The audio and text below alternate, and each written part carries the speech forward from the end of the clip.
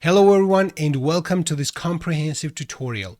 Where I'm going to show you how you can build Imaginary, a powerful AI-based photo editing SaaS application for your smartphones. In this tutorial, we will be developing a complete production-ready application with React Native using Expo for our mobile frontend and Laravel 12 for our robust backend API. Imaginary is cutting-edge photo editing application that leverages AI to offer advanced editing capabilities like generative fill, intelligently fill in missing parts of your image restoration to enhance and restore old or damaged photos, object removal to seamlessly remove unwanted objects from your photos, and recoloring to change the colors of specific objects in your image. All of this is wrapped in a polished user interface with authentication, with a credit-based system, and with Stripe payment integration that communicates to a Laravel API. For mobile app, we will be using Expo SDK with React Native. We're going to use NativeWind for styling, which is Tailwind CSS for React Native.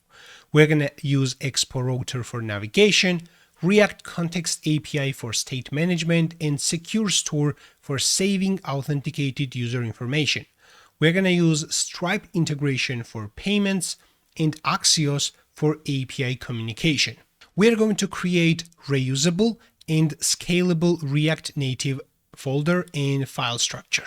For the backend, we will implement Laravel 12 framework with Laravel Signup for authentication. We are going to use Cloudinary for image processing.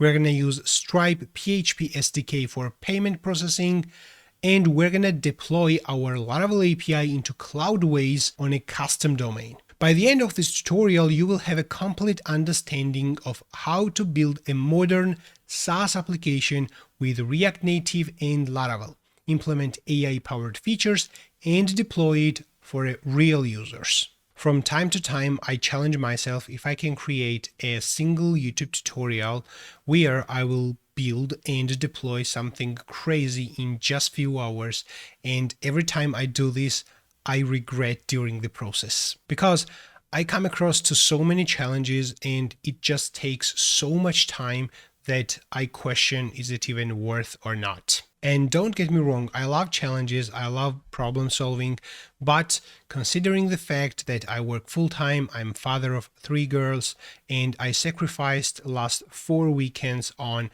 working on this project, building, recording it, then this question seems to be valid. Is it even worth or not? The single best thing what you can do right now is to hit the like and subscribe to the channel. And optionally, if you like the source code, you can get it. The source code of this project is not free. You can get it on my website. However, I'm going to show you the entire process. Even though I don't make the source code free, you can see every single detail how I built this entire project. The pace of this tutorial is fast because I didn't want simply to make this very large tutorial, 12 hours tutorial, because I noticed a trend that if the tutorial is too large, people simply don't want to click on it and don't want to watch it. So I packed the 4 or 5 hours. I don't know right now how many hours it is because I have not edited the video fully. I packed with a lot of content, and the pace of the video is fast. You can pause it, you can type everything. I'm going to show you every single detail right there in the video, and also I'm very open and happy to help you if you are stuck during building this project. If you happen to get the source code, of course, I'm going to give you also support to installing, to giving you guidance and everything. Thank you, my dog. Say hi. I developed this entire application with the help of AI. I was giving some instructions, it was generating code, it wasn't working in some cases, and I was analyzing what it generated, and I was giving the specific information it needed to regenerate and fix the things. So the thing is that AI is getting smarter and smarter every day, but it cannot generate projects, such level of projects on its own and it needs the proper guidance. And this is the place where technical knowledge is still and will be very, very helpful and relevant. If you are on your journey to generate your projects using AI and need some guidance on that, you can send me a DM on X or on Instagram. Now, let's have a look at the full demo of the project. Once you open the application very first time, you're going to see the following landing page. That gives you a little bit of information about the project, what features the project has, and we have login and create an account buttons. I'm going to click on create an account. We're going to fill the sign up form details, and I'm going to click on sign up. The account was created and we received email verification link. We're going to click on this and verify our email address. Then we can click on sign in, enter details, and click on login. Once we are authenticated and we log in or reopen the same application, we're going to see the following page, and that gives us information about what features are available, what are the latest operations, and the welcome text, as well as the number of credits the user has. On this page, we have two more tabs, the operations, and this is going to show all the operations user has completed, and the profile page, which gives you a very basic information, and a logout button as well. Let's go into homepage, click on generative fill. We're going to choose an image, and we have to choose the aspect ratio the generated image needs to have. I'm going to click on generate fill. I'm generating this on 1:1 image. We see image transformed successfully, and down below we're going to see this compare images section. Now this is the original. We can swipe to the right, and this is AI generated. However, we don't see the difference because they have the same aspect ratio at the moment. But if we tap on this image, we're going to see this on a full screen. So this is original and this is generated. And as you can see, the top and bottom area is fully generated, and this looks indistinguishable from the original one. And we also have download button right here to download the generated one. We can close this model, and we have this save button right here as well to save this generated image on our device. If you want, we can change the aspect ratio and regenerate the same image, or we can remove this image and open new one. Now, since we completed an operation which required 3 credits, we have 7 available credits right now. I'm going to click on restore image, and now let's test this as well. We're going to choose this old photo, and I'm going to click on restore. We see image transformed successfully, and we have this compare images section as well. And you can see that the colors and sharpness of this generated image is much better. We can of course expand this on a full screen and compare them side by side, and I think this one is excellent, much better compared to the original one. All right, let's try third feature, which is recolor image. We are going to choose an image, then we have to provide which part we want to recolor, for example, shirt. Then we have quick select color section, and we're going to choose the color we want to use on this shirt, or we can choose any arbitrary color from this wheel color picker, whatever you want. I'm going to stick with this green one, and I'm going to click on recolor image. Okay, the operation has been completed. This is the original one. Let's swipe on the right, and this is the generated one, and that looks awesome. Really good. Of course, you can choose any other color you would like, and you can regenerate a different version of the same image, or you can remove this image and re-upload new image. Let's try remove objects. I'm going to choose the following image, and we have a couple of objects on the table, and I'm going to provide plate right here. Let's say plate is something we want to remove. We're going to tap on remove objects. It has been completed successfully, and we see compare images section as well. This is the original, this is the generated one, and look at this.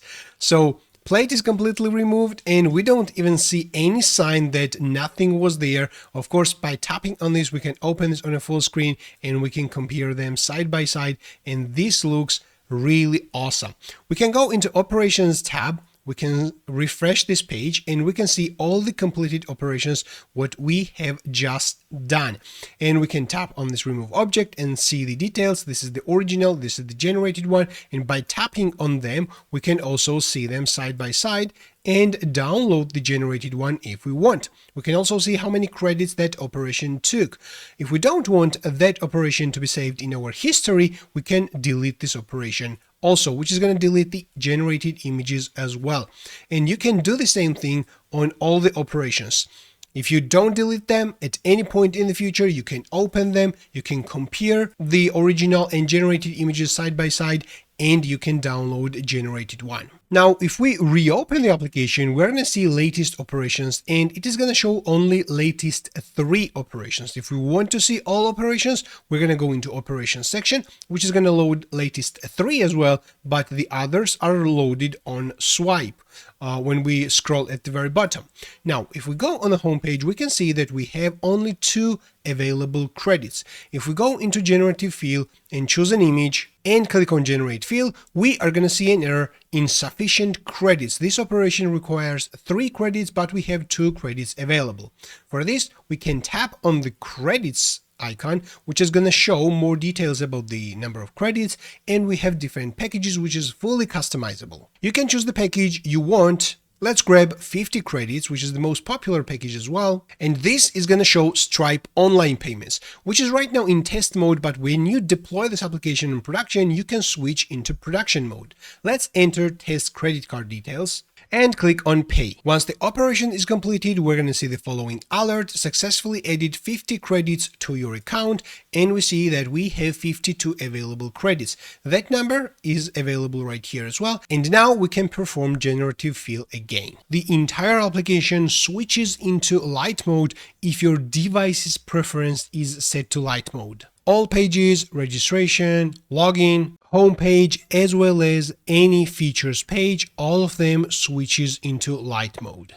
Now, I want to mention 2 partners without which this entire tutorial would not be possible and would not be made: Cloudinary and Cloudways. We're going to use Cloudinary to store our images, but more importantly, to perform all AI-generated operations, such as generative fill, recoloring, old photo restoration, or object removal. All these operations are supported by Cloudinary, and it supports much more than this. Go to the link in the video description and check the Cloudinary homepage, where you can find all the solutions they offer. They have a ton of AI-based operations on images and videos as well, and I really encourage you to have a look at the product section. Just click on the images, click on the videos, scroll down below into the features section, and you're going to find all their supported features. Plus, they have great APIs, and you can check the image API as well as the video API, and they have great integrations. For this specific project, we're going to use Cloudinary's Laravel SDK. We're going to install this on our backend project, and we're going to perform all the operations with this SDK. Check the Cloudinary link in the video description and create an account, because at a later stage in this tutorial, you definitely need an account, because we're going to get the API key and the secret key put in our project and perform all the AI-based operations. By the end of this tutorial, we're going to deploy our Laravel API on production environment and assign custom domain to it. For this, we're going to use Cloudways. Cloudways, which is by the way run by DigitalOcean, is providing managed web hosting for your web applications. It is not shared hosting, it is not VPS hosting, but rather it provides managed web hosting, which means when you get the server, the entire infrastructure of the server is managed by the Cloudways itself, and you have the access to everything what you need to deploy your projects. When you choose the server, you have ability to add as many applications to your server as you need. You can assign custom domains to each application, you can manage cron jobs, you can install SSL certificates for your custom domains, you can schedule backup and restore, you can even do deployment via Git. Cloudways also provide add-ons. Using add-ons, you can achieve much more than it is enabled by default. As an example, we can enable Elastic Email add-on, which gives you ability to use custom domains for email sending in your application. Check the Cloudways link in the video description, and it is going to redirect you to the Cloudways homepage. Click on the pricing, and the great thing about Cloudways is that you can actually choose the cloud provider. You can use DigitalOcean, which is the default one, AWS, or even Google Cloud. And in terms of the pricing, everything starts with the $11 per month.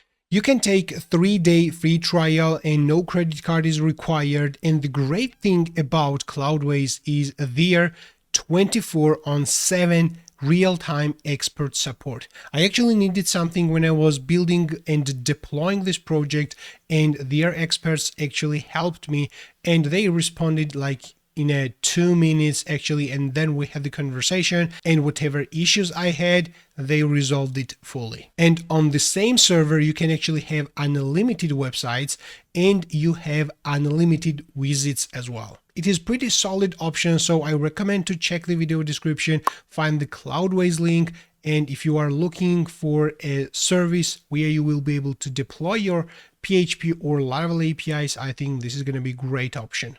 If you're absolutely new to React Native or Laravel, I recommend to check my courses and YouTube tutorials.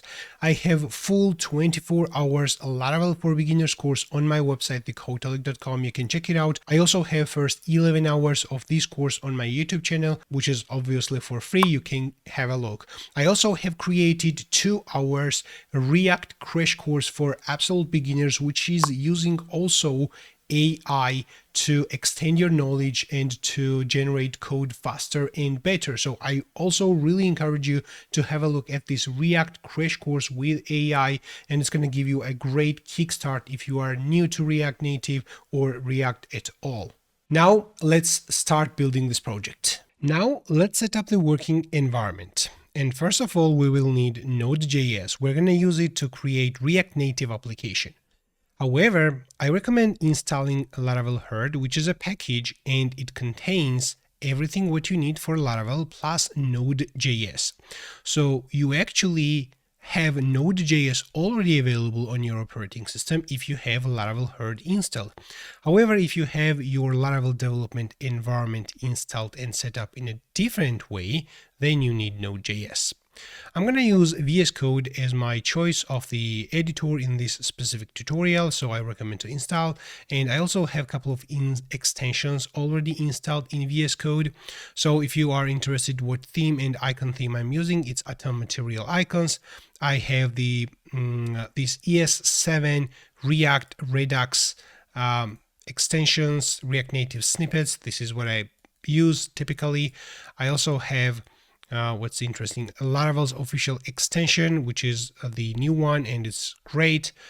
This is the Polynite theme I'm using right now, and I have this PHP all-in-one extension. Behind the scene, it installs a couple of more extensions, such as Composer, IntelliPHP, and PHP Profiler as well. And I also have TimeCodes CSS IntelliSense in my project. So that's basically all what I'm using. And next we will need Android Studio. So more specifically, we need Android Virtual Device Manager, and we're going to start in virtual Android device in our operating system, and we're going to test the application in this virtual device. I have already installed everything except Android Studio, and we're going to install this together. Make sure this checkbox is ticked as well. Once it is installed, we're going to tick the checkbox Start Android Studio, and we're going to finish. Once we click on Finish, it's going to download additional add-ons, and we have to wait. Then we're going to see the following welcome screen. We're going to click on Next, Next again, Next. We have to accept this, click on Finish. And again, it's going to start downloading emulator for our operating system. And this is going to take several minutes depending on your internet speed. Once this is downloaded, we're going to click on Finish. It's going to open Android Studio. We're going to click on More Actions and start Virtual Device Manager. If we click on the plus right here, we have ability to create multiple devices, or we can download this Medium Phone API from here, and then we can start that existing device. This is downloading the entire operating system, so it's going to take some time as well. Download of the image has been completed. We're going to click on Finish, and then we're already able to start virtual device. The device has been started and we have fully functional Android operating system. The last thing what we're going to do right now is to authenticate in the Google Play Store, because we have to download something in later sections. Alright, now I have been authenticated in Google Play Store, and now our Android device is ready to launch React Native applications. Now, let's create a folder on our desktop, and I'm going to call this React Native Laravel app. Then I'm going to open this using VS Code. I'm going to bring up the terminal and I'm going to create React Native application inside this folder. And later, we're going to create a Laravel application here as well. To create React Native application, we are going to use Expo. Expo, which has the homepage expo.dev, is a framework to build React Native applications. It gives you all the tools you need to run your applications on Android and iOS and perform builds as well. You can find all the documentation on the Expo dev, but to create new application, we're going to execute npx create expo app. We're going to use the latest version, and we have to provide the application name, or we can simply hit the enter and later we can provide the application name, but I'm going to actually call this app. So I'm going to create app folder inside this folder, and later I'm going to create API folder inside there. So we're going to hit the enter. The application was created and we're going to navigate into the folder app, what we just created. And we have three options right here. We can execute npm run Android, npm run iOS, and npm run web to start the application in the corresponding platforms. But what I'm going to do actually execute npx expo start. This started the application and we're going to see the following screen, basically QR code, and we're going to see this metro waiting on the following address, and we have web is waiting on the following address as well. If we click on localhost port 8081, you can open this in the browser and you're going to see how the application looks like. But what I want to show to you and how we're going to develop this is that I'm going to use actual Android device to see the result while we are developing. You can use iOS device as well. Whenever I was preparing for this project, I was actually using my real smartphone, but I cannot share screen of my smartphone, so I installed this Android emulator and we have this Android application. So we're going to install Expo Go, and you can do this again on your actual physical device, whether this is iOS or Android. Just install Expo Go and click on open.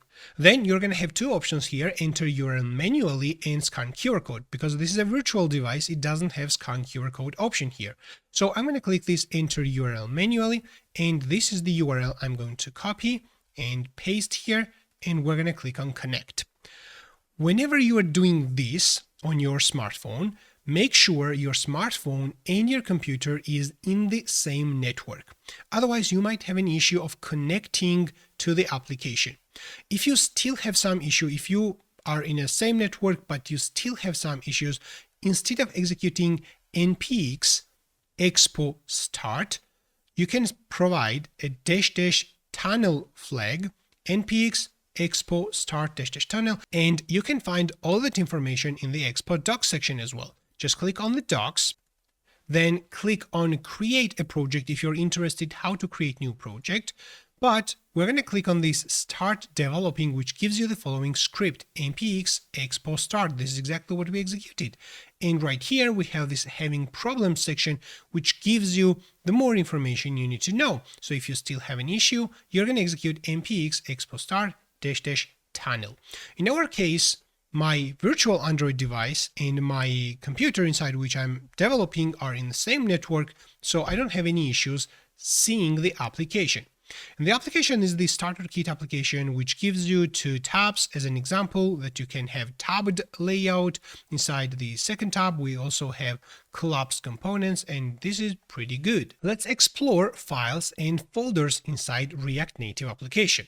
We see a bunch of folders and bunch of files here, and most of them are created because of this starter kit, what we have just witnessed. So we have different components, we have hooks, we have or even scripts, and we don't need all of this. So we're going to start with a blank project. I don't want this tab layout. I don't want to reuse existing things. I'm going to teach you how you can create such type of applications from an absolute scratch. So we're going to execute a special script which is prepared by Expo to reset everything. That script is defined inside package.json that calls reset project. So let's bring up the terminal. We can stop this, and we're going to execute npm run reset -project. It is going to ask us, do we want to move existing files into app example instead of deleting them? And I'm going to type no. Let's just delete all of them. So app, components, hooks, constants, and scripts all we are deleted. Now we're going to execute npx expo start, and we're going to provide --clear as well to clear all the caches, and we're going to hit the enter. Whenever we make some changes in our application to refresh this in the smartphone in the application, we're going to hit R as a reload app in our terminal. So I'm going to hit R here, which is going to reload my Android application inside emulator, and we're going to see new application, which is blank app. While this is loading, I'm going to minimize this, and let's close this package.json, and we're going to have a look at this new file and folder structure. By the way, if reloading stuck on your Android application, you can simply close the opened app and go into Expo Go and click on this recently opened application, which is going to reload your new application, and you're going to see the following screen. So this is blank application. Now let's understand the files and folders. This .expo folder is generated by the Expo framework. It is ignore the file, and we don't need to touch this. Okay. The app folder is the main folder inside which we're going to work. So here we have the layout.tsx file, and we have this index file, which is displaying the following text: edit app index tsx to edit the screen. We have assets folder inside which we can have fonts, images, and additional asset files we need in our project. Node modules is just for dependencies. Gitignore is to ignoring certain files and folders in our project. So we have this app.json, which is the main configuration file for our project. So here we have the application name, slug, version, the default orientation of our application. We can have the icon of our application, which will be used when we simply install the application in our actual device. And scheme is kind of something which we should provide as a unique scheme for our app. And we have different configuration options for iOS and Android and web as well. And plugin section. The plugin section is what we're going to add more plugins later, and that gives you ability to extend the functionality of the default React Native application, and we're going to install more plugins later. So we also have this expo env D. We should not basically modify this, and this is for TypeScript. So we have the package.json, which contains the dependencies of our project, and it contains the script as well. README, which is kind of obvious. It provides all the instructions of the project, the information about it. And we have this tsconfig.json as well, which is for TypeScript building. There are several ways to style our React Native applications. The way we're going to go with is using NativeWind, which is a package on top of Tailwind CSS and gives you ability to use Tailwind CSS classes in your React Native application. I love Tailwind CSS. I use it almost all my projects, and it's really handy if you use it properly. So I'm going to use Tailwind CSS here as well. Let's go into nativewind.dev and go into installation section. If you scroll down below, we're going to see the following code. This creates new project, which we don't need. What we need is to install Tailwind CSS with the NativeWind, basically. So we're going to copy the following command. Let's open terminal. We can stop this, and we're going to paste npm install NativeWind Tailwind CSS at version 3.4.17, React Native reanimated version 3.16.2, React Native safe area context. When this is installed, we're going to execute npx Tailwind CSS init, which is going to create Tailwind config.js in our project. Then we're going to copy the following content. We're going to open Tailwind config.js, and we're going to replace everything with this. And what this actually means that it has first preset NativeWind preset, and then it is watching every JS, JSX, TS, or TSX file inside app folder, and it has these two asterisks, meaning any kind of deep level inside app folder, not any files only directly inside app folder, but any files which are inside subfolders of the app folder.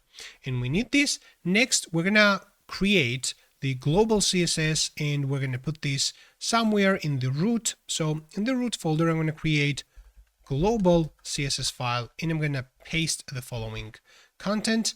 And we need to also add the Babel preset. So I'm going to copy this, and I'm going to create inside app folder again. Don't create anything in the root folder because the root folder is only wrapper to create app and the later API.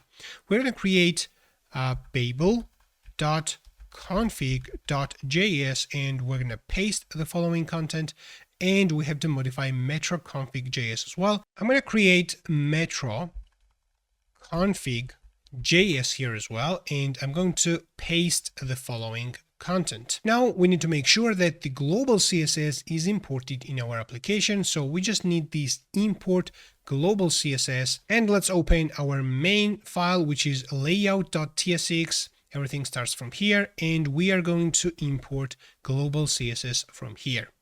If you created your global CSS somewhere inside app or inside assets, then you need to modify metro config.js as well, because this is looking for the global CSS, and the current code basically tells that the metro config.js and the global CSS should be in the same folder. Okay, once we did this, we can execute npx expo start again. Then we can open Android application, and we're gonna hit R in our terminal to reload the entire application. Okay, we got the following error. That's because we have included the global CSS incorrectly.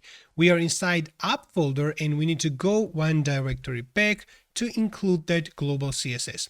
Once we save this, we're gonna hit R again in our terminal to perform reload. If the reloading stacks, just close the application and open it using Expo Go. Now we don't see any changes because we aren't using Tailwind CSS, but if we go into index.tsx, this is the text, and we add some classes to this, such as text, purple, let's say 500. If we save this, we're going to see automatically that this is updated in the application. By default, when you create new React Native application, it is going to initialize Git repository as well.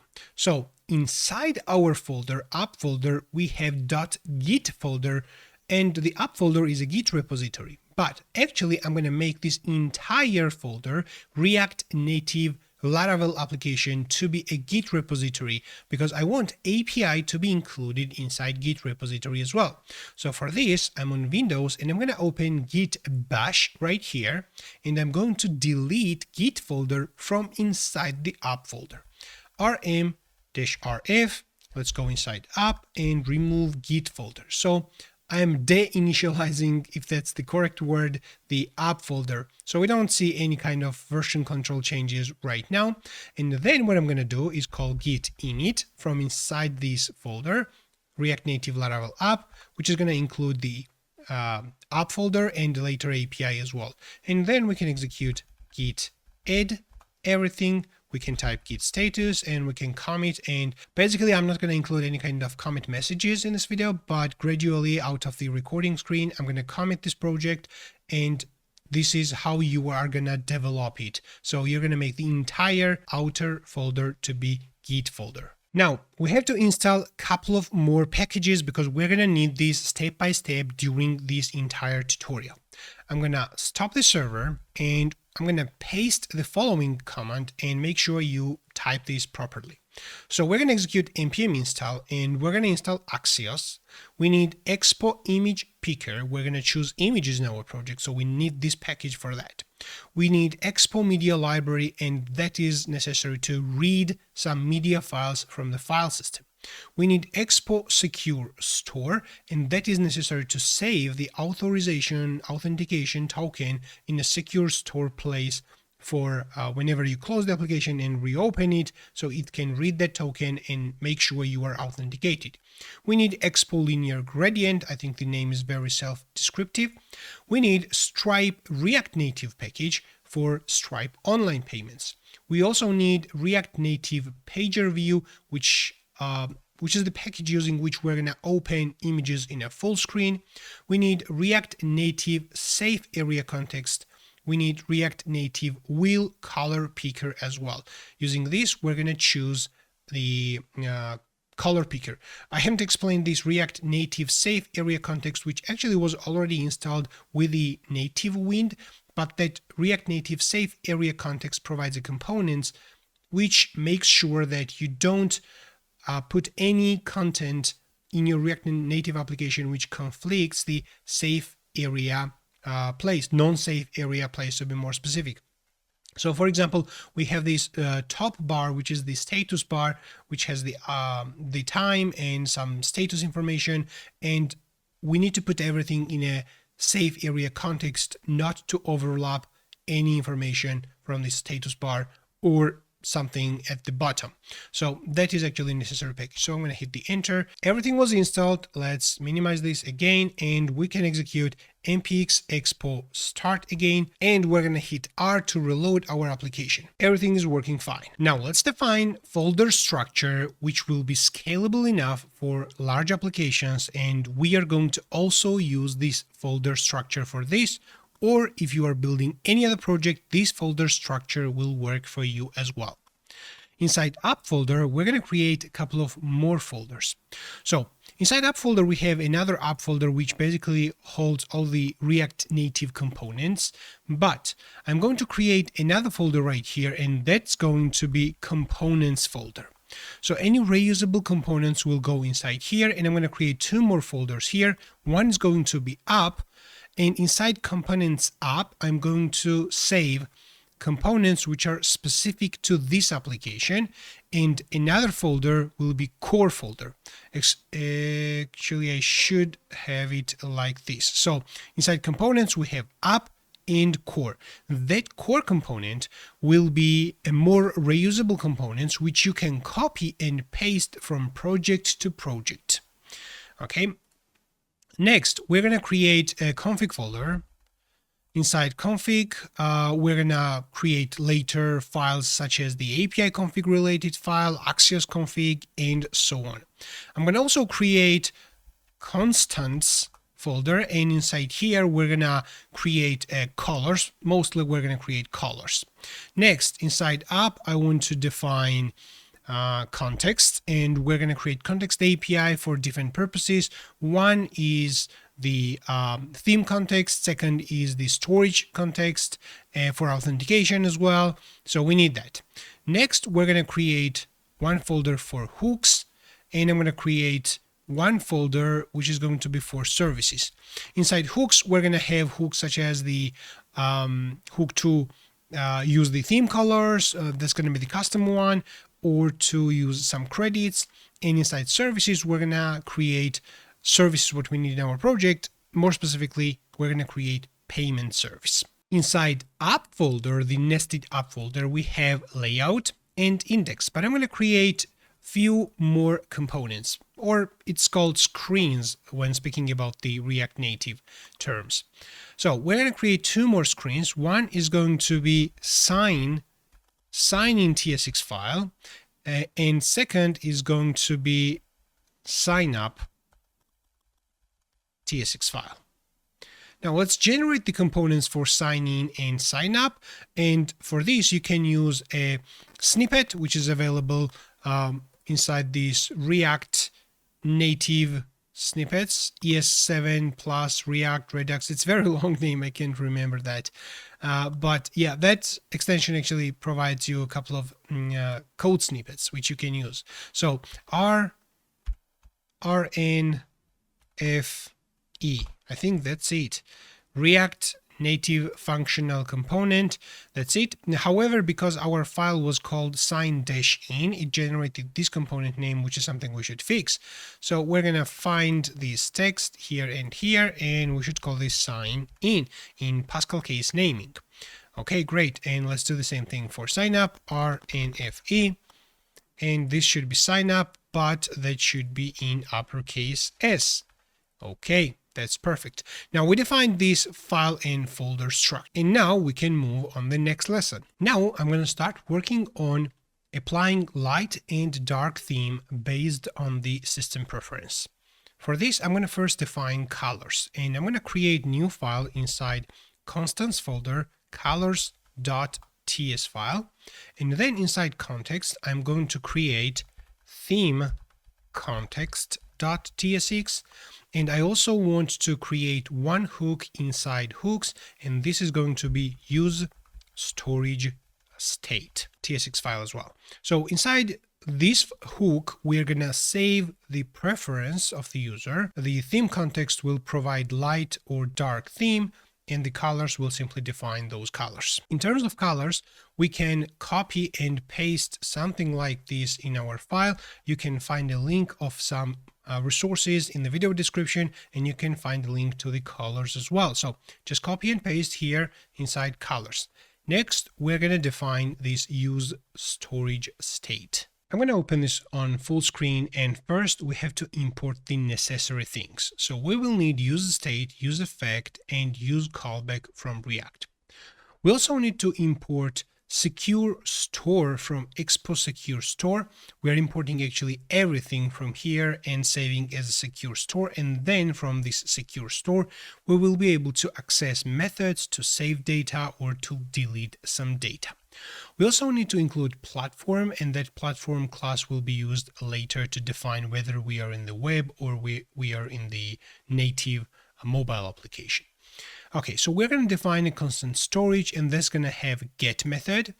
The get method will accept a key right here and will return a promise, which will be resolved either string or null. Okay, and that's going to be a synchronous function as well. We're going to wrap everything in a try-catch inside the get, and this is what we are doing. So using this platform, we are checking if the platform OS is web, then we are using a typical local storage get item. So we are reading that value from the local storage. However, if it is not web platform, then we are calling this secure store get item async. We're providing a key, and this is going to return a promise. We are awaiting to that promise, resolving the value and returning that value. However, as we talked, we are returning promise from this async function. Inside catch, we are simply gonna console log storage is unavailable, and we are returning null. Okay, now let's define set. Inside set, we accept key and value, and we return promise as well. Now here we're gonna also wrap everything in try catch. We're checking if the platform OS is web, then we're calling, if the value actually is null, then we're calling local storage remove item. However, if the value exists, we're calling local storage set item with the key and the value. In the else case, if it is not platform OS web, we're checking if the value is null, then on the secure store we're calling delete item async, providing the key. If the value exists, we're calling set item async. All right. And inside the catch, we're going to print some message. First, we're going to define type, storage state, which is kind of a complex type. And it has the first value right here, which is an array, and it has a second value, which is a function. The first value, which is an array, has two elements inside. The first one is Boolean, and the second one is string or null. All right, so we're defining this storage state, and the idea is the following. Inside this state, we are going to have Boolean as a loading indicator and string to be a typical value. Okay, and when we set value, this is for setting the value, we simply accept string or null. Now, we are creating this function use storage state, which is going to be hook, and we're providing the key for which we're going to create this storage state. And we're going to use this for different purposes. One of them is going to be theme. And that is going to return a type of storage state, the type what we just defined. All right. Next, we're defining a couple of states inside this use storage state function.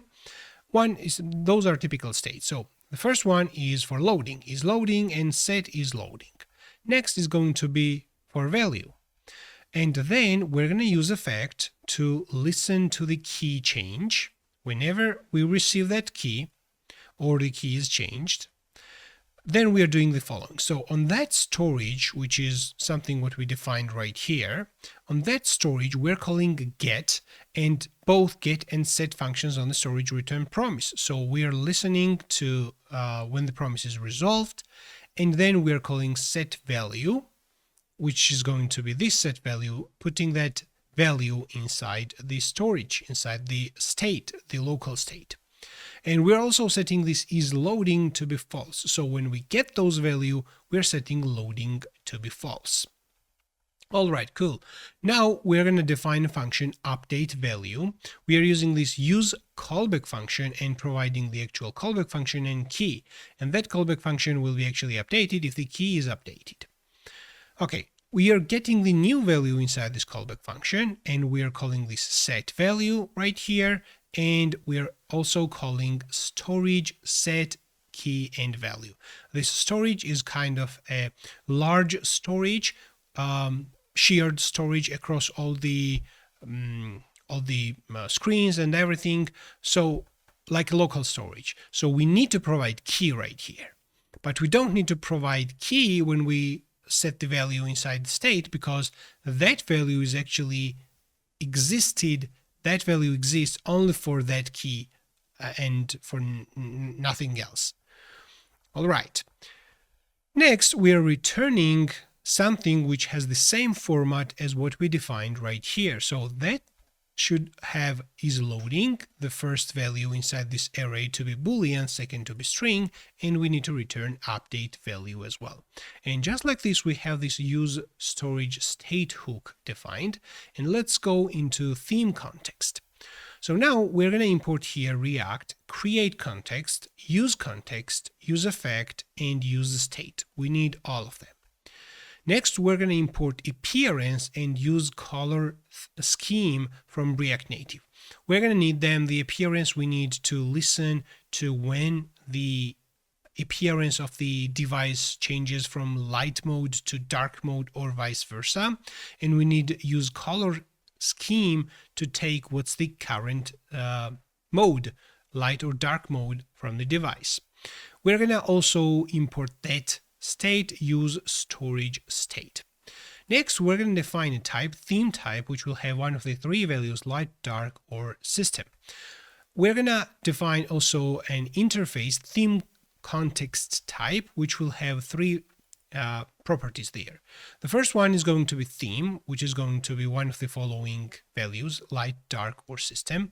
And we're going to have also current theme, which is going to be light or dark. So if the theme is system, then we evaluate what is the system theme, whether this is dark or light, and we're gonna set this light or dark inside the current theme.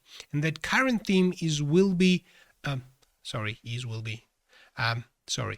current theme will be something what we will use in every component to define whether we need to apply dark mode or light mode. Okay. Next, we're going to define set theme, which will accept a theme, which will be one of the following themes, and simply it's going to return nothing. It's going to set the value. Next, we're going to already create theme context. We're calling this create context, but we're going to also provide the interface type, what we just defined. That context will have the following type: theme, current theme, and set theme. And we're providing the default values when we create the context. The theme is the system, current theme is dark, and set theme is this empty function. Okay, next we're gonna define a hook use theme, which will simply return use context of the theme context what we just created. All right, and whenever we use the theme in the components, we can destructure the result of it and take out theme, current theme, or set theme method from them. Okay, now we're going to define theme provider. That theme provider will accept also children, because we need to render children as well. So we are using this react.fc, which stands for functional component, and we provide simply children are react.react node type of. So this is for TypeScript, this whole thing. Okay, then we are using this use color scheme function, which is the native function coming from appearance. All right, we are taking the system color theme, and this is going to be light or dark from the system. So then we are using this use storage state from the custom hook, what we just defined. We are providing the key to be theme, and we are taking the value out of it. But if we are calling this very first time, of course, there will be no value. So this is going to return a null or empty string. The value is going to be basically null. But the format is the following as we defined. So the first variable is loading, second is the actual value right here, and then we have the set stored theme. We're going to also define theme and set theme state. And by the way, we don't care loading in this case, so that's why we have just put comma here. So the first value is ignored simply. So here, when we define this theme and set theme, this is a typical state, and the value will be one of the theme type, what we just defined, light, dark, or system. Next, we're going to define one more state, and this is going to be for current theme, and it will have one of the following values, light or dark. And by default, we are assigning dark to it. Okay, now we're going to listen to the stored theme, and that stored theme is something which is in a permanent storage, such as local storage when speaking about the web. And we're checking if the stored theme exists. Then we are calling set theme state, and that set theme state will simply save that inside the local state. Okay, and that stored theme will have one of the theme type. Okay, down below we are going to listen to theme and system color theme as well, and we're going to update current theme based on the theme choice and system preference.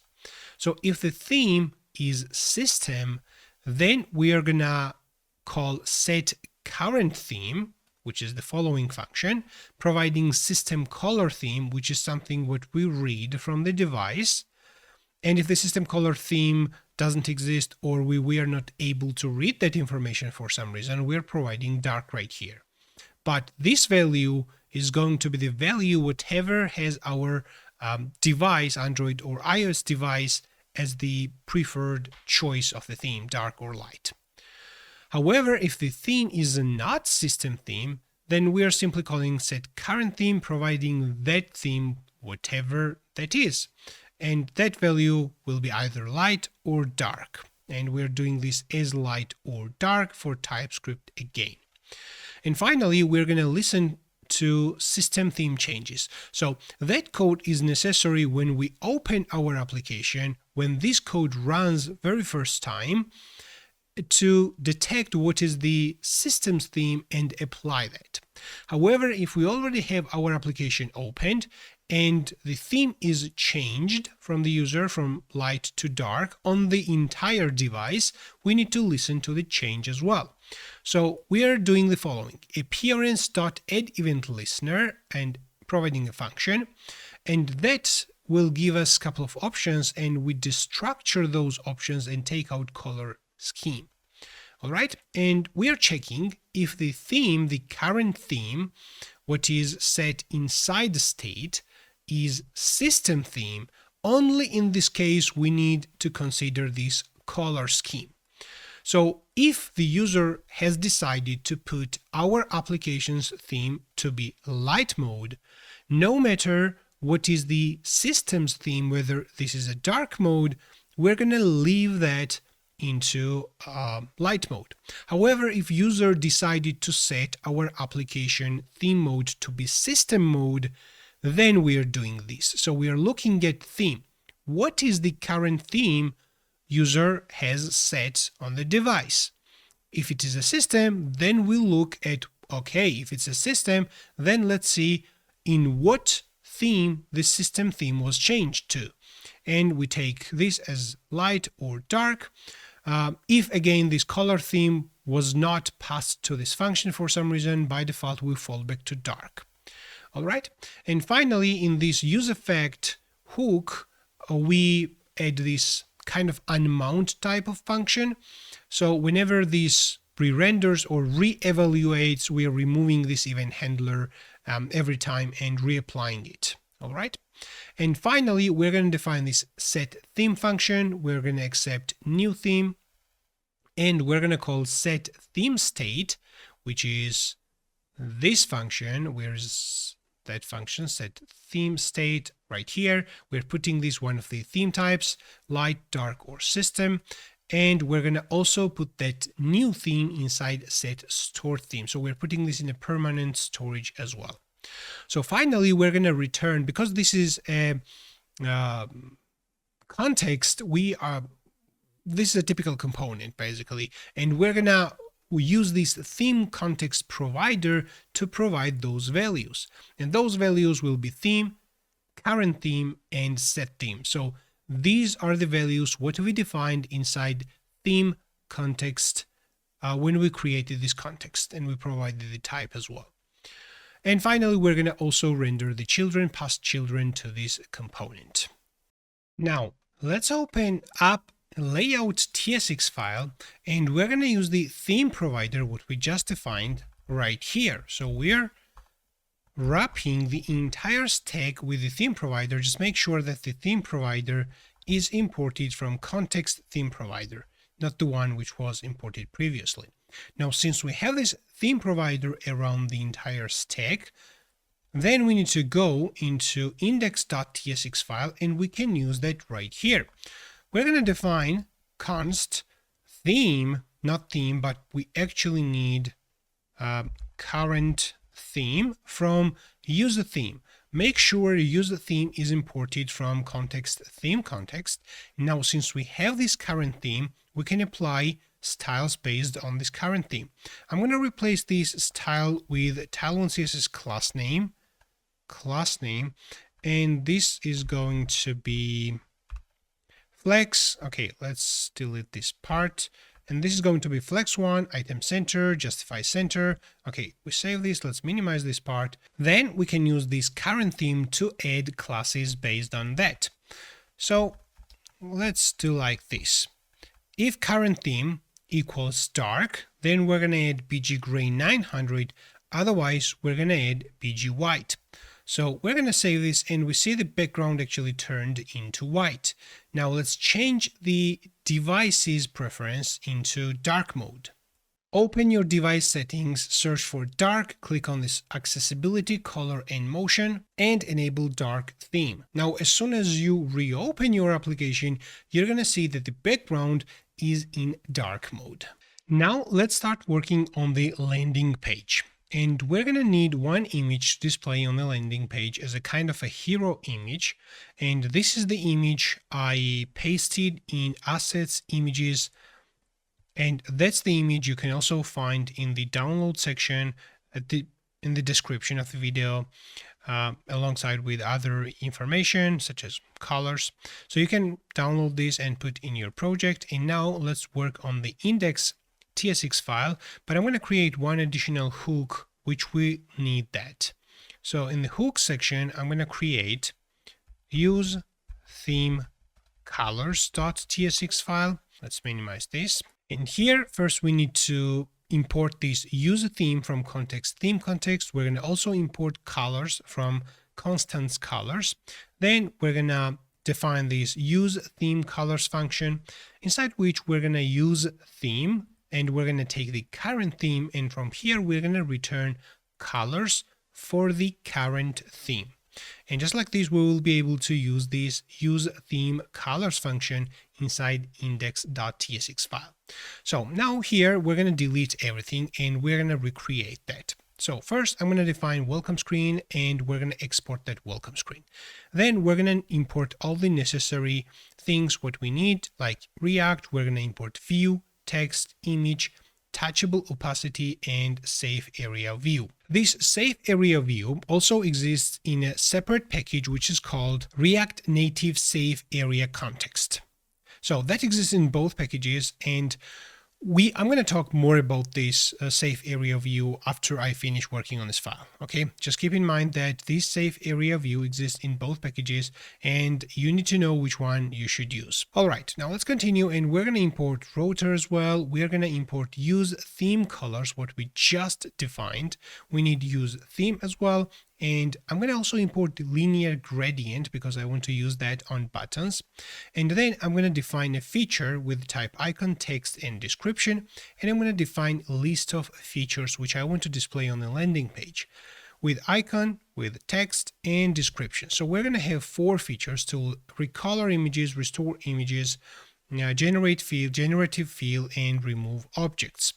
Okay. After this, we can already use colors from this use theme colors, and we need also current theme. Next, we're going to use this safe area view, which was imported at the top. It has the flex 1 to be stretched on a full height.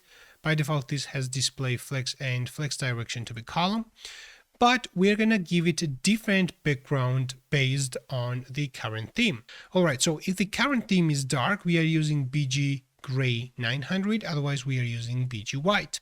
So inside, we are going to have a view which will hold an image. And this is the image what we just pasted, and that is assets image landing.png. If we save this, we should already see some result in the application. So let's continue, and the result will be there. If not, then we have to hit simply R in our terminal to reload that. So we're going to add class name to that image. That's a Tile1 CSS classes, typical Tile1 CSS classes, and we're going to give it also resize mode to be contained. So if you are familiar with CSS, what is cover and contain, this is doing the exact same thing. So we're going to need text right here as the application name, imaginary, and I'm going to give it also some Tile1 CSS classes. And based on the current theme, again, we're always adding classes such as text white or text gray 900 based on the current theme. All right, so I'm going to add additional text right here and to transform. That's a kind of a title or description of the landing page. So what the application actually does. Then we're going to add some classes to that, and based on the current theme, again, we are adding classes. So I'm going to define additional view, and inside this view, I'm going to iterate over features and render them one after another. And I'm going to give them some classes as well, Tile1 CSS classes, and based on the current theme, I'm giving also some additional classes. I'm going to output the feature icon.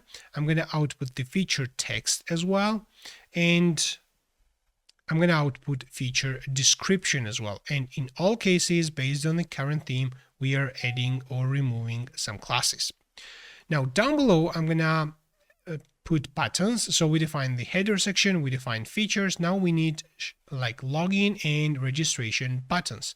So we're going to introduce touchable opacity, which is a container which responds to user interaction, such as press, touch, and so on. So we're going to wrap our buttons or text or images inside touchable opacity if we want to add interaction events to that. So I'm going to add class name to that touchable opacity, give it some style, basic style, such as the border color to be colors primary. I can add Tile1 CSS color as well, but because I have colors defined in the constants colors.ts file, then I'm going to use it like this. So I'm going to listen to on press, and whenever this happens, I want to redirect user into sign-in page. So that is basically a sign-in button. So inside here, we're going to put a text, a login, and we're going to give it some classes as well. I'm going to give it also color. Down below, I'm going to define a linear gradient component, which is going to be a button for sign up. I'm going to give it colors, the start color and the ending color, and we need start and end coordinates as well. And I'm going to give a couple of styles in the following way, because this linear gradient doesn't support class name, and we have to use this border radius in the following way to apply some styles and margin and height on that. So inside this linear gradient, I'm putting touchable opacity again to listen to interactions. I'm going to add those classes and listen on press and redirect user into sign up page. And let's give it also text, create account. Let's give it also Tile1 CSS classes. And just down below, I'm going to add additional text, start transforming your images today with some classes, and again, considering the current theme. Now let's open the terminal, and I'm going to hit R to reload entire thing. Whenever the file changes or new file is created, very often we have to close the application. We have to also stop the server, and that generally happens when we create new files or delete some files.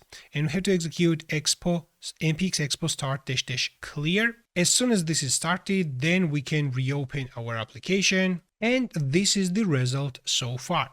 So we have this index at the top, which is something we will remove later, but we have the image, text, the features, login, and create an account buttons. And clicking on this login and create an account actually opens the other screens what we defined earlier. Now let's create a Laravel API, and then we're going to implement connecting our mobile application into Laravel API. We're going to open terminal, and I'm going to open new terminal, and we're going to create new project by executing Laravel new, and we're going to give it a name. I'm going to call this API, and it's going to create a new folder inside here in our root directory. In terms of tech stack, I'm going to go with none. We're going to choose the default database, which is going to be SQLite, and we're going to hit the enter, and we're going to type no right here, and we have our API ready. To start API, we're going to navigate into API folder, and I'm going to execute composer run dev. Composer run dev is a command which runs multiple other commands behind the scene, and one of them is npm run dev. But because we have not executed npm install, then we have the following error: vit is not recognized as an internal or external command, but that's totally fine. Vit is for the web asset server and asset bundling, but we don't care this at the moment. We only care the artisan server. Another way to start the application, the Laravel API, we can execute php artisan serve, which is not going to run any other command except the serve. And if we open this in the browser, we are going to see the following Laravel 12's welcome page. Next, I want to install Laravel Breeze, which is a package for the profile management, login, registration, email verification, and so on. So it provides all those roles. Next, I'm going to install Laravel Breeze, which is a package and contains all the logic for registration, login, email verification, and so on. I'm going to execute composer require Laravel /breeze --dev. We need to install this and activate this on the for development environment. Next, we're going to execute php artisan breeze install. Then we have to choose which Breeze stack we want to install, and I'm going to go with API only. We'll hit the enter. Which testing framework do we prefer? I'm going to hit the default one, and now it is installing all the necessary packages, creating the migrations, removing unnecessary files and packages, and finally we're going to have all the roles and controllers that is necessary for API authentication. Okay, that was installed, and now if I refresh the browser on localhost port, okay, the command has completed, and now we execute php artisan serve again to start the artisan server, and if we access in the browser on 127.0.0.1 port 8000, we're going to see the following JSON text. So this kind of proves that our API is there. Now let's have a look inside API folder roles, and we have two files mostly inside which we're going to work: API PHP and auth PHP. Inside auth PHP, Laravel Breeze added all the roles it has for registration, login, forgot password, rendering the pages, and so on. So we don't need all these commands inside auth. For example, registration and login will happen through the API, so I'm going to cut them from here and open API, and I'm going to put them inside API. However, the registration and login will happen when the user is guest, so we can define a middleware for guest, such as root middleware. We provide here guest, then we create group, and then we're going to paste our code. Just like this. Now, if we format this code, let me enlarge this on the full screen. Yeah, that's much better. So now we're going to import this registered user controller, and we're going to import authenticated session controller. And now we have two roles defined inside a middleware for guest. Let's go into auth again, and we also have logout. Logout is necessary when the user is authenticated. So let's go right here, and we have this middleware auth sanctum, and which basically has only one route defined, get route, to get the user information. I'm going to turn this into group again. So we're going to make this to be group. We're going to provide a function here. Then I'm going to paste the logout code right here, and let's close this. And the following route to get a single user will go inside that middleware group as well. Let me paste this code. The autocompletion kind of makes me confused a little bit. I don't want that at the moment, but if I format this code right now, this is it. So we have, I think we can remove this middleware because we have auth sanctum middleware right here. And what's the difference between auth middleware and auth sanctum middleware? Sanctum is the package for API authentication, which is used by Laravel Breeze. So we already have that sanctum, and we need authentication to be checked by sanctum, not through the default auth middleware, which uses like the tokens, CSRF tokens, the session, and so on. So we don't need that. We need API-based authentication. So now we have two routes defined for the authenticated users. One is logout, one is to get the user information. And we have two routes defined for guest user, one registration, one for login. Inside auth, we have forget password, reset password, verify email address, and email verification notification, which we can actually leave right now. But later, if we decide that we need to implement like password reset in our API, we can move this into API as well. Now, to test our API, I'm going to use Rapid API client, which I have already installed, and make sure that it is available right here, Rapid API client. And that gives you a possibility to send API requests into your API server. We're going to click the following plus button next to requests, and we have to provide the request information. For example, we're going to make post request on HTTP 127.0.0.1.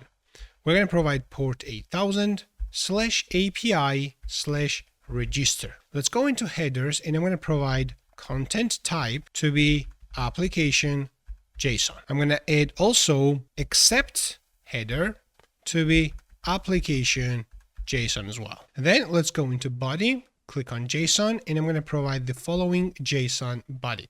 So we are providing name, we're providing email, we're providing password, and password confirmation. And that should work. So if we click on next, send, actually, let's click on send.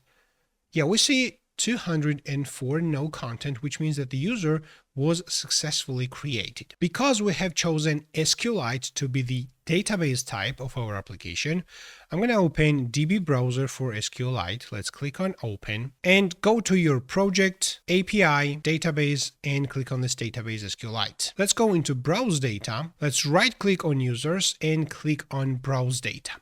And now we see one record right here, and this is the user what we just created. If you need to test your API before using this in your mobile application, you can use the following client for this. Now I'm going to show you one important thing. I'm going to zoom in my VS Code also. I can hide this Rapid API extension. Let's bring up terminal, and we have started our artisan server with the following command: php artisan serve. However, if you are developing this entire project on your actual physical smartphone device, not in a virtual one like I am doing, then you need to make one adjustment right here. When you execute php artisan serve, you have to provide also two flags, --host to be 0000 and --port as well to be 8000. What this will do is it will expose the current IP address by providing this host 0000 so that on your physical device, I will show you this a later stage, how to connect our mobile app into API. But if you are running your mobile app on your physical smartphone device, it needs to connect to your server, which is running in your computer. So that's why we need to expose this port. Just make sure you have started your server with the following command: php artisan serve --host 0000 port 8000. We're going to hit the enter. Now it might ask you the following prompt. I'm going to click allow here. Now let's open API PHP and click on this authenticated session controller and open the file which is inside app HTTP package. So we have a bunch of authenticated session controllers, but what we are interested is this inside app HTTP controllers. Let's open this and we're going to modify this. So this one has two main methods, store and destroy. And that method uses sessions, but we are going to completely disable session-based authentication because that type of authentication is not applicable for the mobile app communicating to the API. It's more for the browsers. Now, I'm going to delete this. First, we're going to write a try-catch block, and we're going to catch any validation exception. Then we're going to call request authenticate, and that authenticate is a method inside this custom login request class.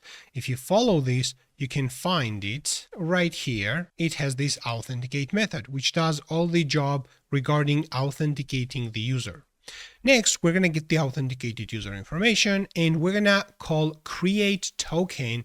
We can give any name to this token, and then we're going to get this created plain token. So this is going to be the token we're going to pass to React Native mobile application, and then the application is going to use it for the subsequent requests. And finally, we're going to return a response providing this token and the user. However, if there is any kind of exception, then we're going to return status code 422 with the following message, and inside errors we're going to put an error inside email, and we're going to get this message from the exception. Okay, we're going to also modify the destroy because that also uses sessions, and we're going to change that. I'm going to delete this part, and we're going to revoke the token that was used to authenticate the current request. So we're going to check if the request user exists. Then on that request user, we're going to access the current token with this current access token method and delete this from the database.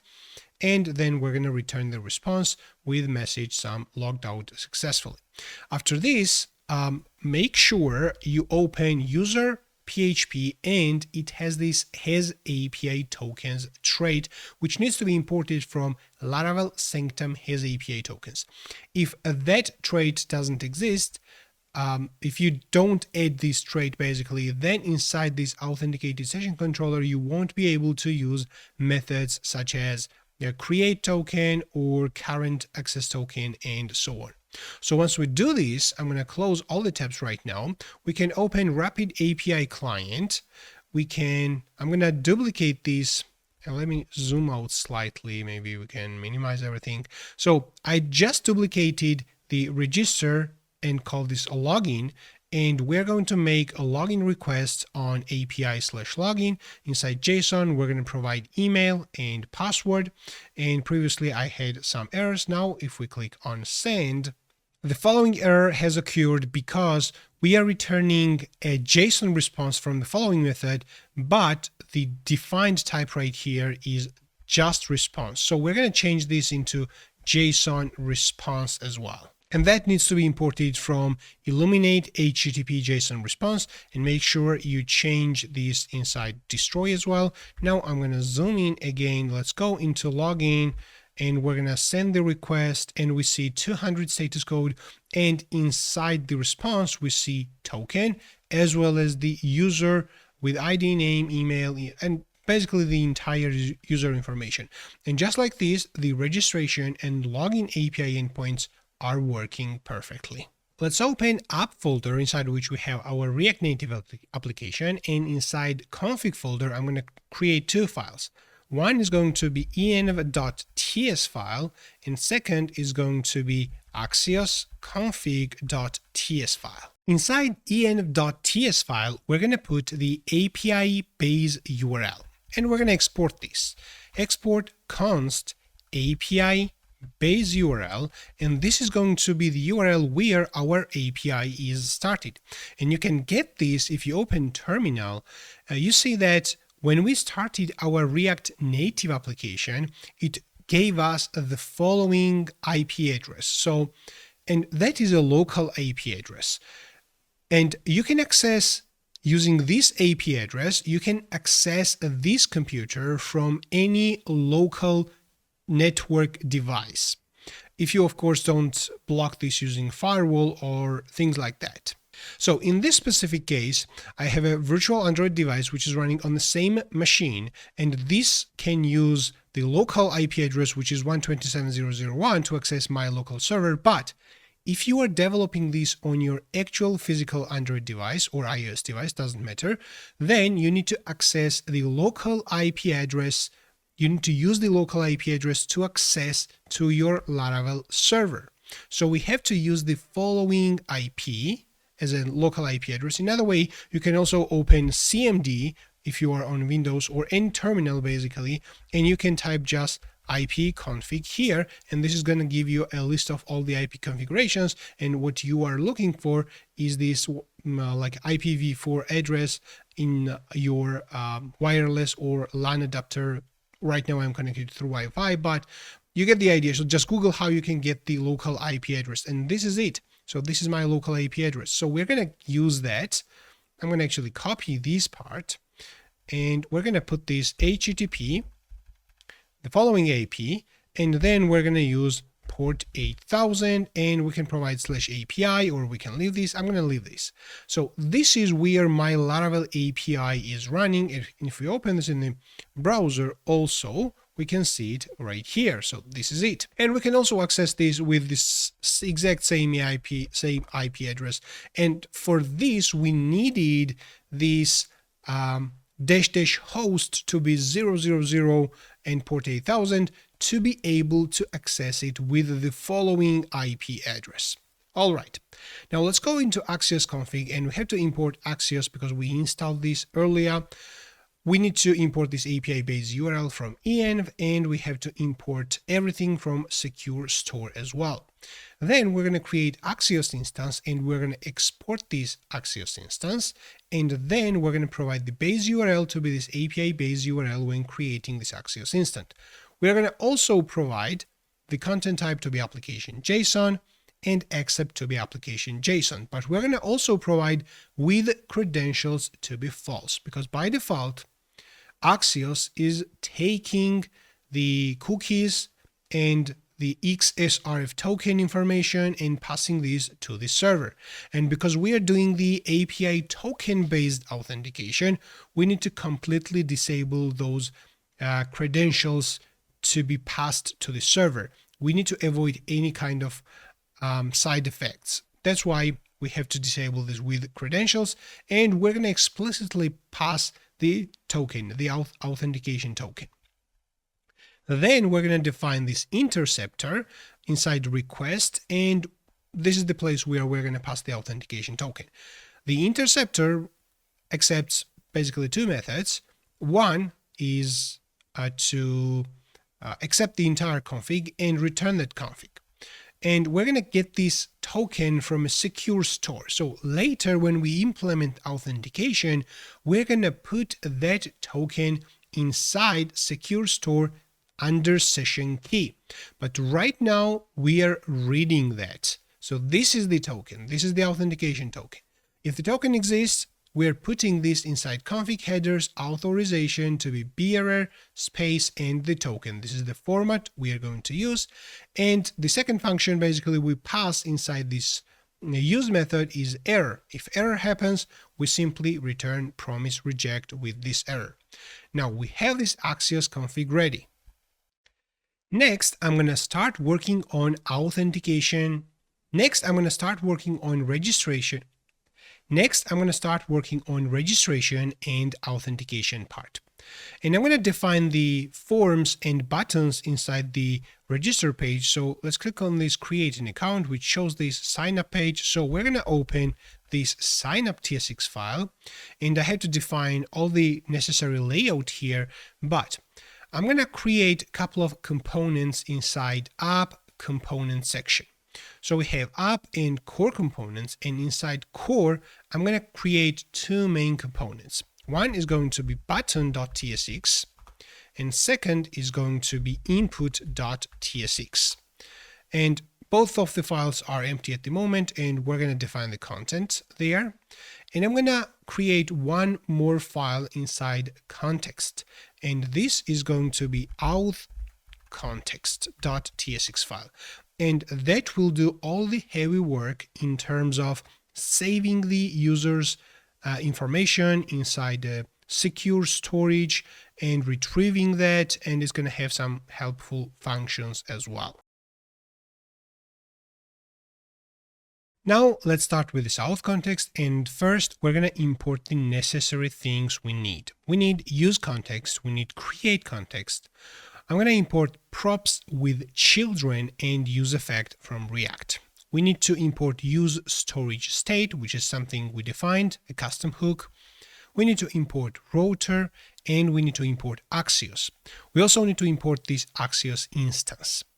Next, we're going to define the user interface, and this is going to be the type of which we're going to have the user information. That will have ID, name, email, email verified at, and credits.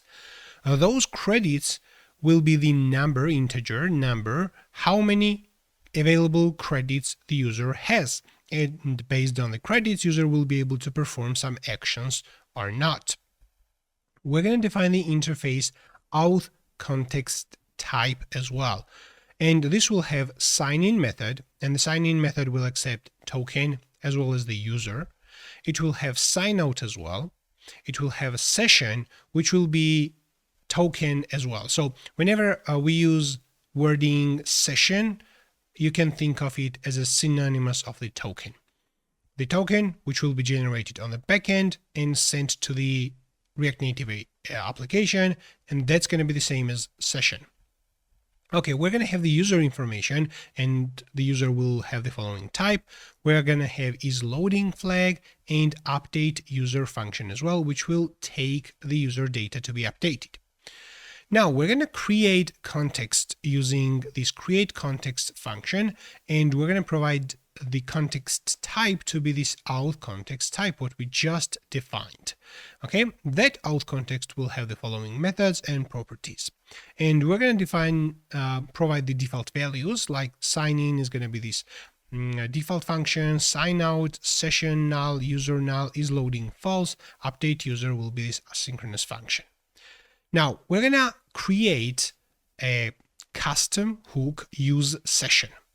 And that use session will, first of all, it's going to use the context from this auth context and return the value. And we're going to do checks as well. So if the application is not in production and the value doesn't exist, then let's just throw an error that use session must be wrapped inside session provider component.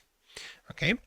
So, and we're going to simply return the value from this use session, and that value will be this entire object containing those methods and properties: sign in, sign out, session, user is loading, and update user.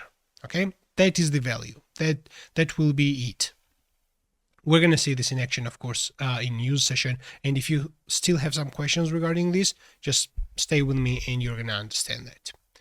Next, we're going to create this session provider component, and we're going to export this. We accept, of course, children, and we use these props with children right here to define that. And here we're going to define a couple of states.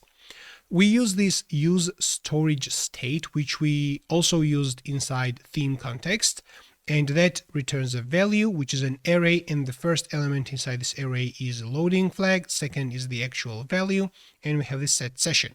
Again, we call this session, and we use this as a session inside Axios config as well, but that is also the same as a token. So you can just use that interchangeably.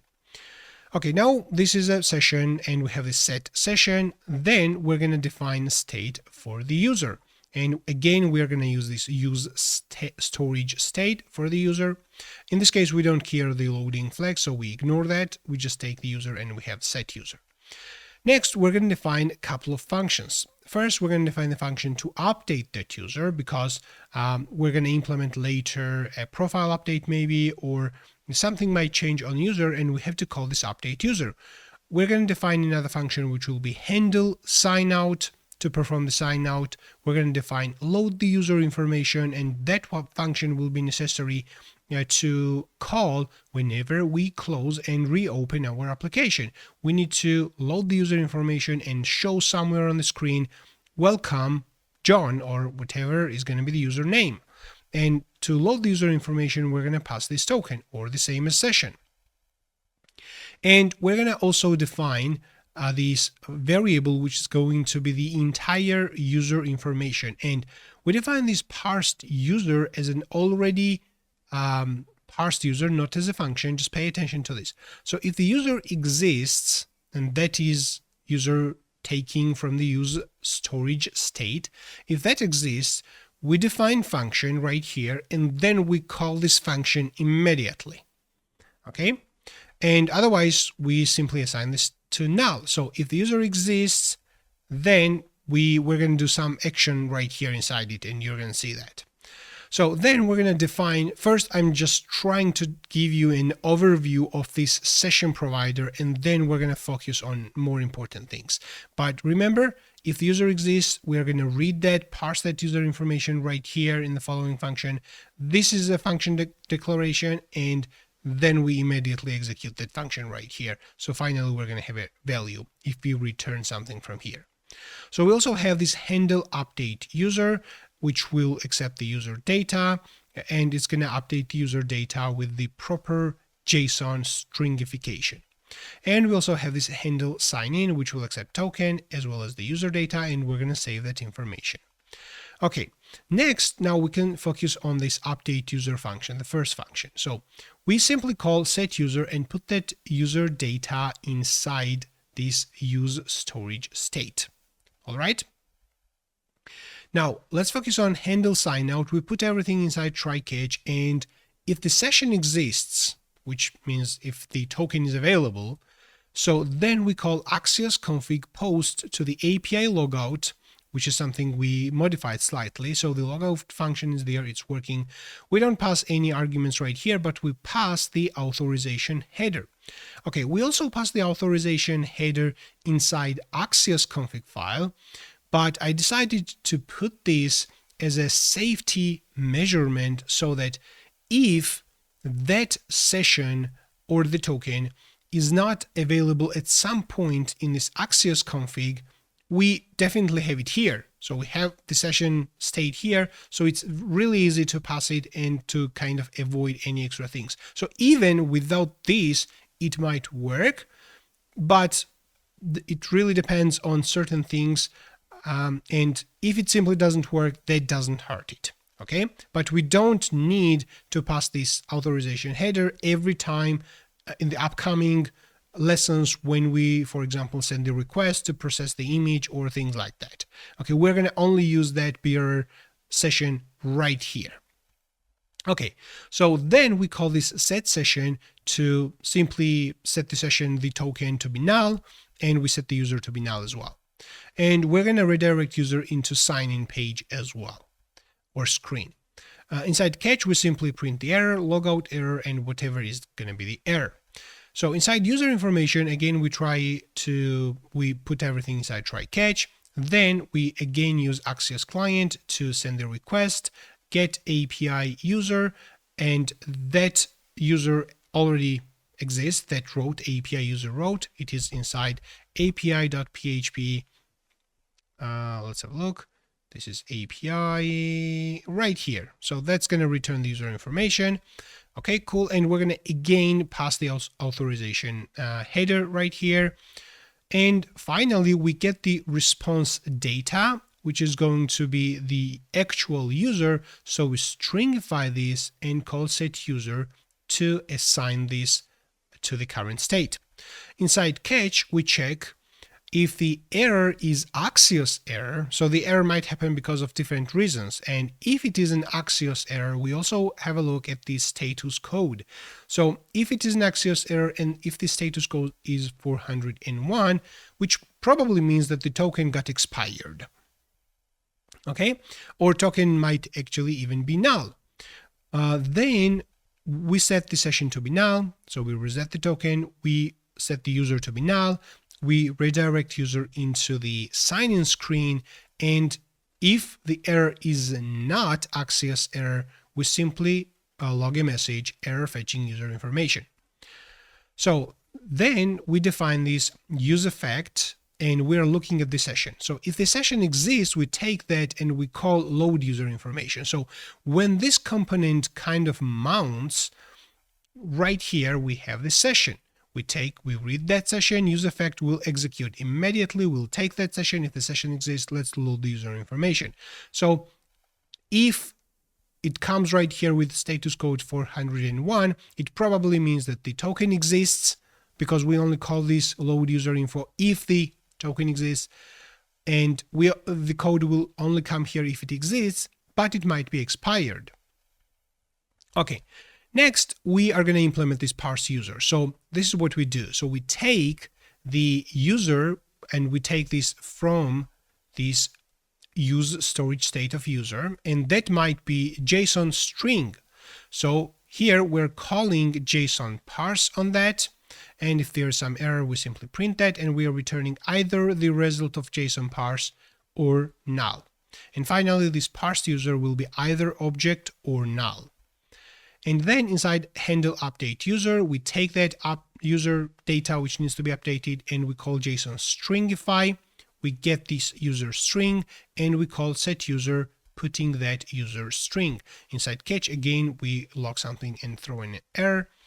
And finally, we have to implement this handle sign in. So we get the token, we get the user data, we call set session, providing that token, and we call set user, providing the user data as a stringified version of that. And inside catch, we simply log failed to sign in, throwing an error.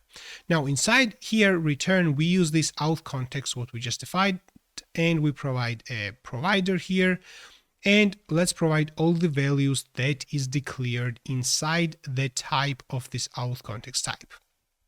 And this is going to be sign in method, sign out method, session, user, is loading, and update user. So we defined all of them and we provided all of them. Now let's go into sign up and we can start working on the following component. All right, so I'm going to delete everything first of all, and we're going to import a couple of things from React Native and from other files as well. And we have declared, we have created those two files, button.tsx and input.tsx, but we haven't implemented those. So let's actually implement them because we need them inside signup.tsx file. Let's import React. Let's import this touchable opacity, text, view, and activity indicator. The text and view, these are, I think, really obvious. Touchable opacity is a component which is going to wrap the actual button for touching responsiveness, and to be able to add some event handlers on press and on events. And we need activity indicator to show loading indicator when we press on the button. We're going to also import linear gradient. We're going to put a gradient on the button itself. And now let's define button props, which will have title, class name, disabled, loading, and variant. And we're going to also add on press, and we need children as well. Then finally, we're going to create this button component, which will have the type of React functional component with the button props to it, and we're going to export that button component as well. Inside the props, we're going to accept title, class name, on press, disabled, loading, and variant, and children as well. And now we're going to define a couple of functions and local properties, kind of. So we need this get variant style. We're going to have different variant buttons, as we noticed. So we have primary, secondary, danger, and ghost buttons. So we actually create support for those buttons, and we might not be using all of them, but it's there. So it's easy to implement, more scalable component. Now we have this get variant styles, and we are going to provide switch statement providing the variant, and define all those cases like case primary, case secondary, case danger, case ghost, and default case as well. Inside primary, we're going to define gradient with those colors, and those will be green colors, basically a light green and darker green. So we create this gradient, and text color is going to be text white. Inside secondary, we define a different color, which is going to be more like dark type of button.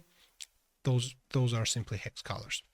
And inside danger, we have red colors, and inside ghost, we have transparent colors. And default is going to be the green one as well. So you can type those hex codes. You can simply pause and types those hex codes. Now we're going to define the gradient and text color. So we call this get variant styles, and based on the variant, it's going to return the corresponding gradient and text color. So we have that. Now we're going to wrap everything inside touchable opacity. We listen on press. We add the disabled prop. We add the class name, which if it is disabled, it's going to have opacity 50 as well. And we add style for this touchable opacity to have elevation of 3. And we define linear gradient as well. We need to define linear gradient as a child of the touchable opacity. So we provide colors. If it's disabled, we provide different colors. Otherwise, we provide these gradient colors. And those colors needs to have type string. That's why we provide it right here as an array. Okay, next we also need to provide the start and end position of this linear gradient and some Tailwind CSS classes. And we also provide, I think the Tailwind CSS classes are not working on linear gradient, so we're gonna see, but this might not work and we might need to remove. I might simply let this mistake only. So we're going to define view, and which will have simple Tailwind CSS classes. And inside here, we're going to have a look. If the loading is true, we're going to show activity indicator with the size small, color, and class name. And if children is there, if children exists on the button, we're going to render children. However, if the children do not exist, we're going to simply print text, the title, given title of the button, and we provide the class name to this text as well. Okay, so we have the button component ready. Let's go into input component and import text input and style sheet from this React Native. Okay, we're going to import React and use state as well, and we import view, text, and text input props as well. We need use theme as well, and then we are going to define input props. Inside input props, we're going to first of all extend this from text input props from React Native, and we're going to add error only inside there. Then we're going to define this input component and we're going to export that. Inside input component, we are going to define all the props like value, we need placeholder, keyboard type, secure text entry, which basically is a true or false, and it defines whether this is a password or typical email. And we have on-change text as well, and error. Now we're going to define this is focused state here, and current theme from this use theme as well. Then we're going to wrap everything inside the view, giving it full width and margin bottom. Then we're using this text input and providing those classes, basic Tailwind CSS classes, but we're going to also add additional classes based on current theme. So if it's a dark theme, we give the following background. For white theme, we get different background. And yeah, just like this. So, and we need to have a look at the is focused flag as well. So if it is focused, we give it border primary. If it is not focused, then based on the current theme, if the current theme is dark, we give it border gray 600. If the current theme is not dark, we give it border gray 300. Okay, and if there is also an error, we give it border red 500. So we have all the cases basically. Next, we're going to provide a value to it. We're going to provide placeholder. We are going to give it also placeholder text color based on the current theme. We're going to give it keyboard type. We're going to give it secure text entry, on change text, on focus, and on blur. And we use this on focus on blur to simply give it a border primary or default border color. Next, we are going to check if the error exists, and we use right here double exclamation to convert this error string into Boolean value. So if error exists, we simply print that error and give it Tailwind CSS classes text left, justify start, and text red 500. And I think that's it. So we have this input component ready, we have button ready, we have auth context ready, and I think we can focus on sign up. So we're going to import this React and use state. We're going to define this, import this button and input. We're going to import link, Axios instance. We're going to also import Axios. We're going to import use theme. Next, we are going to define the sign up component and we're going to export this. We're going to define this current theme, data, which is going to be the entire data we're going to send to the server. And we're going to define errors as well. And data and errors will have the same kind of format.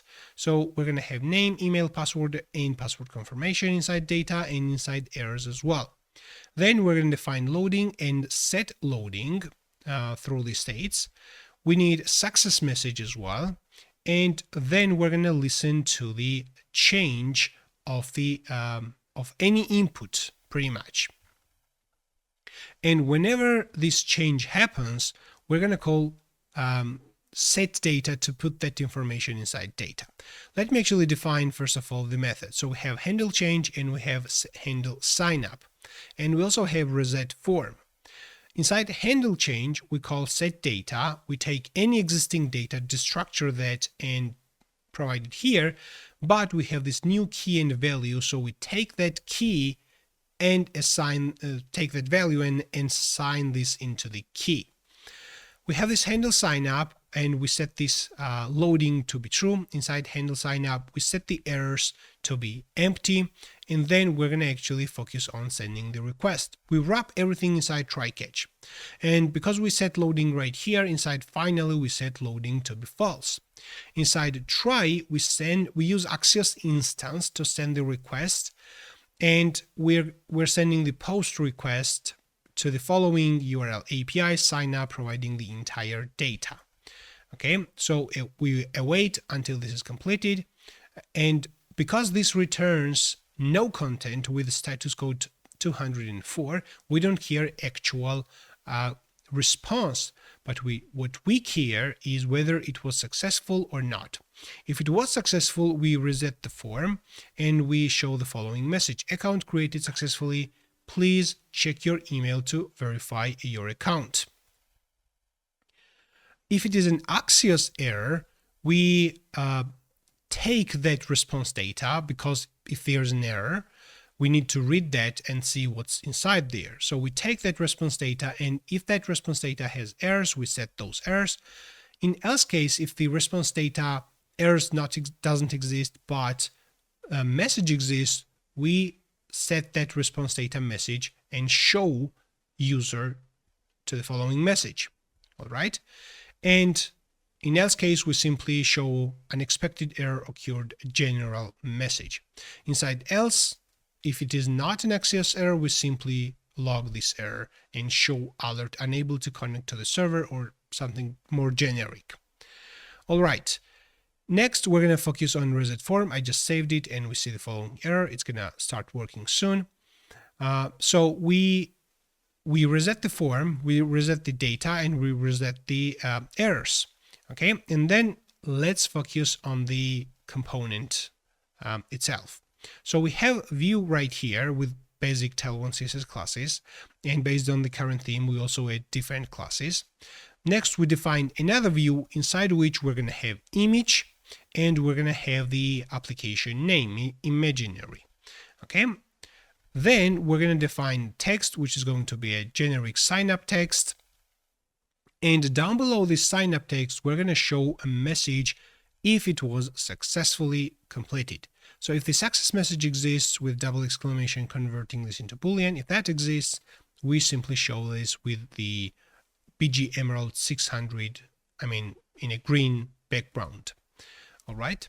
So we define now this input with a placeholder, with the value, onChange text listener, inside which we're going to call handle change for name and the value. All right.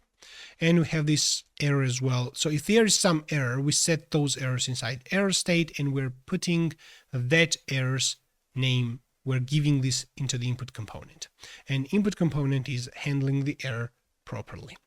Okay. We define the second input, which is going to be for email. we're providing all those attributes. Inside keyboard type, we provide email address and we provide error as well. We define another component, placeholder password value, is data password. It says secure text entry. It's for the password. And we also provide error. And the last one is going to be confirm password. It's very much similar to the password with secure text entry. And we define button, which is going to be the sign up button. On press, we're going to call handle sign up.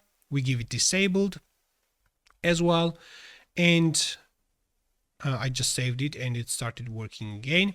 So then inside this button, we define another view, and inside that view, we show activity indicator if the button is in loading state. All right.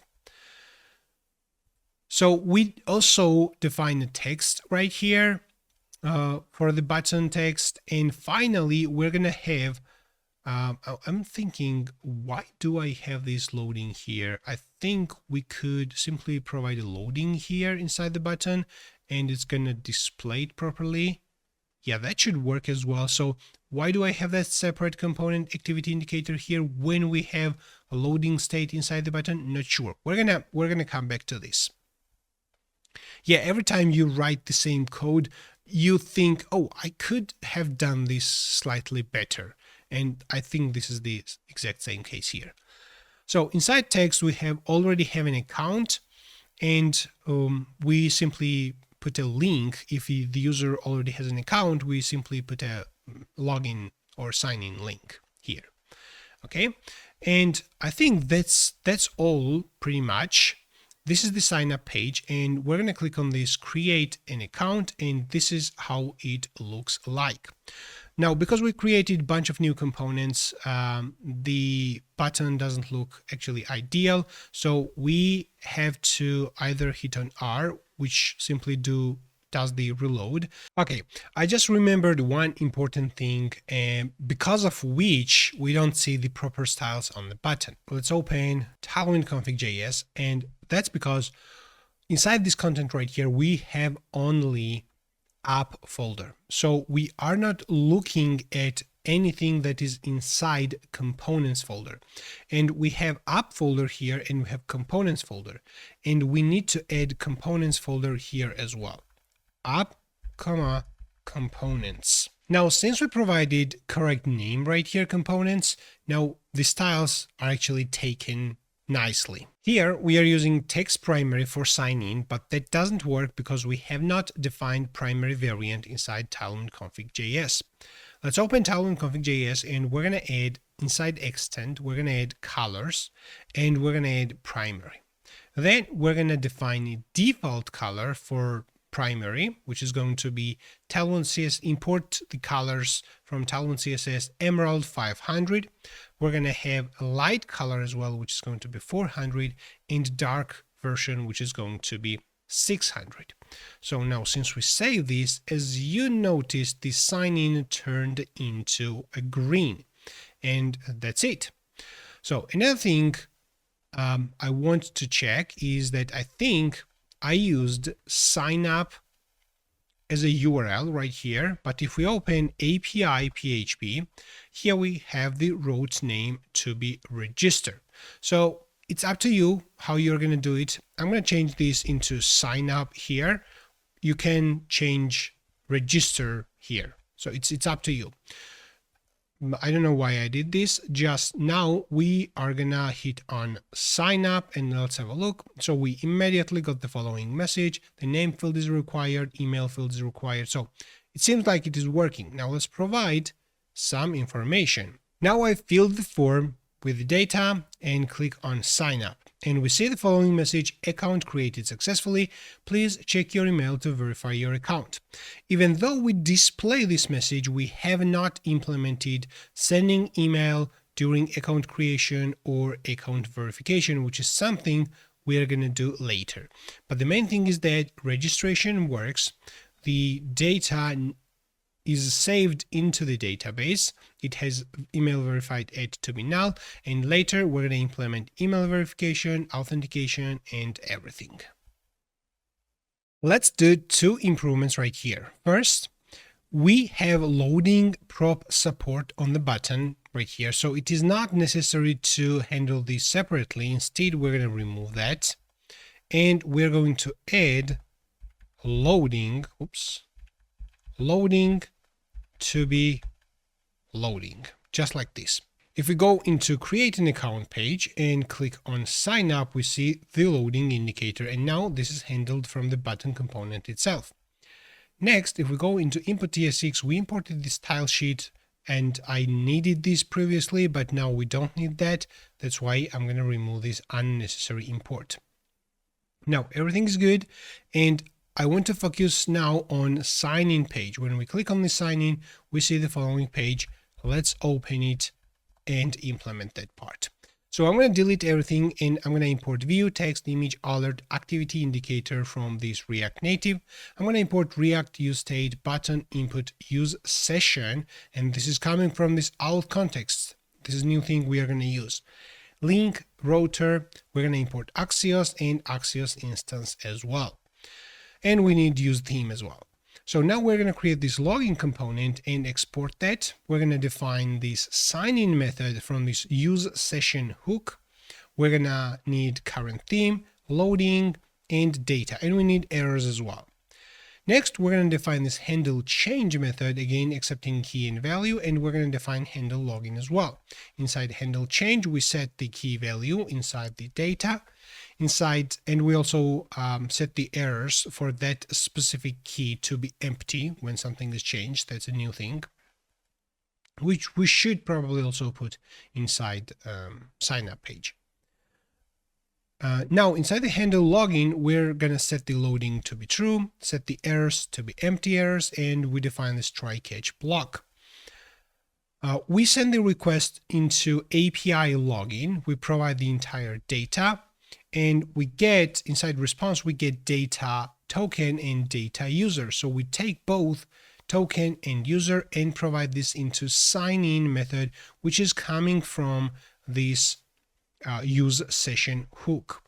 And that is gonna actually implement the sign in. We can follow this. We need to probably remember what's there. Handle sign in. So we set the session, we set the user, and that's it. Okay, so next we are going to redirect user into the /root. Okay, so once the authentication happened, we're going to redirect user somewhere for where the user will be able to see its authenticated place dashboard area. All right. And if there's some error, we check if it's an Axios error, we take the response data, we take the errors and set errors. If there is no errors, but there's a message, we show that message. And in else case, we simply show unexpected error occurred.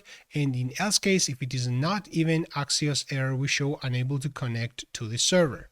All right.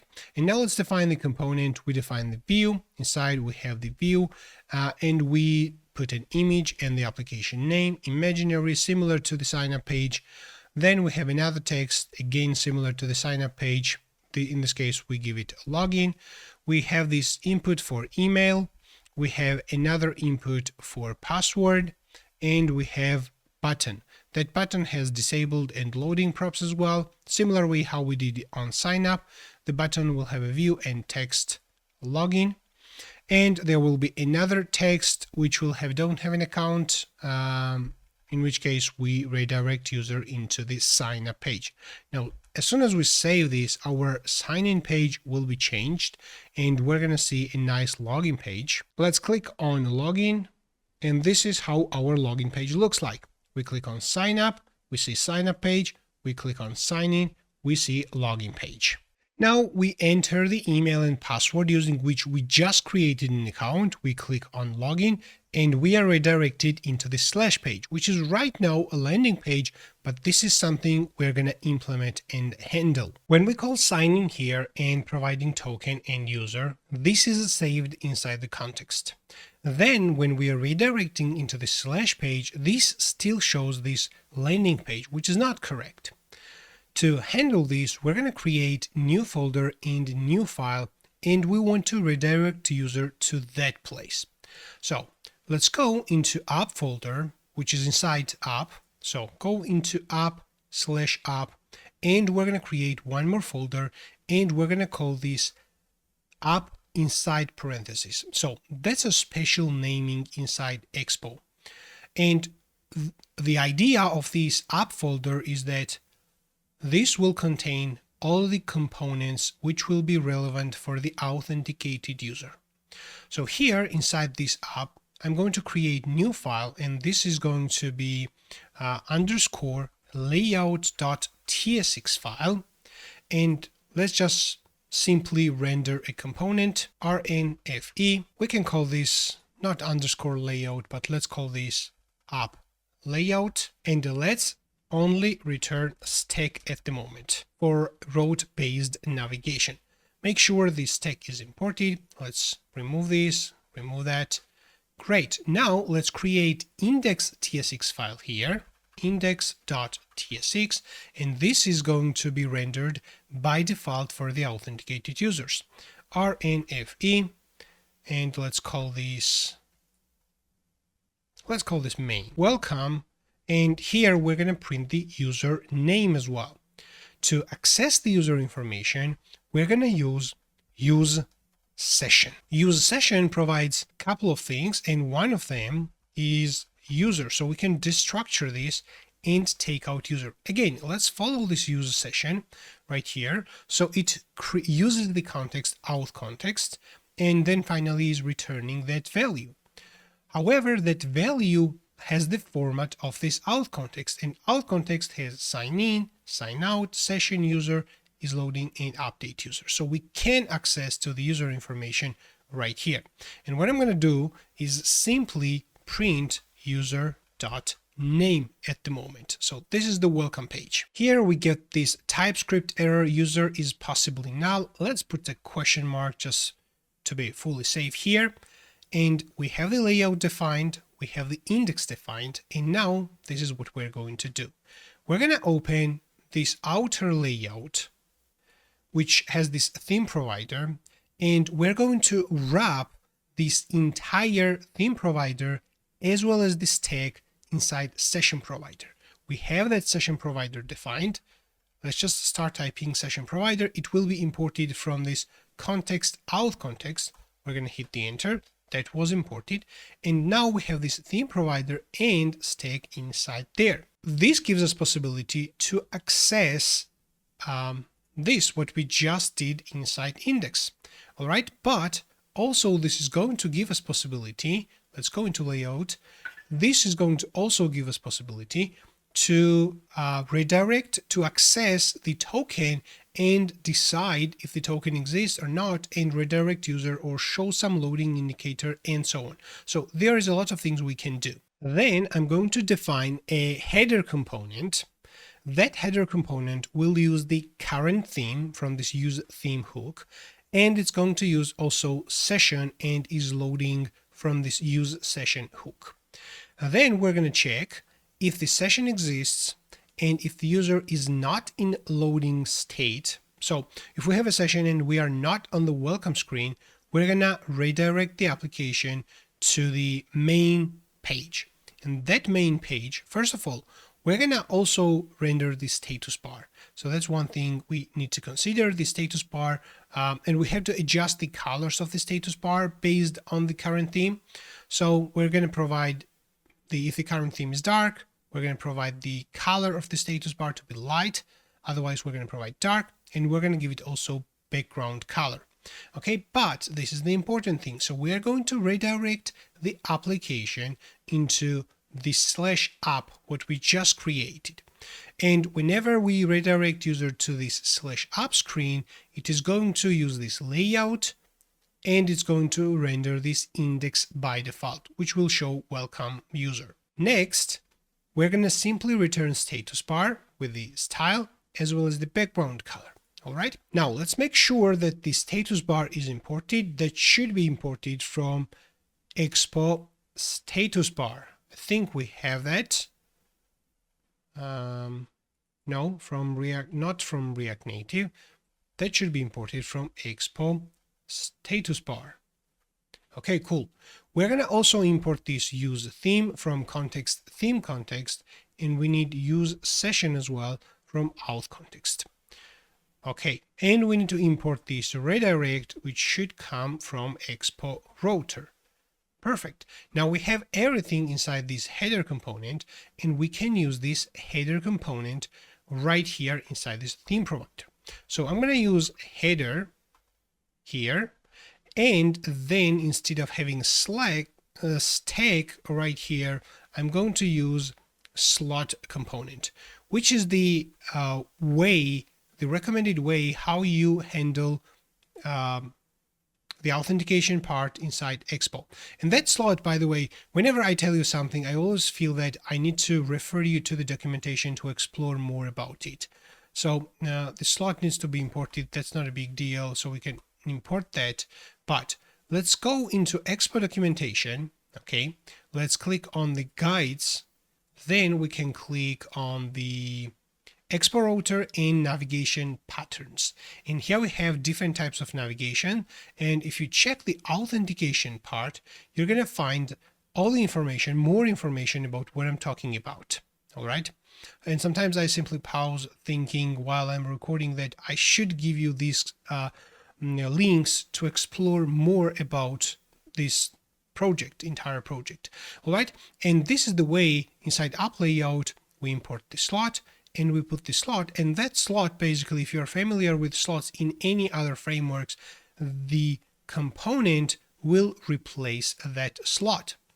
All right. And if we are talking about the welcome page, the landing page, index.tsx in the landing page is going to replace that slot.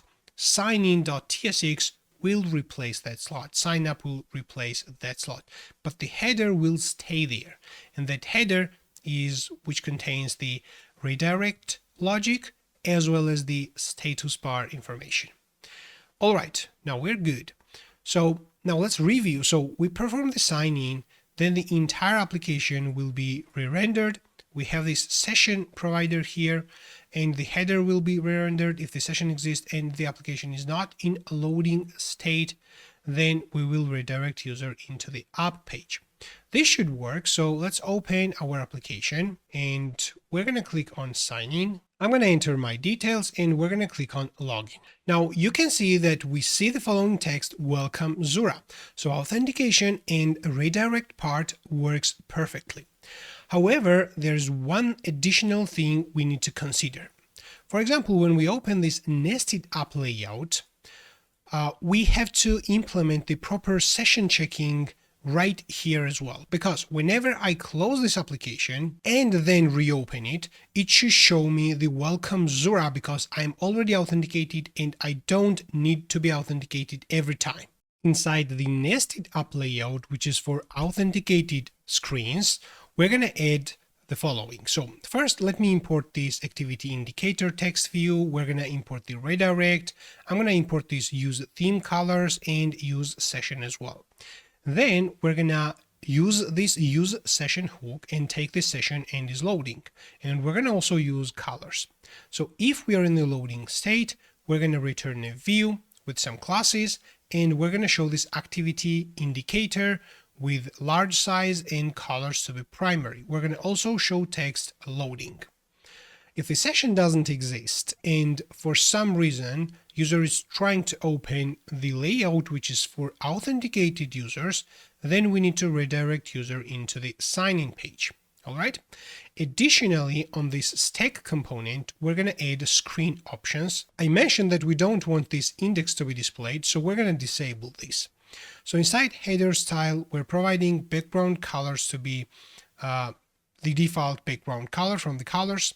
We're providing header tint color to be colors primary, header title style to be colors text color. Inside header style, we provide the background color to be primary background color. Inside header tint color, we provide the primary to be the color. We provide header title style to have color of the following text color, and we provide content style to have background colors, whatever is going to be this. So this adjusts the background color as well as the text color of the following page. And you can see index is still visible, and that is totally fine. We're gonna modify this. That is coming from this index.tsx, but we will adjust this, no worries about that. However, the background color as well as the text color was changed, and we're gonna see loading indicator as well. Now, since we implement a login functionality, we need logout as well. So right now I'm not able to access the login page or sign up page. That's why I have to sign out. On this index.tsx file, which is inside this app for authenticated users, we're going to add a logout button. Right now, simply to logout, and then we're going to copy this into another place. So first, we're going to use this sign out from this use session hook, and we're going to define a function to handle logout. And we're going to check if the platform OS is web. We're going to show window confirm. Are you sure you want to log out? And if that's true, we're going to call this sign out function. If it's not the web platform, then we're using alert for mobile devices, and we're providing the title, the description, the message itself. We're going to provide array of buttons, and we're going to provide cancelable to be true as well. Inside these buttons, we're going to provide text, one button to have text cancel and the style to be cancel as well. Second, to have text logout and style to be destructive. And we're going to provide on press handler as well to call this sign out. And finally, inside this view, we're going to put a button. We're listening on press and calling this handle logout. Variant has a danger, and class name, the following classes, and we're going to put text inside this button as well. Now we're going to import those things. So first we have to import this button from our core button component. That's one thing. Second, we have to import alert as well from React Native. We have to import platform as well from React Native. Okay, once we save this, we see logout button right here. We see this welcome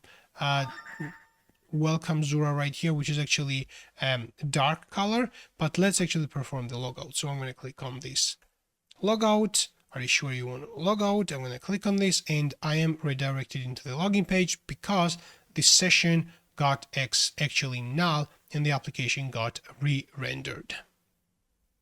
Now we're going to implement email verification.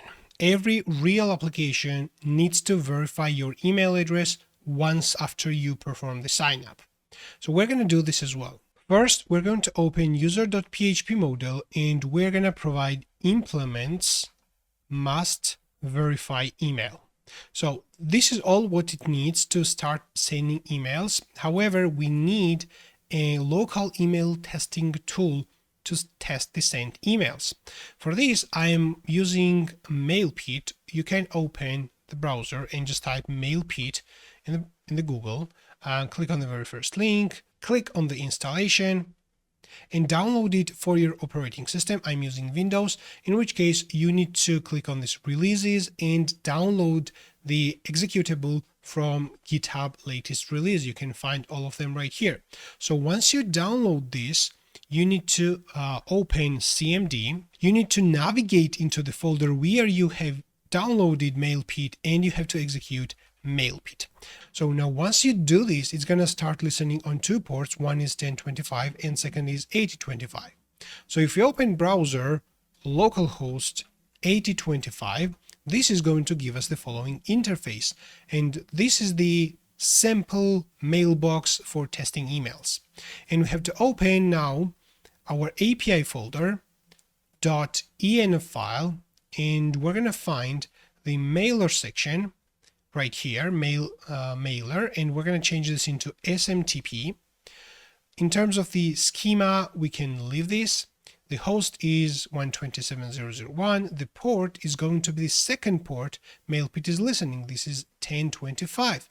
So we're going to provide here 1025, and we're going to provide also encryption 1025, and mail encryption we can provide TLS. All right, now let's open our application and try to register.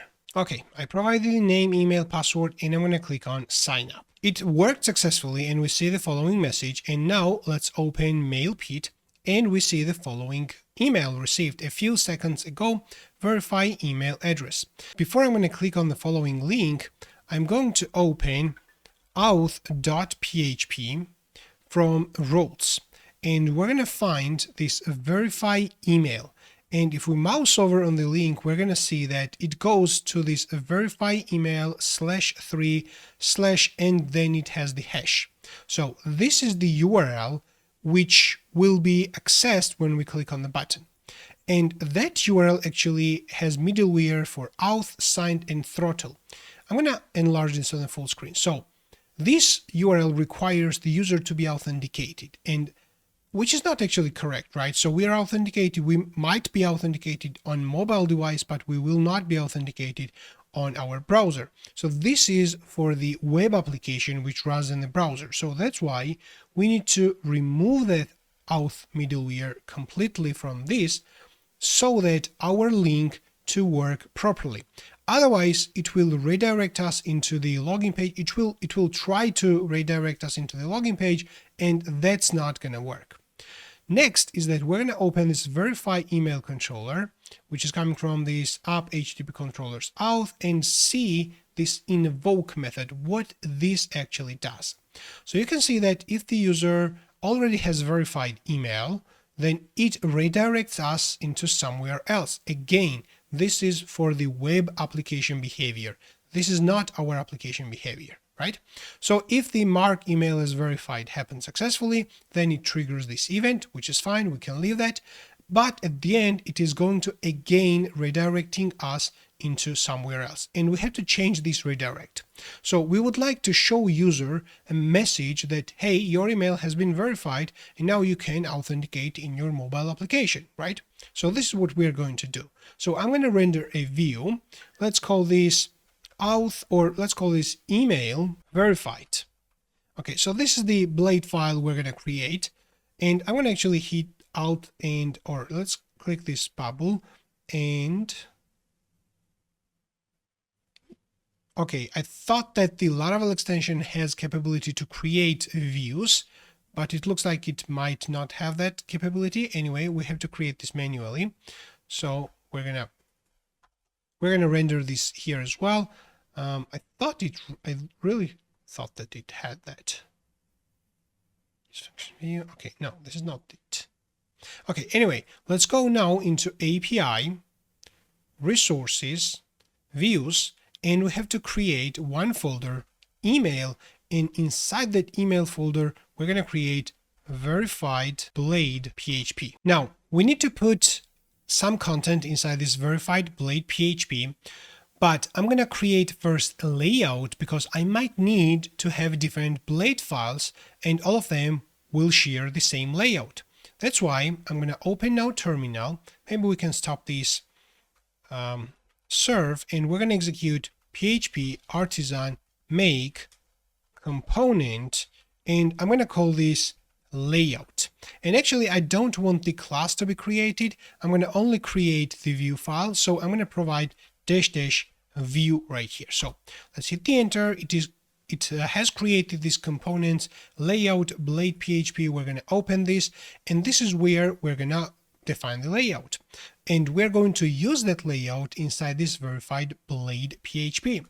How we're going to use this layout? So if you're familiar with Laravel, you know that all the components which are inside the components folder can be used with -x prefix.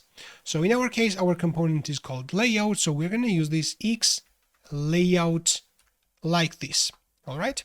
And we need this closing tag as well. And in between of these opening and closing tags, I'm going to copy and paste this very simple div, which simply writes the text. Thank you for verifying your email address. You can log in into the app. And it has some Tailwind CSS classes. But those Tailwind CSS classes, to work properly, we need Tailwind CSS inside this layout blade PHP. And because we installed API version of our Laravel application, we have a couple of things missing. Like we don't have package.json right here, which is for installing Tailwind CSS and a few other things.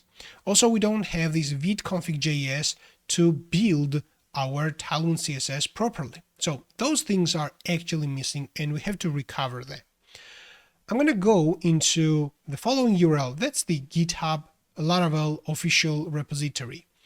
More specifically, more correctly to say, that's the official Laravel repository on GitHub. And let's go into resources, click on views, click on this welcome blade PHP, which gives you this entire welcome page. And I'm going to copy this entire content and I'm going to put this inside this layout blade PHP. However, we don't need this entire content. Of course, we have to modify this. And this is what I'm going to do. So this actually has a bunch of things and I want to remove that part and I want to remove this style and else statement and I'm going to leave these styles and scripts. We don't need scripts and we can completely delete this at the moment. I'm going to remove that part and we try to use resources CSS app CSS file. So that is the CSS file we are going to render. So we're going to delete everything right here and we're going to only render slot. So this component renders a slot and that slot will be the content coming from here. Let's change this name as well and we are going to render. We're going to use the config function and render app.name, application name. All right, that's good, but we don't have resources CSS app CSS. What should we do with this? So we have to create this as well. Let's go into resources folder and I'm going to create their resources CSS folder and inside here I'm going to create app.css. Now let's open GitHub repository again. Let's go back. Let's go into Laravel resources, CSS, app CSS, and this is what we need. So I'm going to copy that content and paste here. The next thing is to put package.json there and implement building this Talon CSS in our project. So let's go into Laravel, this root folder, and we're going to view all files. I'm going to click on this package.json and we're going to copy that. Let's go into API folder again and create package.json. We're going to paste this so it is installing these Talon CSS Vite, Axios concurrently, and Talon CSS version 4 as well. So let's execute npm install. And the last thing, while this is being installing, we need the last file. What we need is the vite config.js. So let's click on this vite config.js. We are gonna copy this and create vite config.js. All right, and I'm gonna paste this. And let's have a look. So this expects two input. One is the CSS, second is the JS, but we don't have JS, so we can remove that. That's great. And now I think we can execute npm run dev, which is going to start listening to file changes and building those assets and building the CSS for us. Or actually we can execute composer run dev, which is going to execute both commands, npm run dev as well as php artisan serve. However, there's one thing you should consider. php artisan serve command, this one needs this host and port to be provided as well. So we either need to execute the php artisan serve and npm run dev separately, or we have to open composer JSON file, find these scripts, dev script, and we are executing php artisan serve right here. We can provide -- host to be 0000 and -- port to be 8000, or we can even skip the port. Host is the important part in here. So now if we execute composer run dev, it's going to execute multiple commands. If you don't need other commands such as the qlisten, feel free to remove that. So you need to remove this in 3 places. You need to remove the color, you need to remove the following command, and you need to remove the name right here as well. Now we have the application running on localhost port 8000, and we have this vite server running as well. I think we did everything correctly, and we are gonna click on the following button to verify our email address. Let's double check everything again. So we have this layout which has this CSS, and we are using the silent CSS, so everything should work. We are rendering this blade file verified. It's good. Now let's click on this verify email address and let's see what's the result. Okay, it looks like we missed one thing, and that's why we got the following error.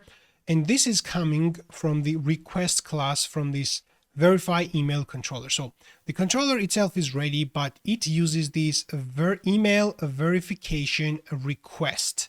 And this email verification request, which is coming from the Illuminate Foundation out, so this means that it is coming from the vendor folder. So it uses this part, this user, and this user, typically this extends the request class. It extends the form request class, and finally it extends the request class.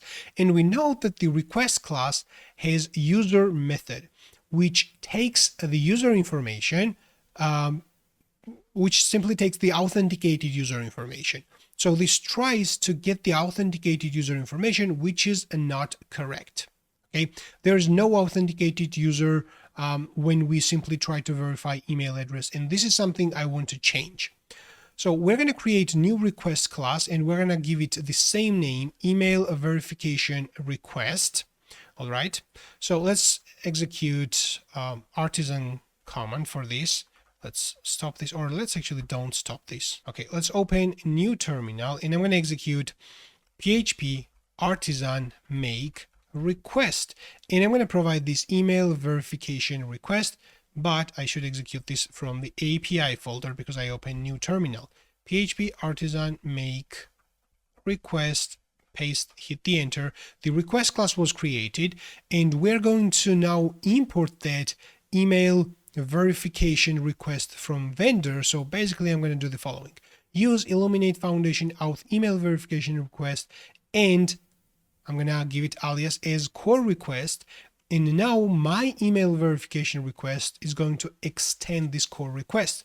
I'm gonna leave everything inside this class, except I'm going to only override the user function, how the user is taken on this class. And I'm going to simply take the ID of the user, which is going to be inside the URL, and try to find the user based on the ID. Now make sure that the user model is imported in the following way, and let's go into our controller class, and we're gonna change and not import this, but we're going to import our request class, what we defined inside app HTTP requests namespace. All right, now if we save this and reopen our URL and refresh it, we should see return. Okay, that's another error, but that's actually less a serious error. So we have this redirect response, but we are actually returning a response. So we should probably change this into response, or we can simply return any. We can write any, we can save it, or we can simply write mixed. So there are a couple of options to fix that specific thing. And now we see the following message: thank you for verifying email address. You can log in into the app. And I think TimeCodes CSS classes are working, isn't it? So if we give it like text gray 800, yeah, it actually works. It actually works. So that's perfect. So now the choice is up to, is it working? Is it really working? Text indigo 600. Save it. Okay, it doesn't seem to be working. Okay, so the error is actually coming because we have opened this local IP address, not 127.0.0.1, and this Vite server has a course issue about loading on the following URL. So that is not a big deal. You're not going to have this on production. Feel free to continue. You can execute npm run build as well, which will completely remove the Vite. So I'm going to stop this and I'm going to show this part as well. npm run build we're going to have a final build of CSS, and then we can execute PHP artisan serve with --host. So if we don't execute composer run dev, it is not going to start this Vite server. We have the final build of CSS, and you are not going to have any issues. Now I'm going to start working on tabbed layout and create several pages for tabs. Let's expand up, and inside this up of the parentheses, we're going to create another folder, and I'm going to call this tabs inside parentheses. So that's a special naming for tabs. Inside the tabs, we're going to have underscore layout.tsx file, and I'm going to also create another file inside these tabs, which is going to be index.tsx file. And this is going to be the first tab, the default tab that will be opened. Inside tabs, we're going to also have two more pages or two more tabs. One is going to be operations.tsx file, which is going to show all of the operations user performed. And another one is going to be profile.tsx file. So we're going to have tabbed layout, we're going to have index, the home page, we're going to have operations and profile tabs on the inside this layout. Okay, so inside this app folder, which is for the authenticated users, I'm going to also create a couple of files. So we're going to have 4 main operations, and I'm going to create 4 main TSX files or screens, one for each operation. So we're going to implement generative fill. So I'm going to create generative fill.tsx file. We're going to also implement restore. So I'm going to create restore tsx file. I'm going to create remove.tsx file, which is going to be for removing objects from the image. And I'm going to create recolor.tsx file as well. And I'm going to create one more file, which is going to be credits.tsx file. That is going to be a different page where user will be able to see his available credits, and there will be a button, buy more credits button, from which user will be able to pay using Stripe and buy more credits. Now let's open a layout from the app folder, app inside parentheses. So we're going to open the following layout, and I'm going to modify this a little bit. So we have stack right here, which has self-closing tag, and we're going to separately close this stack. And in between, we're going to define a couple of stack screens. So we need stack screen, and we're going to provide name for the screen, and this is going to be tabs. So this is going to be the first screen we put inside the stack, and we're going to provide options as well. Inside options, we're going to provide header shown equals false. All right. So next, let's put this in the following way. We can format the code. Next, I'm going to duplicate this, and we're going to have few more screens right here. So let's duplicate these few more times like this. Let's format the code. Okay. And here we're going to have restore, another screen, and we can provide header shown. Actually, let's provide header title to be restore images. All right. So now let's duplicate this few more times. We can delete the last 2 screen. We can format the code. So we have restore images. We're going to have generative fill. Another one is going to be recolor images. And the last one is going to be remove objects. However, we're going to provide proper names. We have restore here. That must be generative fill. That must be remove. And that will be recolor. Okay, the error is gone from here. Now we're going to open the layout file from tabs folder, and we're going to modify this. So we're going to import tabs from exporter and import material icons, and we need this use theme colors hook as well. Next, we're going to export this default function tabs layout. We're going to use theme colors, and simply define this colors variable, and then we're going to return tabs. The tabs will have screen options. Tab bar active tint color to be primary color. We have this tab bar inactive tint color to be secondary text. We're going to provide tab bar style as well for background and border top as well. And we're going to provide header shown to be false. Now, in between these tabs opening and closing tags, we're going to define the actual tabs. Like we have index, which will have options title to be home, and it's going to have icon as well. Tab bar icon, which is a callback function, and we're going to return material icons, home icon with a given size, as well as the color. In the same way, we're going to define second tab inside that tabs component, which is going to be operations. We're going to give it a title option operations, and we're going to give it also icon to be this auto fix high. And the third tab is going to be profile tab, giving it title and icon as well. So because we created those three TSX files, index TSX, operations TSX, and profile TSX file, we have to provide the corresponding names right here. So the names provided inside this tabs screen must match the file itself. All right. And in the same way, if we open this outer layout, which is inside the app folder, this one also, this has the names right here, and those names must match also TSX files. Now, because we created several new files, we have to stop our server, expo server, and we have to execute npx expo start --clear. Once this is started, we're going to hit R to perform reload. If reloading is stuck, consider closing the application and reopening from Expo Go. And final thing what we need to do is delete index.tsx file from the app layout, because we don't need index anymore.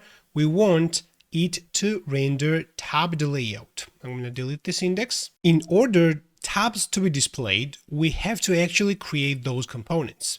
Let's open index.tsx from tabs folder, and let's generate skeleton for the React Native component, rnfe. And that's fine. Let's save this. And now we're going to already see home tab right here.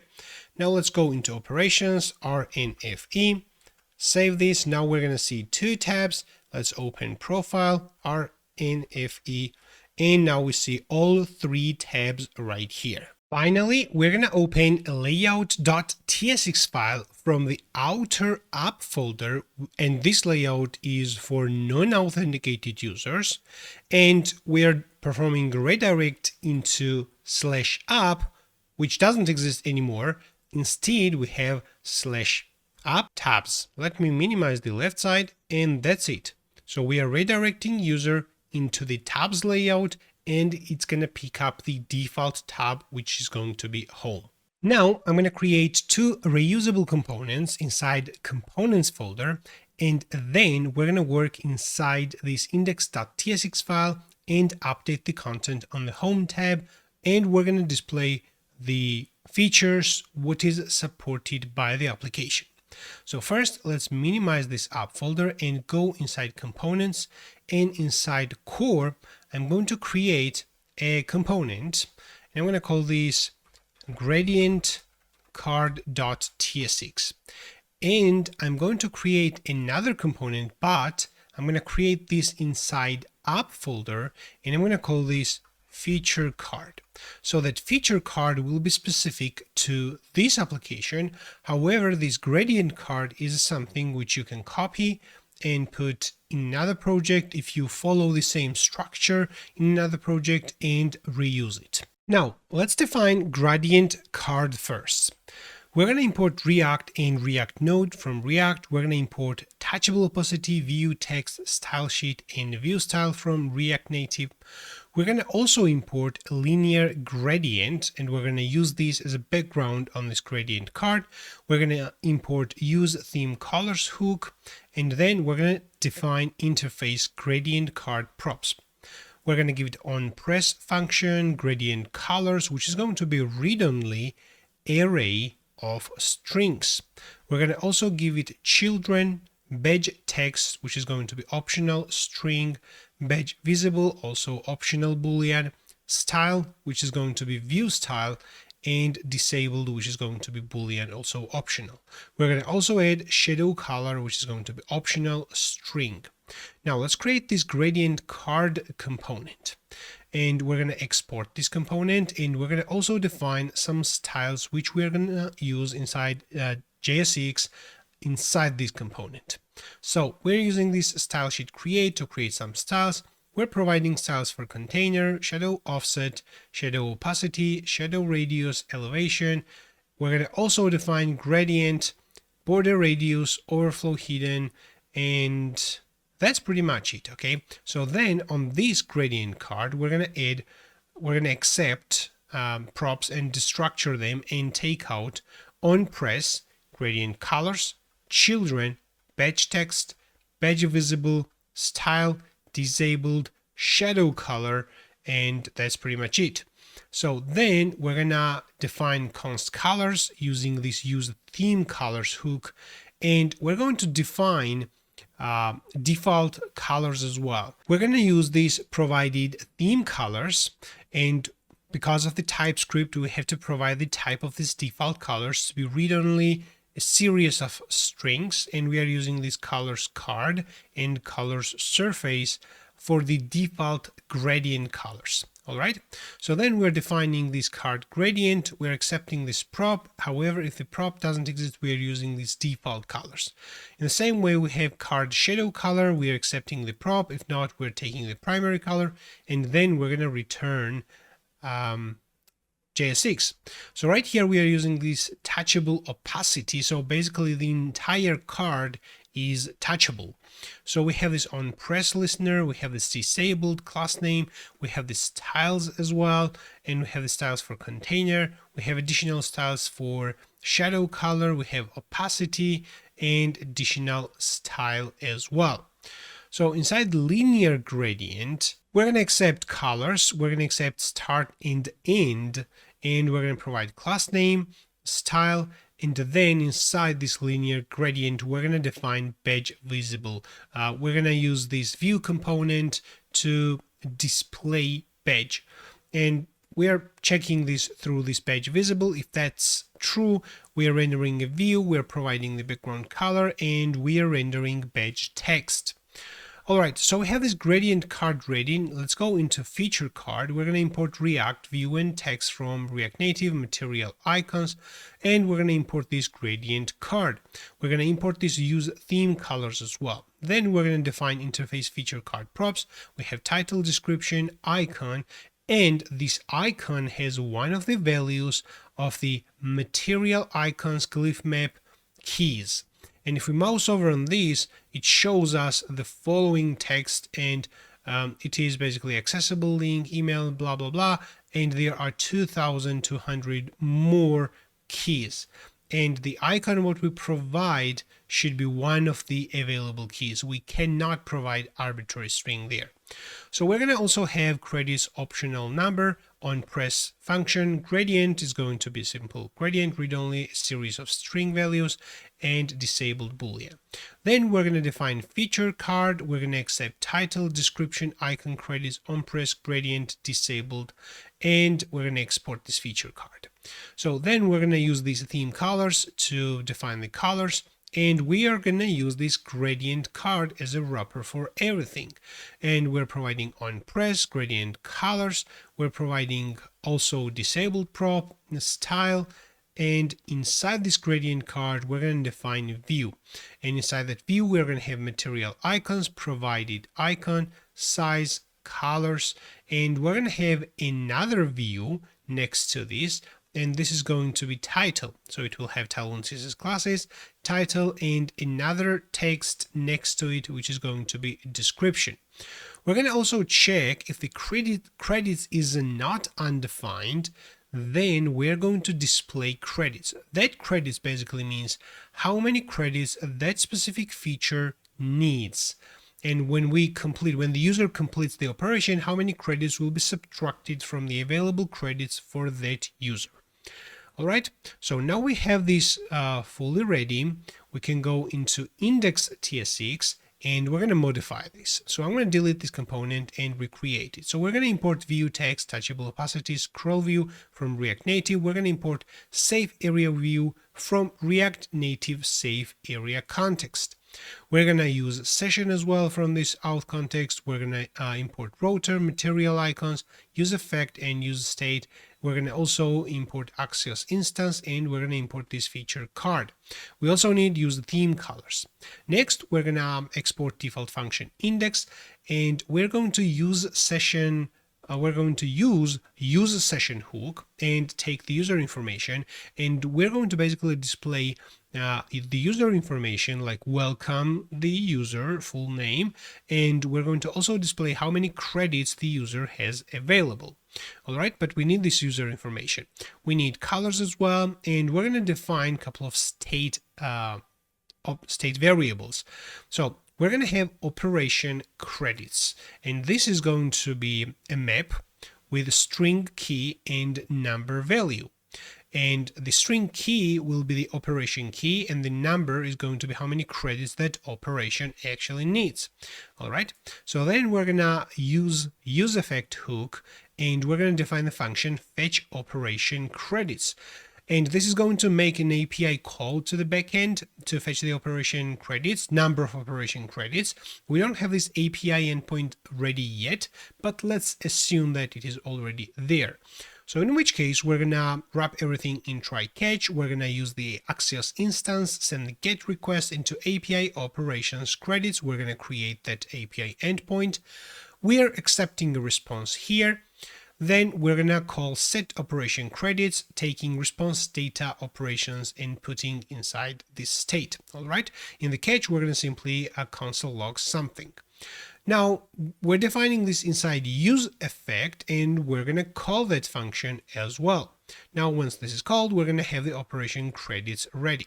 Next, we're going to define cards, which is going to be array of objects, and each object will have title, will have description, will have icon, will have root, will have operation type.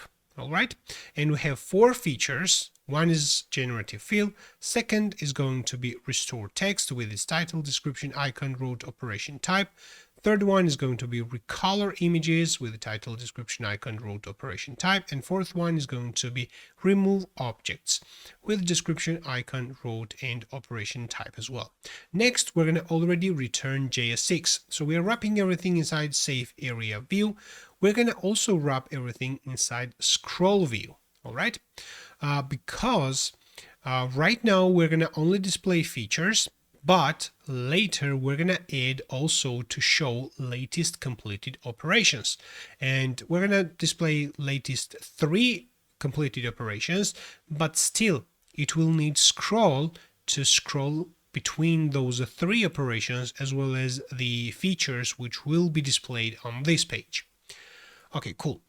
Next, we're going to define another view, and inside that view, we're going to iterate over cards, and we're going to use this feature card and provide key for this feature card, title, description, icon, which is going to be one of the, it is going to be card icon, but we're casting this for TypeScript to be one of the available keys of this glyph map from material icons. We're providing also gradient, which is going to be colors card, color surface, and we're casting this into the following type, which is again for TypeScript, for nothing else. And we have these credits as well, and credits is going to be operation credits, which is going to be a key value pairs based on how we defined inside the state, and we're giving a card operation type as a key of this operation credits. And we have this on press handler as well, in which case we are pushing the user into the following route. However, that route needs also casting, and we're telling basically TypeScript that, hey, this route can be anything. All right. So next is that, so we iterate over cards and display them right here, but above those cards, we're going to create one more view, and inside that view, we're going to have text, and we're going to write welcome users name, whatever it is going to be.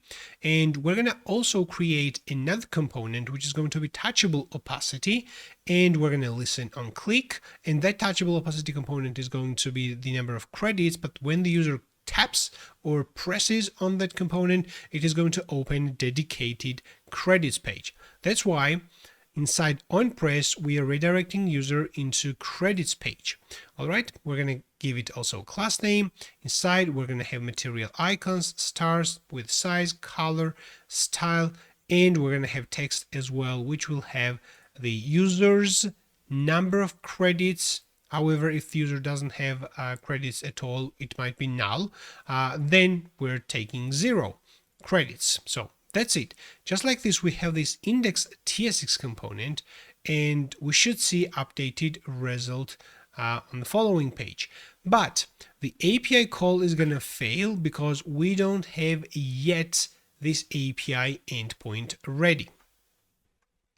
If we actually comment out the following function, fetch operation credits, which we have inside useEffect for inside the mount hook, basically, so we're going to see the following page. So we see the following cards with gradient background, and whenever we tap on them, it's going to open the corresponding components. But right now the route is not matched. We can go back, and if we basically uncomment this part and save it, we're going to see an error, unable to fetch operation credit. So that is an Axios error, and this is something we're going to fix right now.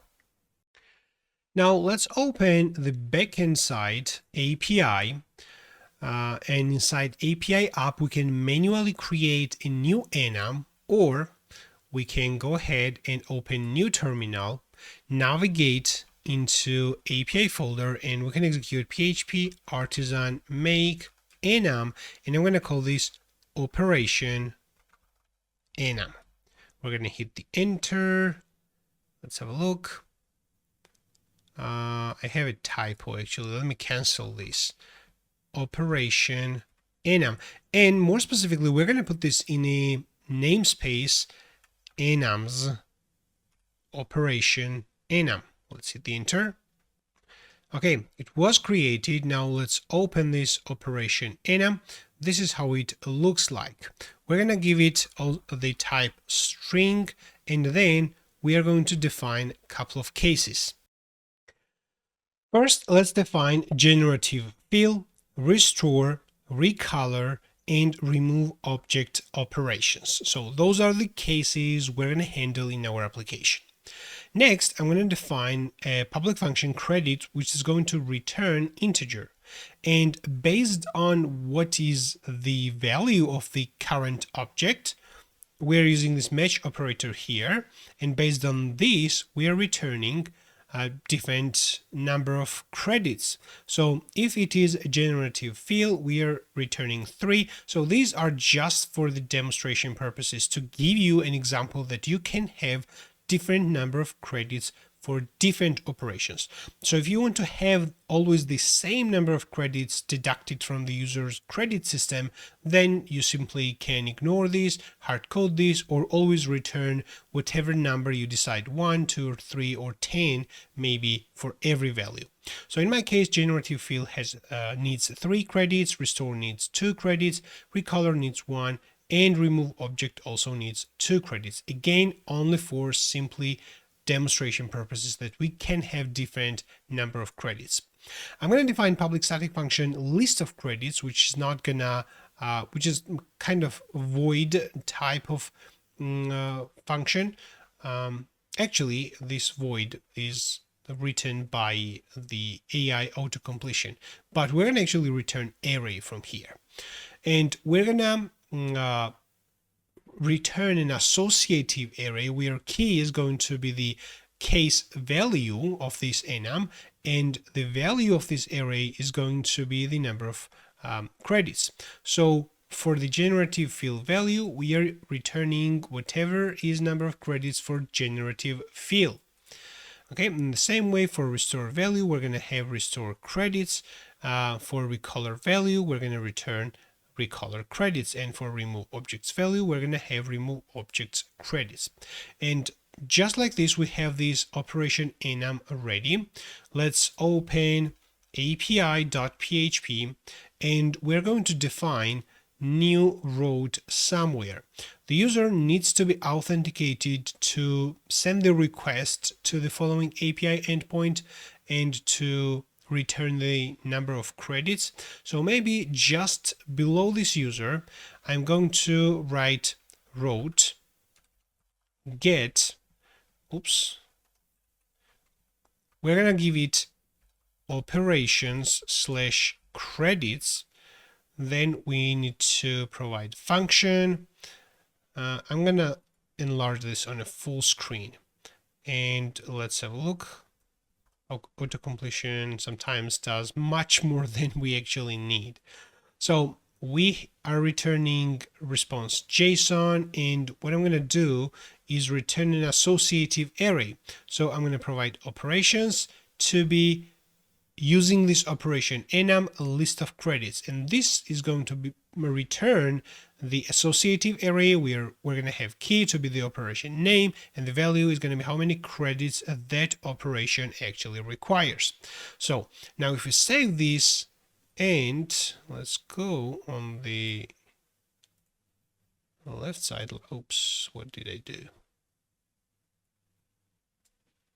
Okay, minimize this part.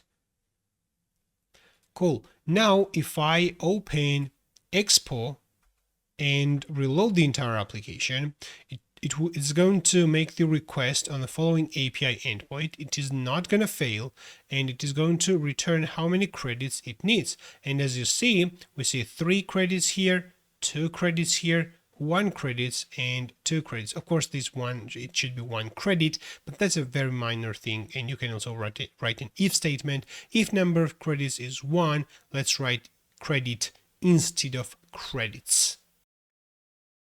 Now I'm going to start working on backend side. And first we have to create a couple of migrations, and we even need new table for images. Let's bring up terminal. Let's open new terminal and make sure you are inside API folder, and we're going to execute the following code. PHP artisan make migration add credits column to users table. So that's one thing what we are going to do.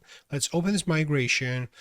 The Laravel is smart enough to detect that we want to work on the users table, so it created the following code snippet, and inside there we're going to execute on table, we're going to execute integer, this is going to be credits. All right, and we can make this default 0 after email maybe, or we can simply leave it. Let's give it default 10 more specifically. So we want every new user to have 10 available credits. So inside down, we're going to execute table drop column credits.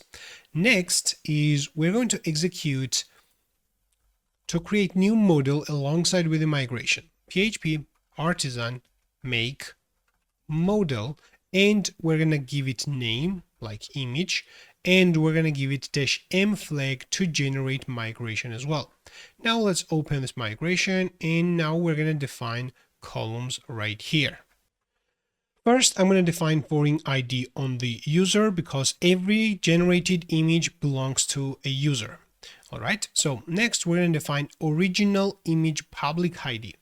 That original image public ID is going to be string, and this is going to be a unique identifier of the image on the cloud. And more specifically, the public ID is going to be that string inside Cloudinary image storage. Okay, we're going to also have original image, which is going to be the actual URL of the image. We're going to have generated image public ID, and we're going to have generated image as well. So you can think of this public ID as a path. However, this is going to be URL. So this is going to be path. This is going to be URL. Next, we're going to also have operation type, what type of operation we performed on this image, whether this was restored or generative fill or recolor. And we're going to have additional operation metadata, which is nullable. All right, so now we have this migration ready, and I'm going to open terminal and execute php artisan migrate. So this should apply those two unapplied migrations, and we're going to have credits column inside the users table, as well as the images table completely fully recreated. All right, so I'm going to open now the virtual Android device. I forgot the name, and I'm going to minimize this right now, and I'm going to reload, and the user should have 10 credits. Okay, here we go. So we see 10 credits, and that's because now we added credits column on the users table, and once we fetch the new information, that got updated. Now we're going to also create image controller, and image controller is going to be the main controller which will perform all the image operations. We're going to execute php artisan make controller image controller. We're going to hit the enter. Image controller was created, and we're going to define a couple of methods right here, but we're going to also install Cloudinary's Laravel package, and we're going to use that package to perform some operations. So we can type in the Google Cloudinary Laravel.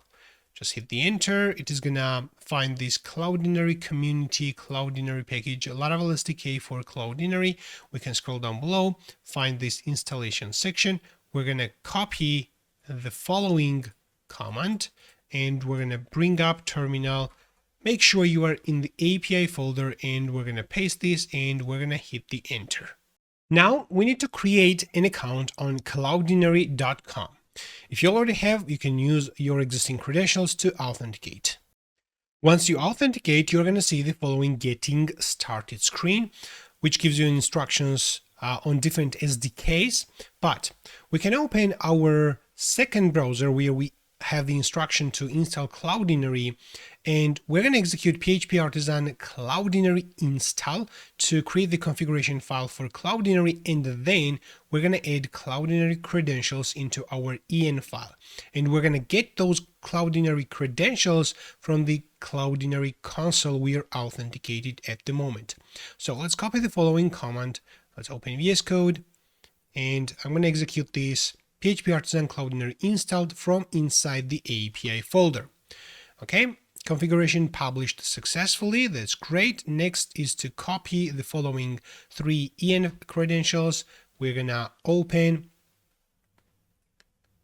env file. This is going to be here inside the API, and let's put this at the very bottom.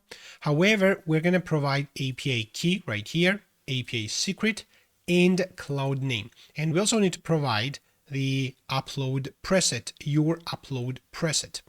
All right, now let's go into Cloudinary console, click on the following settings icon, then scroll at the top and click on API keys. And here we go. So this is the API key. We're going to copy, and we're going to put this here. As for the secret, when we try to click on this, it is gonna send us a confirmation code on email, and you have to enter your confirmation code here and click on approve, and you're gonna basically view that API secret. Okay, this is my API secret, which I'm going to delete after I finish the recording of this tutorial. And we need then cloud name. So here is the cloud name. You can copy that part and put this here. And the last thing is upload preset. We need to go into upload, and here we see this upload presets, and we have only one preset at the moment. We can create new one, but that's totally fine. I'm going to copy this ML default, and we're going to put this here. Next is inside en file, we're going to find this file system disk, and I'm going to change this into Cloudinary. And finally, if we open the installation documentation again, scroll down below, we can see that we can configure file storage driver for Cloudinary.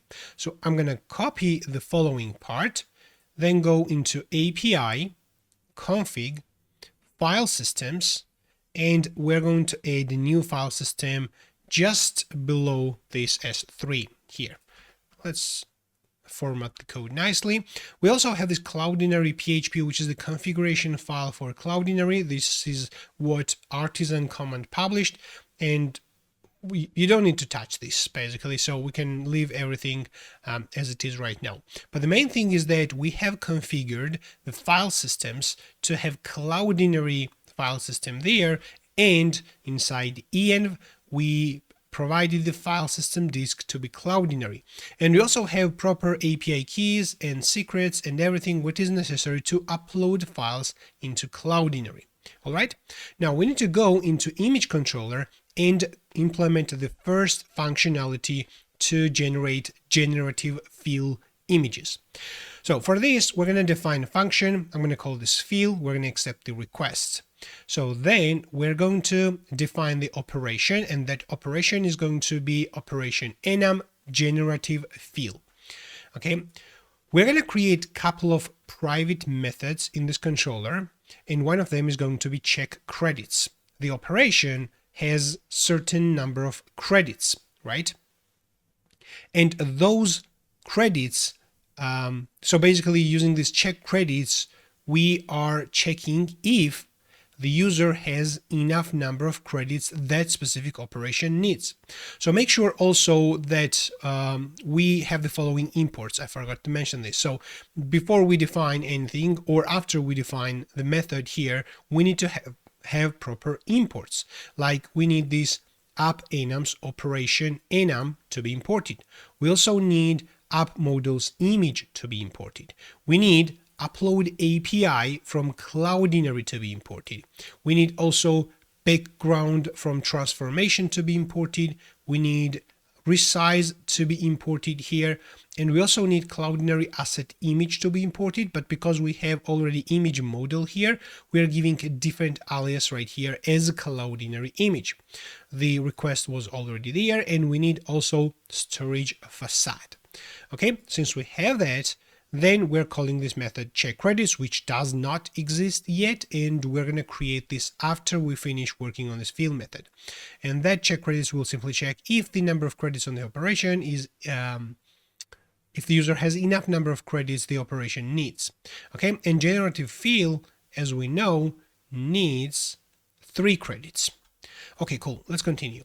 So then we're going to validate the request. So we need to validate image. It must be required image and maximum 10 megabyte. We're also defining another field, aspect ratio, which must be string and required. Next, we're getting the image and we're gonna get also aspect ratio. Then we're going to convert the received aspect ratio to a method name, which is something Cloudinary knows. So again, we're going to create this private method, get aspect ratio method, and we're going to provide this aspect ratio as an argument, and this is going to return a method name. All right. Next, we're going to store that image into uploads path inside Cloudinary. Because our default file system is now Cloudinary, whenever we call store, it is going to save this inside Cloudinary. All right, and once it is saved, it is going to return original public ID.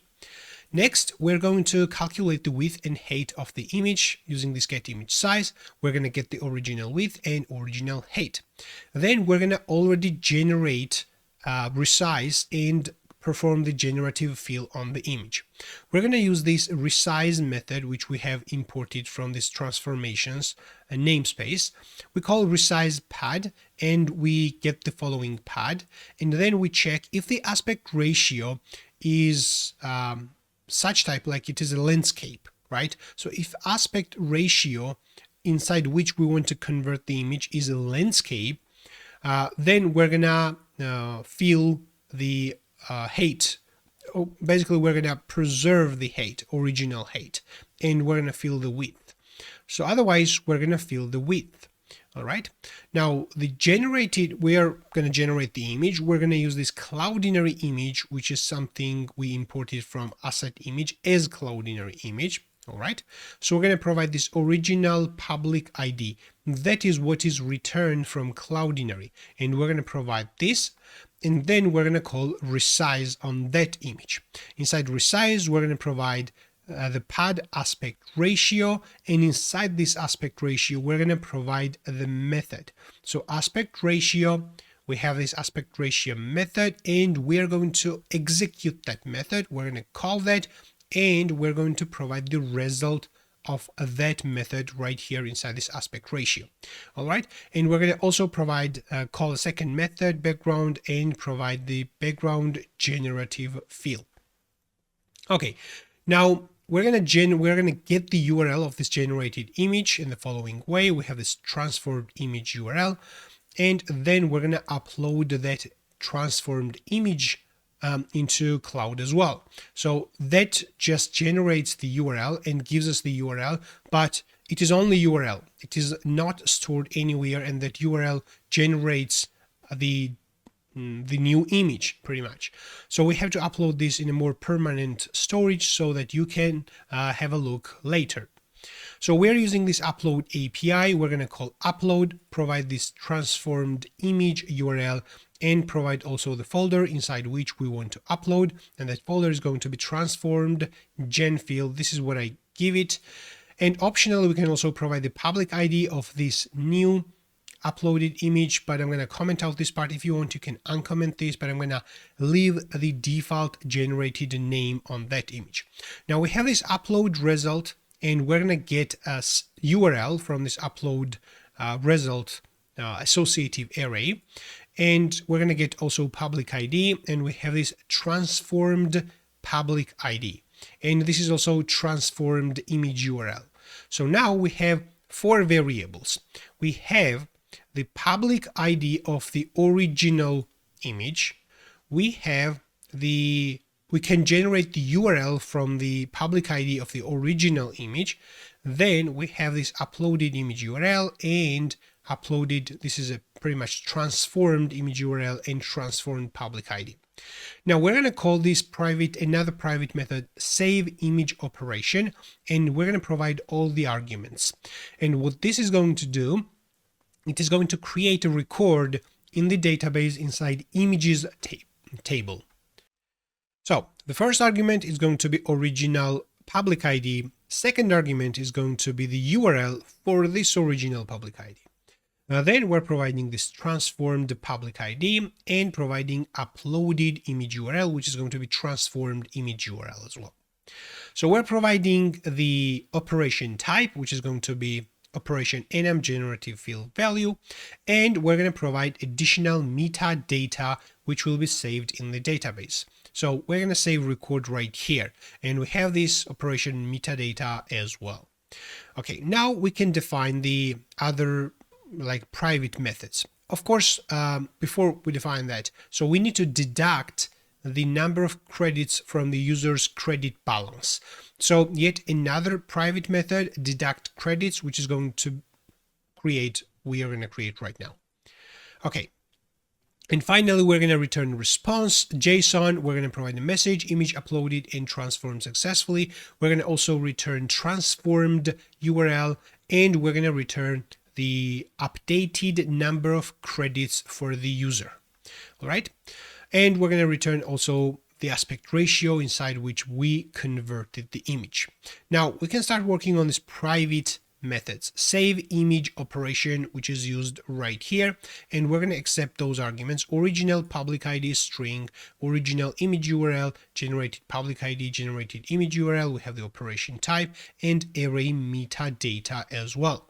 Next, we're going to call image create. We're going to provide user ID, original image public ID. We need original image, generated image public ID, generated image, operation type, and operation metadata.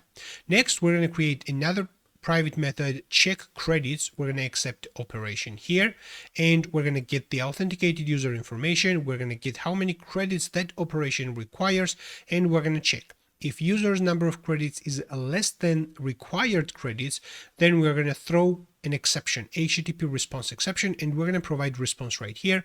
I'm going to call response JSON. The status code is 403, and inside this response JSON, we're going to provide a message: insufficient credits. The operation requires the required number of credits. You have whatever is the user's number of credits. All right. So next we're going to create deduct credits private method. Again, we're going to accept operation. We're going to get the user information. We're going to subtract the number of credits on the user's credits like this, minus and equal, and we're going to save the user information. All right. And finally, we're going to have get aspect ratio method. We're going to accept string ratio, and we're going to return, we're going to use this match operator to return the corresponding method name. Like for 1-to-1 aspect ratio, the method name is called AR1x1. For 16:9, the method is AR16:9. For 4/3, the method name is this, and by default the method name is this. Okay, if we scroll up and find that part where we call this method, and if we hit on this aspect ratio with control, where's this aspect ratio? I think we have not imported this aspect ratio, so just below this resize, we can add this aspect ratio, and if we open this, we can see that there are a bunch of methods like AR1x1, AR5/4, AR4/3, and so on. And we're doing the similar thing, and we're mapping our aspect ratio, which will be sent from the application, into our method name with the following code. All right, now we're going to open image.php model, and we're going to define protected fillable, and we're going to provide those user ID, original image public ID, original image, generated image public ID, generated image, operation type, and operation metadata. We can also provide the casts and provide the operation metadata to be an array. All right. Now I think we have the backend method fully ready. We have the migrations executed, and I think we're going to open now API PHP and define a route.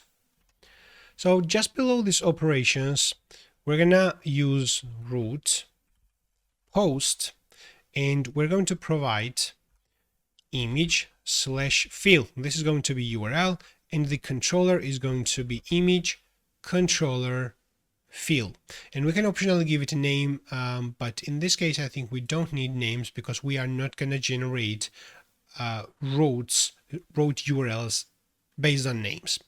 All right, okay, cool. Now we're going to focus on front-end side and create generative fill TSX file.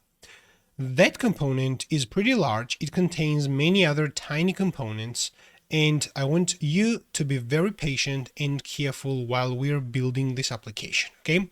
Some of the things might not be very clear immediately whenever I write the code, but it will become very clear whenever the component is fully ready. All right, so we're gonna first import all the essential components from React Native, such as we need view, text, we need alert, we need image, we need scroll view as well to show a scrollable content, we need touchable opacity, we need activity indicator, dimensions, modal, and next we're gonna move and import use state, use effect, and use ref from React. So we need button as well, and we're going to import everything from this expo image picker and save it as image picker. All right. Next, we're going to import user session, Axios instance as well, because we're going to send requests. We need Axios as well. We're going to import material icons. We need stack as well. We need user theme colors, and we need pager view as well. I think most of the things are very clear why we need them. But for the pager view, we're going to display two images, the original one and generated one side by side, and pager view will be used to swipe from left to right and vice versa.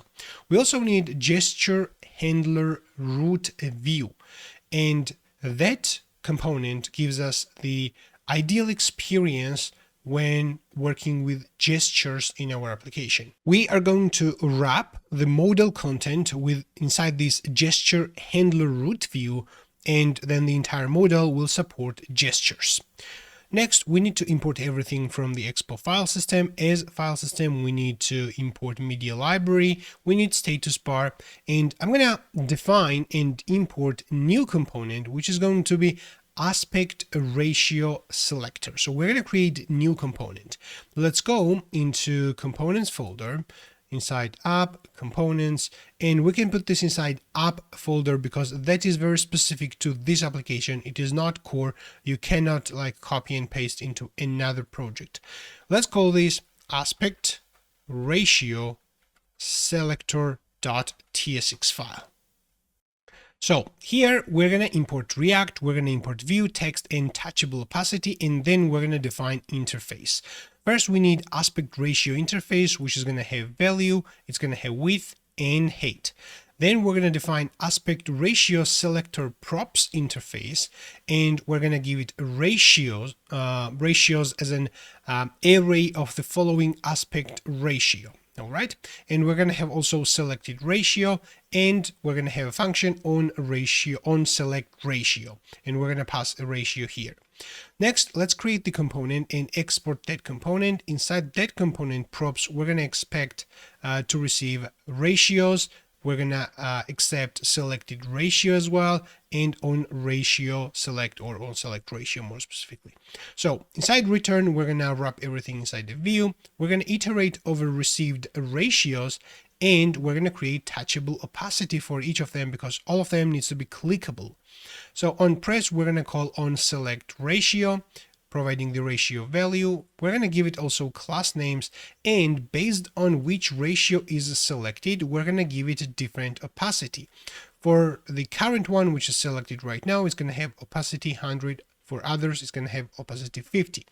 Also, we're going to create another view inside this touchable opacity, and it's going to have also different border color based on if it's selected or not. For selected, it's going to be green. For non-selected ones, it's going to be gray. We're going to also give it width and height, whatever is going to be ratio width and height.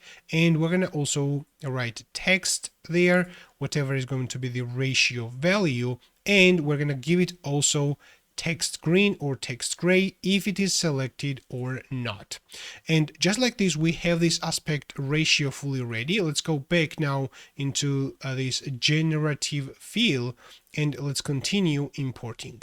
We're going to get the width of the entire window, and we're going to use that within multiple places. Just we define this outside of the component. Next, we're going to create this generative field component and exporting this. Now, inside this component, we're going to have a bunch of states. First, we need the user state, and we need update user function as well. And we need that update user function whenever we perform some operation. We're going to have updated number of credits for that user, and we're going to call update user to update number of credits for that user. All right, that's why we need this. We need colors, obviously, to show in dark and light mode. We're going to define selected image and set selected image state as well. This is going to be string. We need generated image and set generated image as well. We're going to have is loading flag if we are in the loading progress. We need has permission, and that has permission flag will determine if the current user has permission to access media items. We're going to also have flag for full screen visible, because when the image is generated, we're going to open this in a full screen, and that flag will decide whether it is on full screen or not. We're going to also have current full screen index, and that is necessary.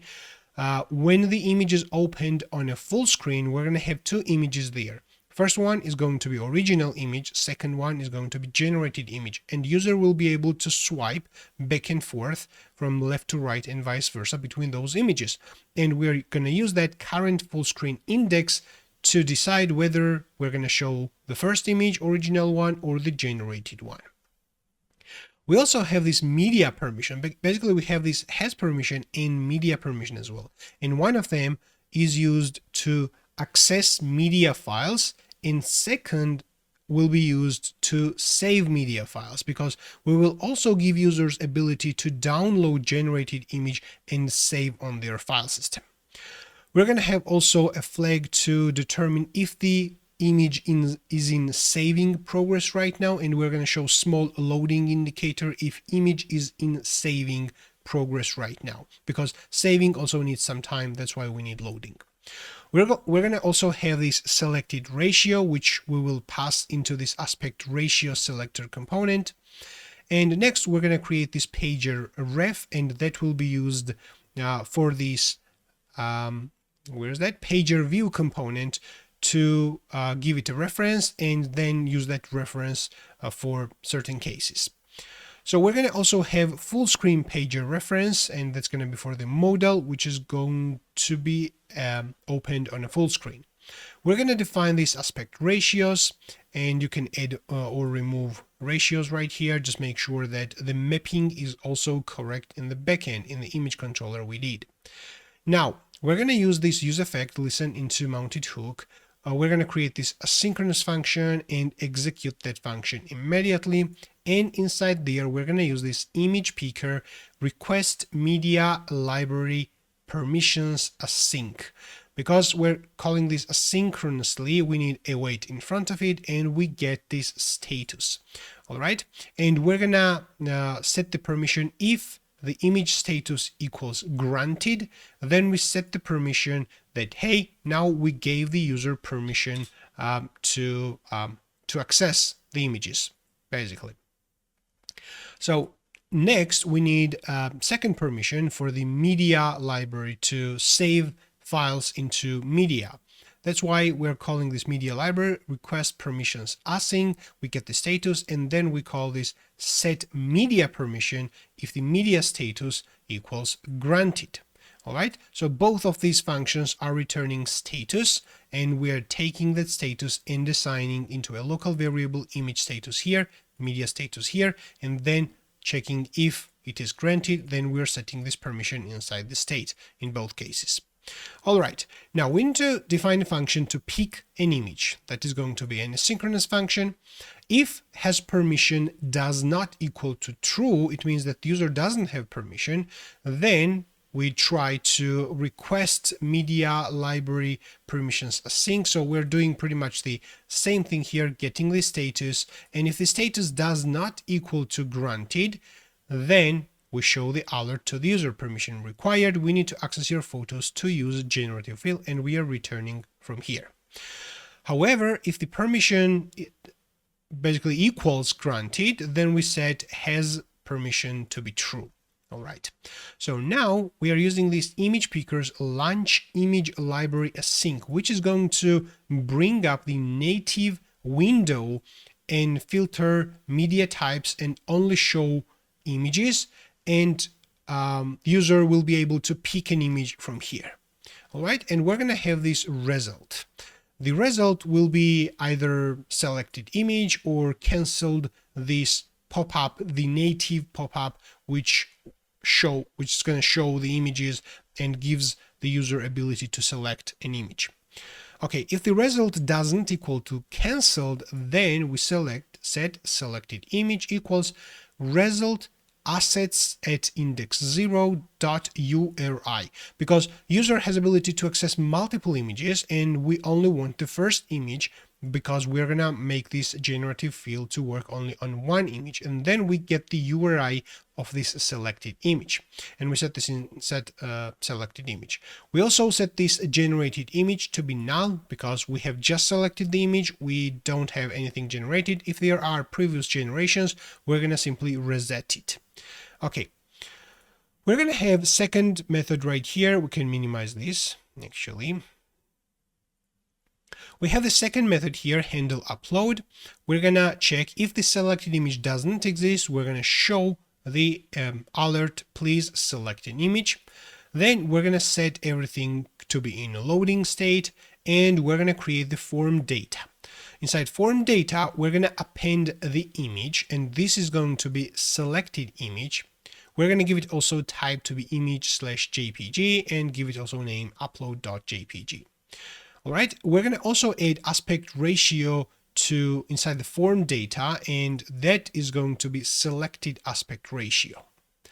So next we're going to wrap everything inside try catch, and inside try we're going to send the request using Axios instance. We're going to send the post request into the following URL, and we already have that URL ready.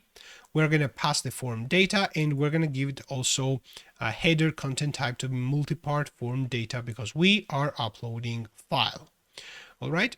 Next, we're going to check the response status. If it is 200, we're going to show alert success, image transformed successfully, and we're going to set the generated image to be response data transformed URL.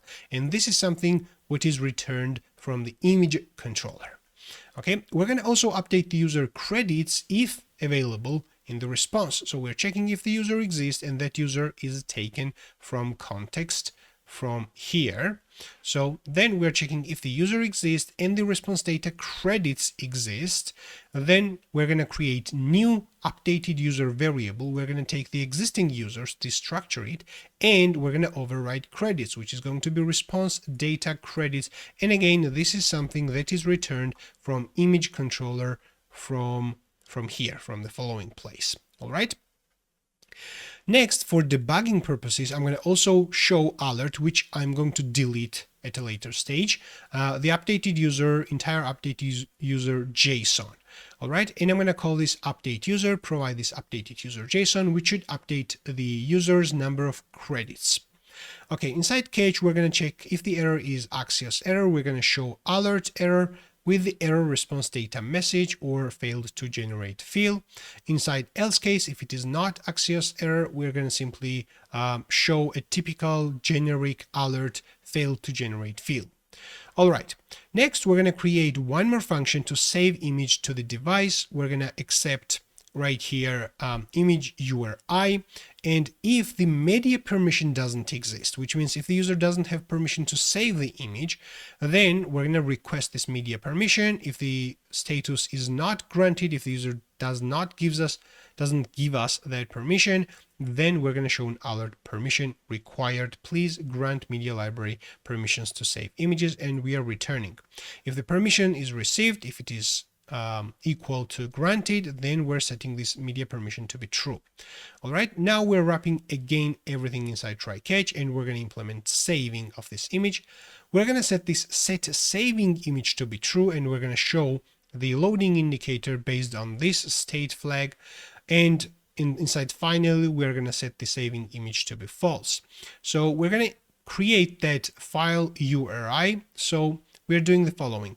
Using the file system document directory, we're giving it the following string generative fill image.jpg, and we're going to create this download result using file system download async. We're going to provide image URI, and we're going to give it also file URI.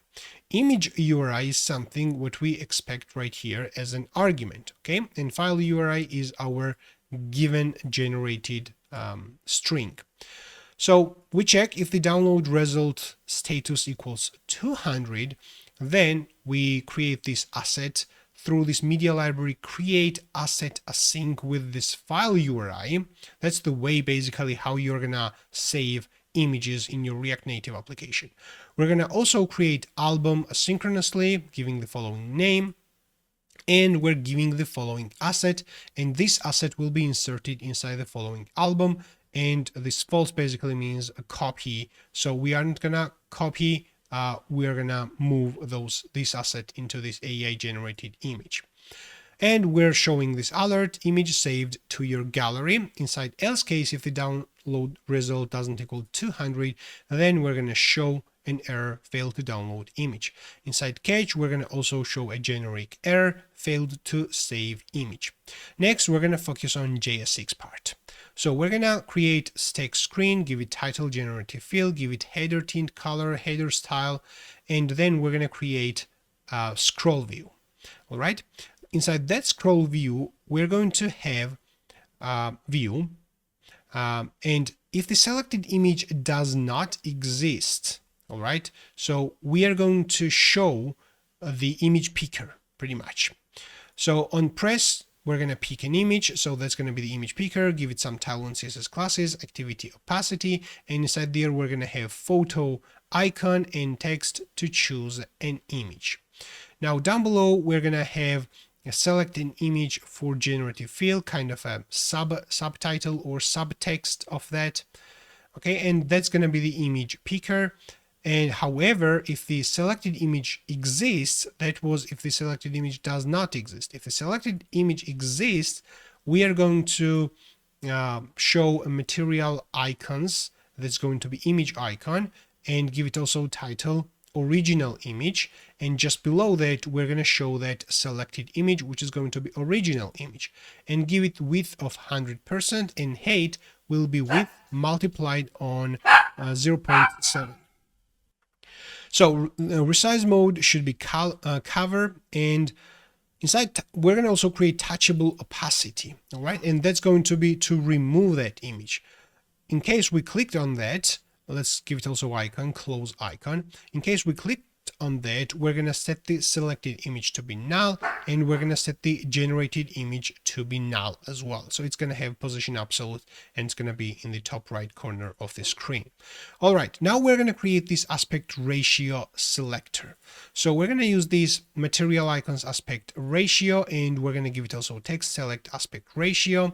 And down below, we're going to create this view, and inside that view, we're going to have this aspect ratio selector. That component which accepts 3 props. Let's go into aspect ratio selector. It accepts 3 props, that is ratios, selected ratio, and on select ratio.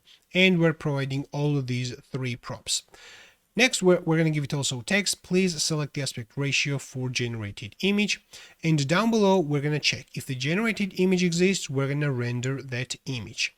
We have the view, we have this icon with the compare style, and we're going to have also compare images, because we need the way to compare 2 images to each other. We're going to have image comparison with a swipe component as well. We're going to use this pager view in the following area. Give it with 100% height to be width multiplied on 0.7. Give it initial page to be 0, and give it ref as well, what we defined above. If you don't remember, you can have a look in this pager ref.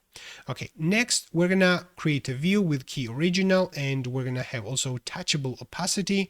When clicking on that, it is gonna set the full screen visible to be true, and the current full screen index will be set into 0. All right, and that is going to be original image. Now we give it also width and height. Inside here, there will be original image, selected image, with full width and height, and resize mode to be cover. And in next, just below this image, we're going to have a title, simple text, original, indication that this image is original image. We're going to have a generated view as well. Again, touchable opacity, set current full screen index will be 1 in this case if we clicked on the second image, and set full screen visible will be true. We're going to have also style and image, which will be generated image with the same styling. So depending on which image user is clicking, it's going to open this one on a full screen or this one on a full screen. Okay, again, we're going to have a view with different background and AI generated with icon as well. So indication that this image is AI generated image. Down below, we're going to have swipe indicator text. Again, view, another view. Inside there, we're going to have material icons, and we're going to have text swipe to compare, to give the user information that they can swipe and compare 2 images. All right, we're going to have action buttons as well, and we're going to have save image action button at the moment. Whenever we press on this, it's going to call this save image. If saving image is in progress, we're going to show this activity indicator. In else case, we're going to show material icons, and we're going to show save. So that's going to be if the image is not in saving, that's going to be if the image is in saving state.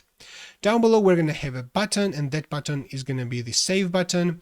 It's going to have icon as well. It's going to have is loading. If it is in loading state, we're going to show generating field. If not in loading state, we're going to show generate field. That's going to be the primary button, which will do this handle upload when pressed on that.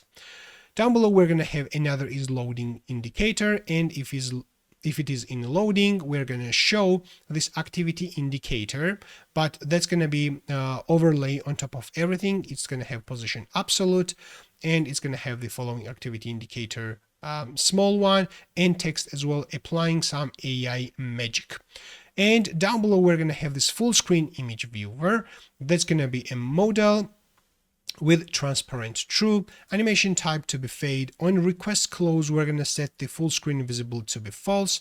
We're going to have also gesture handler root view, and that is what handles the proper gestures basically inside this modal. We're going to have a view with status bar and touchable opacity, which is going to close the modal, set full screen visible equals false. Again, position absolute in the top right corner. We're going to have material icon close here. Now we're going to have pager view with style, initial page to be current full screen index. We're going to have ref. On page selected, this is going to be set current full screen index to be native event position. All right, so that pager view again is going to be to swipe on left and right, and it sets the current full screen index appropriately whether we are swiped on the left or on the right. If the selected image exists, then we're going to show that selected image inside that modal. We're going to have text also indication that this is original one. And if the generated image exists, we're going to also show generated image and with the text that this is actually AI generated image. Okay, and down below, we're going to have pagination indicators. And we're going to have simply to view. And if the current full screen index equals 0, it's going to have background white, otherwise background gray 50. And for the second view, also the same one. If the current full screen index equals 1, BG white, otherwise BG gray 500. And that's going to be pretty much it. So we have this entire generative fill component ready. And here is the result. We're going to click on this generative fill and we say the following: choose image component. When we click on this, it is going to trigger and display device's native image picker dialog. And we're going to choose one of the image, and I'm going to fill this into a square mode, and we're going to click generate fill. It's going to start the following indicator, applying AI magic, just like we implemented in the code. It is going to also disable the button right here and show loading indicator. And once this is completed, we are going to see image down below. Okay, as soon as this is completed, we see right here the following JSON, and this is because we wrote alert somewhere in our code and we're displaying the entire updated user information. Unfortunately, we don't see the number of credits on this user in the following stringified version, but let's see. Okay, I'm going to click on OK, image transformed successfully. We're going to hit OK here as well, but something weird happened. So first, if we have a look at the number of credits right here, we can see that it was decreased. By default, every user has 10 credit, and you can check this in your database as well inside the users table right here, and it got decreased properly. However, let's remove this alert first. Why it redirected us into the home page and did not leave us on the generative fill page? Because we wanted to see that generated image. Here is why. Let's open up another app, and inside this app, without parentheses, we have this main layout, which is for guest users. And inside that layout, we have the following code. If session exists and not is loading, so then we are redirecting user into tabs section. And this happened right now because we set this update user. That update user actually updates the context. So once the context got updated, then inside this layout, we have the session provider. The entire component got re-evaluated inside this root layout. And we have header here as well. So header got re-evaluated and the following code executed, and it detected that we had session and it was not loading, and it redirected us into the tabs page. So this is not quite accurate, and I'm going to modify this slightly. We're going to get the current path name. Const path name equals use path name, and make sure that use path name hook is also imported right here. Now, since we have this path name, we're going to write the following condition. First, I'm going to declare a variable is auth screen, and then I'm going to check if path name exists slash or path name, let's autocomplete this and then modify, or path name equals sign in, or path name equals sign up, then this is the auth screen. All right. And we can also provide welcome, which is, I think, index. So we can also provide path name equals index. Cool. Or I think the path name slash basically means index. Okay, we don't need this. So if the path name is slash or sign in or sign up, and then if the session exists and not loading, and we are on the auth screen page, only in such case we're going to perform redirect into the tabs page. Now let's have a look again. We're going to choose image. I'm going to choose second image, convert this into square. Let's click on this generate. Now we see image transformed successfully alert, and down below we have this compare images, and we have the swipe to compare text. We have save, which is going to trigger downloading the image on the device. That's pretty cool. So we're going to click on allow, image saved to your gallery. That's perfect. And let's swipe to the right. Okay, because we have kind of fixed aspect ratio right now, we don't see square version of it, but let's click on this, which is going to open this on a full screen. This is the original one, and this is a generated one. And you can see it perfectly filled the top and bottom area. I love this actually. So that's pretty cool. Now let's try to fill into the following mode. I'm going to click on this, and we are going to click on this generating fill again. Image transformed successfully. We're going to click OK. Let's open this on a full screen. This is the original one, and this is the new one. And we can see the original and new one are kind of very close to each other, but on the right and on the left, some small places definitely got filled. And that's pretty cool. So we also have the save button on the original, not the original, on the generated one. If we want, we can download and have a look. When we click on the close, it is going to reset this entire screen. That is perfect. If we have a look inside Cloudinary console, we can go into assets and then click on assets or folders, and you can see just generated images. So we have those ones what we uploaded, and we have transformed folder as well. If we click on the transformed, we're going to see gen fill right here, and inside gen fill we have those images what has been generated using generative fill. If you go into assets section, you can also see entire assets what you basically own, and inside folders they are more organized. If we have a look inside database into images table, we can see the entire information. So this is original image public ID. We have original image as well. We have generated image public ID, and we have generated image URL as well. And we also have this operation is generative fill. And we're going to have also the operation metadata. We see this generation basically has aspect ratio 1/1. This one has 16/9. And we have created it and updated it. And where's the user ID? Here's the user ID. And using that user ID, we're going to filter and display all existing transformations of the images on the user's page. And that's going to be cool. So if we just take one of the URL, whether this is original or generated, let's take the generated one, and we can open this in the browser. We're going to see this to be generated image.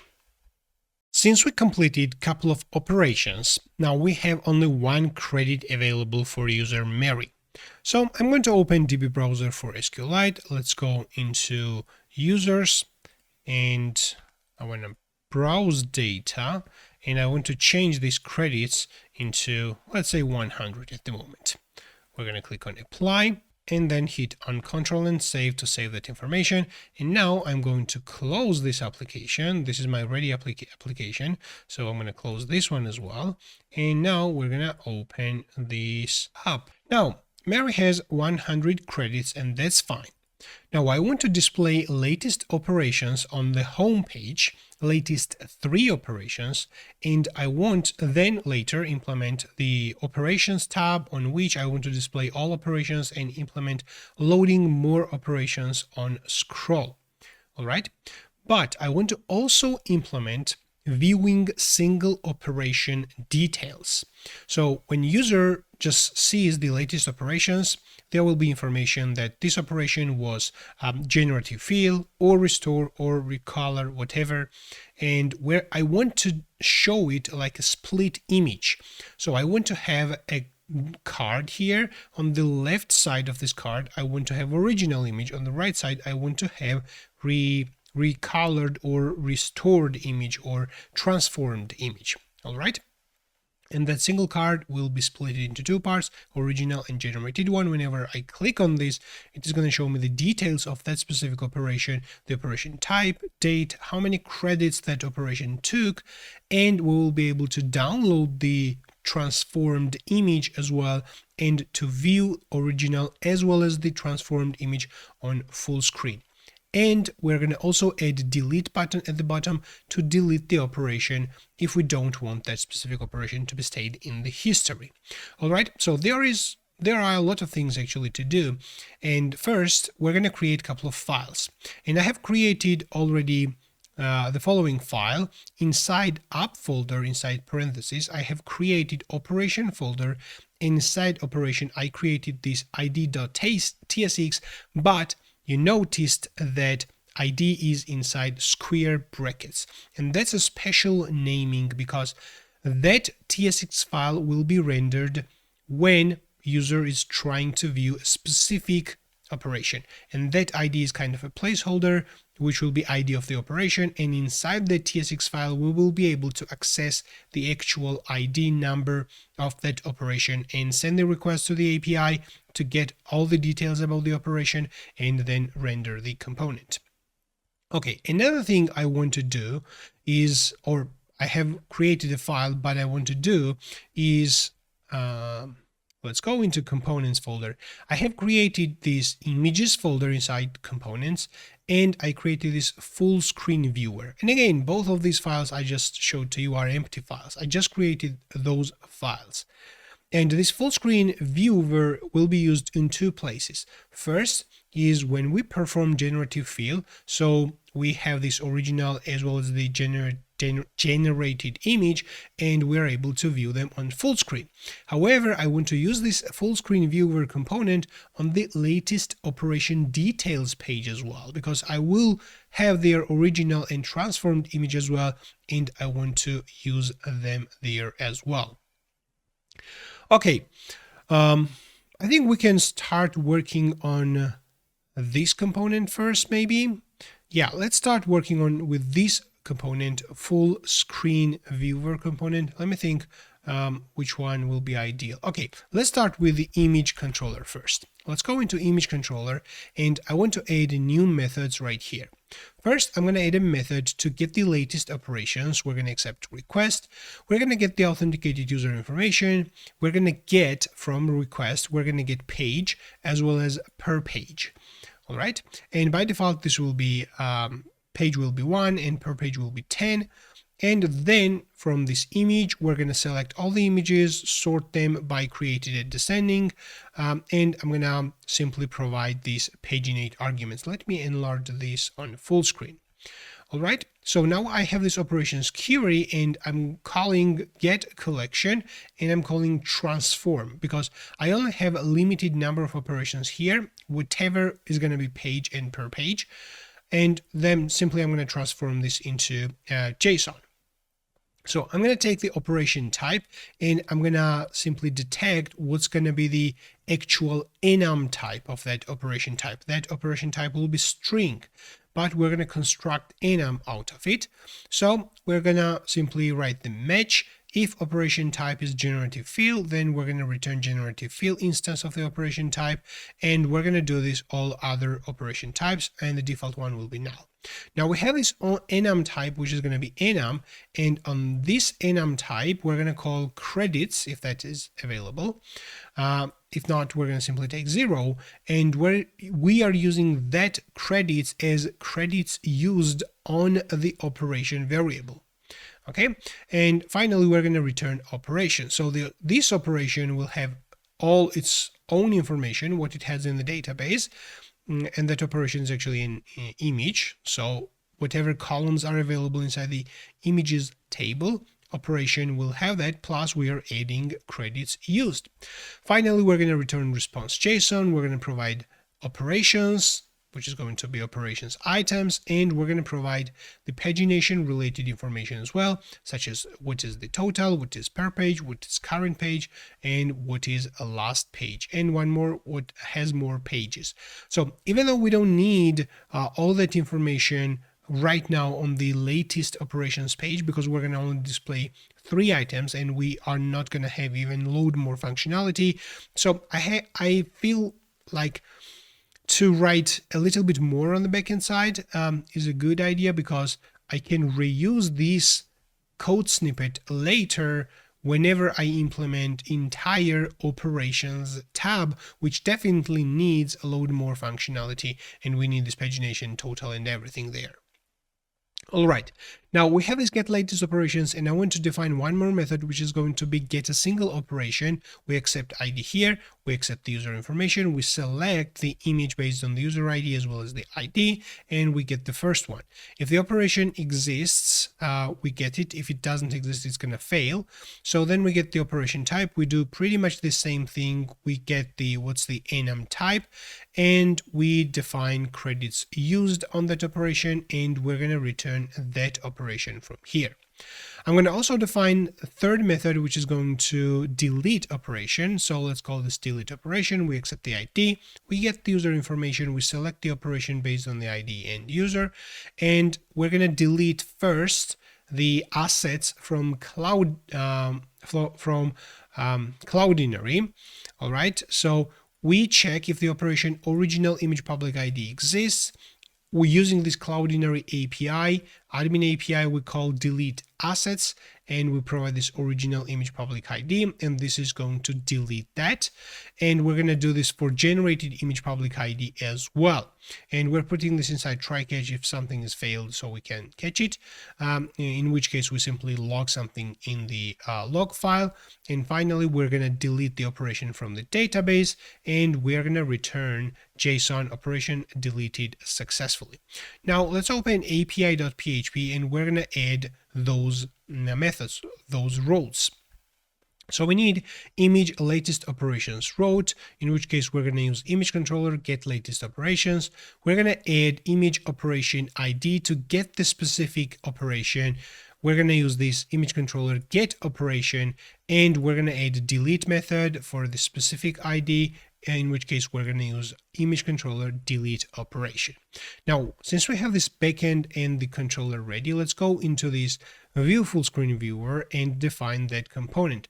Most of the things inside this view full screen viewer will be very much similar to generative fill, how we defined it. So like we have here this model full screen image viewer, and we're going to change this generative fill full screen image viewer as well, but the content inside here will be very, very similar to the following one. Okay, so we're going to import React use ref and use state. We're going to import view, text, modal, touchable opacity, image, dimensions, and activity indicator from React Native.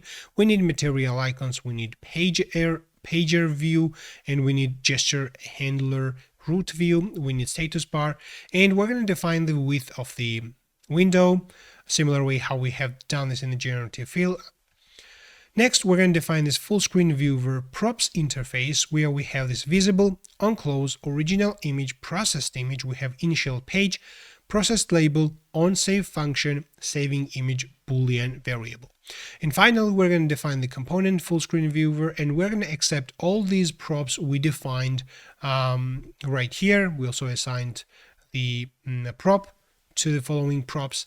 And next we are going to define a couple of states and refs, like full screen pager ref. We're going to define the state for current index, and then we can return JSX. So we have this model which has visible, transparent, animation type, and on request close, which is going to call on close. On close is a prop. Next, we're going to wrap everything inside gesture handler root view. Then we're going to have view and status bar, and we're going to wrap everything inside touchable opacity, and not everything, but that's going to be a close button to close the model, okay, which is going to call on close. Next, we're going to have pager view, and inside pager view, we're going to have two images, original image as well as the generated image. So if the original image exists, we create view. Inside there we have image and text that this is original. So if processed image exists, we create view, image, and text that this is processed image. And we also give it processed a label, and we can give it different label in different cases, like AI processed in this case, but we can give it different one, like recolored image or whatever we want.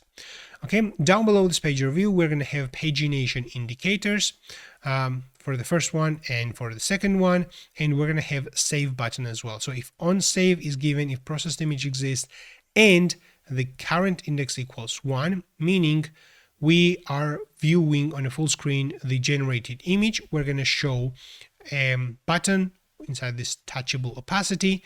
It's going to have on press, which is going to call on save. It's going to be disabled if we are saving the image already, and if we are saving, we're going to show activity indicator. Otherwise, we're going to show material icon, save alt icon. Okay, so we have this full screen viewer TSX file ready. Let's go into index.tsx, and we're going to implement a loading latest operations. All right.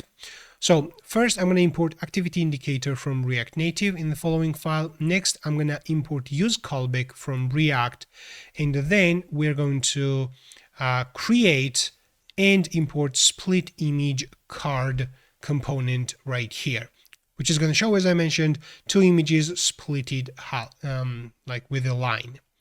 Okay, let's create this split image card as well. Let's go into components, app, and we're going to create that file. Let's call this split image card.tsx file.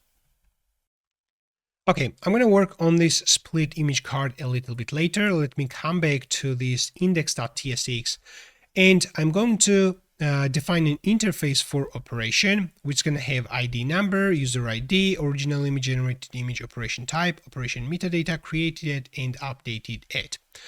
We are going to also define right here latest operations state, and we need loading state as well. Then we're going to define a function, handle operation press, and we are using this use callback because we don't want this function to be redefined every time the component re-evaluates the virtual DOM and recomputes, so to say. So inside this handle operation press, we're going to redirect user into the following path name operation with the ID, and this is the file we created. So we are redirecting user to the following place, but we have to also provide params. ID is the operation ID, and that operation ID is the operation ID right here. So whenever we call this handle operation press, we're going to provide this operation ID. Okay, awesome. Next, we're going to define this function fetch latest operations. It's going to be a synchronous function. We're going to set the loading to be true, and inside finally, we're going to set the loading to be false. Then we're going to use this Axios instance to send the request onto API image latest operations. We have this response, we have this page ID, and per page right here. We only want 3 latest operations at the moment. So we do it like this, and we set the response data operations inside these latest operations. Inside catch, we simply log the statement, and we're going to call this fetch latest operations on this mounted hook. Now we're going to scroll down below, and we're going to create a view we're going to give it title latest operations, and we're going to check first if it is in the loading state. We're going to show this activity indicator. If it is not in the loading state, if it is already loaded, we're going to check if the latest operations exist. If its length is more than 0, then we're going to show this latest operations. Otherwise, we're going to show an empty text. Okay, inside these latest operations, we're going to iterate over these latest operations. We're going to create touchable opacity. This is going to be a card, but also a touchable card. We're going to have this handle operation press, providing the operation ID, pressing on which will open the details page. And inside this touchable opacity, we're going to have this split card image or split image card. We're going to provide original image, generated image, operation type, created it, and that's going to be it. And down below, we're going to have this view in else case if the latest operations length is 0, in which case we're going to show the icon and text. You don't have created any operations yet. Okay, so I think this index TSX is kind of ready. However, we need to go into this split image card component, and we're gonna define this as well. Now, inside split image card, we're gonna import React, view text, image, dimensions, and style sheet from React Native. We need use theme colors, we need material icons, and we're gonna define the width of the window. We need also card width, which is going to be the total width minus some padding. And I'm going to define type for split image card props. We need original image, generated image, operation type, created at, and credits used. I'm going to also define a function to format the operation type. We accept string, which might be like generative underscore fill, and we're going to convert this into user friendly text. Like we're going to split the underscore. We're going to convert this into array, like generative fill as an array element, separate array elements. We're going to also convert the first character of the word into an uppercase, and then we're going to take the rest of them. And finally, we're going to join. So we're simply making this text user friendly.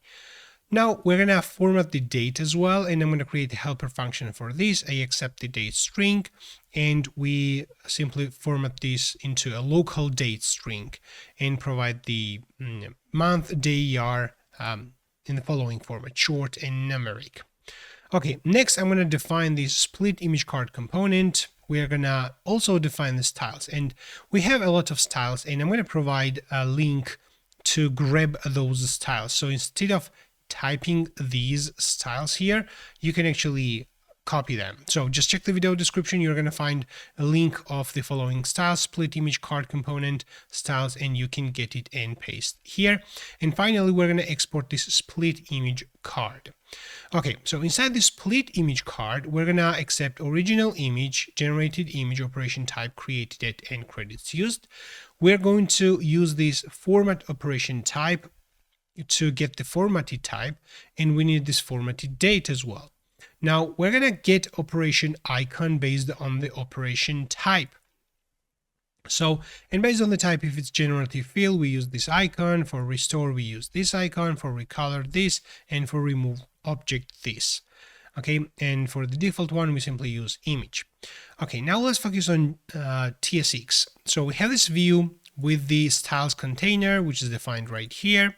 We have this background color and border color. Inside, we're going to have another view with the material icons, and that's going to be the get operation icon. Whatever is the operation type, that icon will change. We're going to have another view which will have the text for the formatted type, and that's going to be the formatted text, such as generative space fill. We're going to have also another view inside which we're going to have date. And we're going to check if the credits used is not undefined. We're going to also display the icon, credits icon, and we're going to display how many credits used, whatever credits. Okay, I'm going to create one more view, and this is going to be just below the header, inside which we're going to display original image on the left side. Okay, and we're gonna have generated image on the right side, and we're gonna have diagonal split line as well, and this is going to be this view. We're going to have also labels. The first one is going to be original label. Second one is going to be generated label. And this is it. And just like this, we have this split image card component ready. And let me open now the application. This is it. So we have this latest operations, generative fill, original, generated one, and we have 3 latest operations. So clicking on this latest operation should open this new component, but that's not found at the moment. So we need to go back and we have to create this component. So we're going to import the following things from the React. We need to import the following components from React Native as well. We need to import use local search params, stack and router from export router. Make sure you import all these things. We need safe area view. We need material icons. We need use theme icons. We need Axios instance as well. And we need file system to be imported. We need media library as well. We need pager view and full screen viewer component as well. We're going to define the width and the height of the window. We're going to define the interface operation, which will have ID number, user ID, original image, generated image, operation type, operation metadata, created at, and updated at, and credits used as well. We're going to have format operation type, which is going to be pretty much identical function what we have seen in this split image card. And we're going to have format date as well, which is going to be again identical function what we have inside the split image card. Right here, I'm going to give you a challenge. Just create those 2 functions outside of this component so that we don't repeat ourselves. Create somewhere else, export it, and import them inside the split image card in the id.tsx file so that we don't repeat these functions. All right, so next, here, by the way, we also have this hour and minute, and that's also, that is making your challenge a little bit complex. So you're going to create this function to accept additional props so that it works like this from id.tsx, but works slightly differently from here from split image card. All right, now I'm going to define the component operation detail. We're going to get the ID, which is going to be local search params. We're going to get the colors operation. So this is going to be the main state containing the operation. We're going to have loading indicator as well, image viewer visible state. We're going to have current image index, saving image, media permission, as well as the pager ref. So next we need to define the use effect listening to this ID. Once we get this ID, which is going to be the operation ID, we're gonna wrap everything inside asynchronous function and execute that function immediately. So we're gonna check the permission. So we are trying to get the media library permission, and if the status is granted, we set this media permission. All right, after which we're sending the first we need to define the function to fetch the operations, and then we're going to use that function to actually fetch the operations. So inside here we're going to have try catch. Because this loading by default is true right here as a default value, we don't set true in this function. Instead we set loading to be false inside catch finally. All right, so next we are sending the request to get a single operation. And once we get this, we're going to set this inside state. Inside catch, we simply will print something. Okay, and then we're going to execute this fetch operation. After this, we're going to define handle operation deletion, and we're going to define function for this. We're gonna show alerts and double check if the user wants to delete. So that's a confirmation. Delete operation. Are you sure you want to delete this operation? Okay. So we're gonna provide text cancel and style cancel. We're gonna provide text delete and style destructive. So we're gonna give it on press handler, inside which we're gonna again wrap everything inside try catch. We're gonna set the loading to be true, and inside catch we're gonna set the loading to be false. And we're gonna send delete request to delete the operation. All right, so if this doesn't fail, we get the successful response, we delete the operation, and we call rotor back. So we go to the back screen. Inside catch, we simply show alert.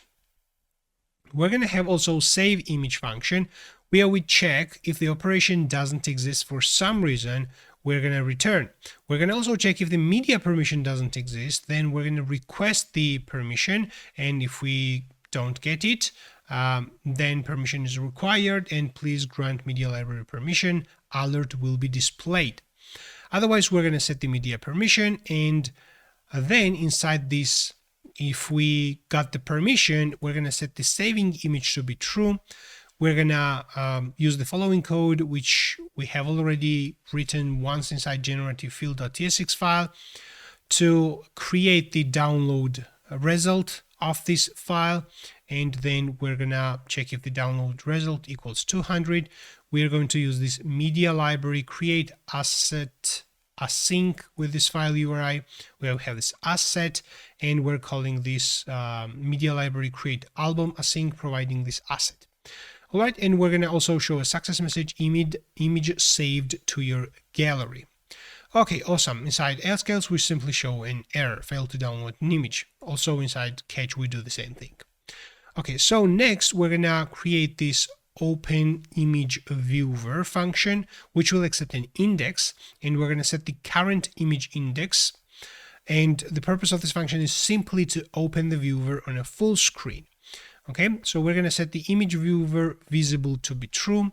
We're gonna set the timeout to allow modal to be opened fully before changing the page. So after 100 milliseconds, we're gonna get this page a reference and call set page with the current index.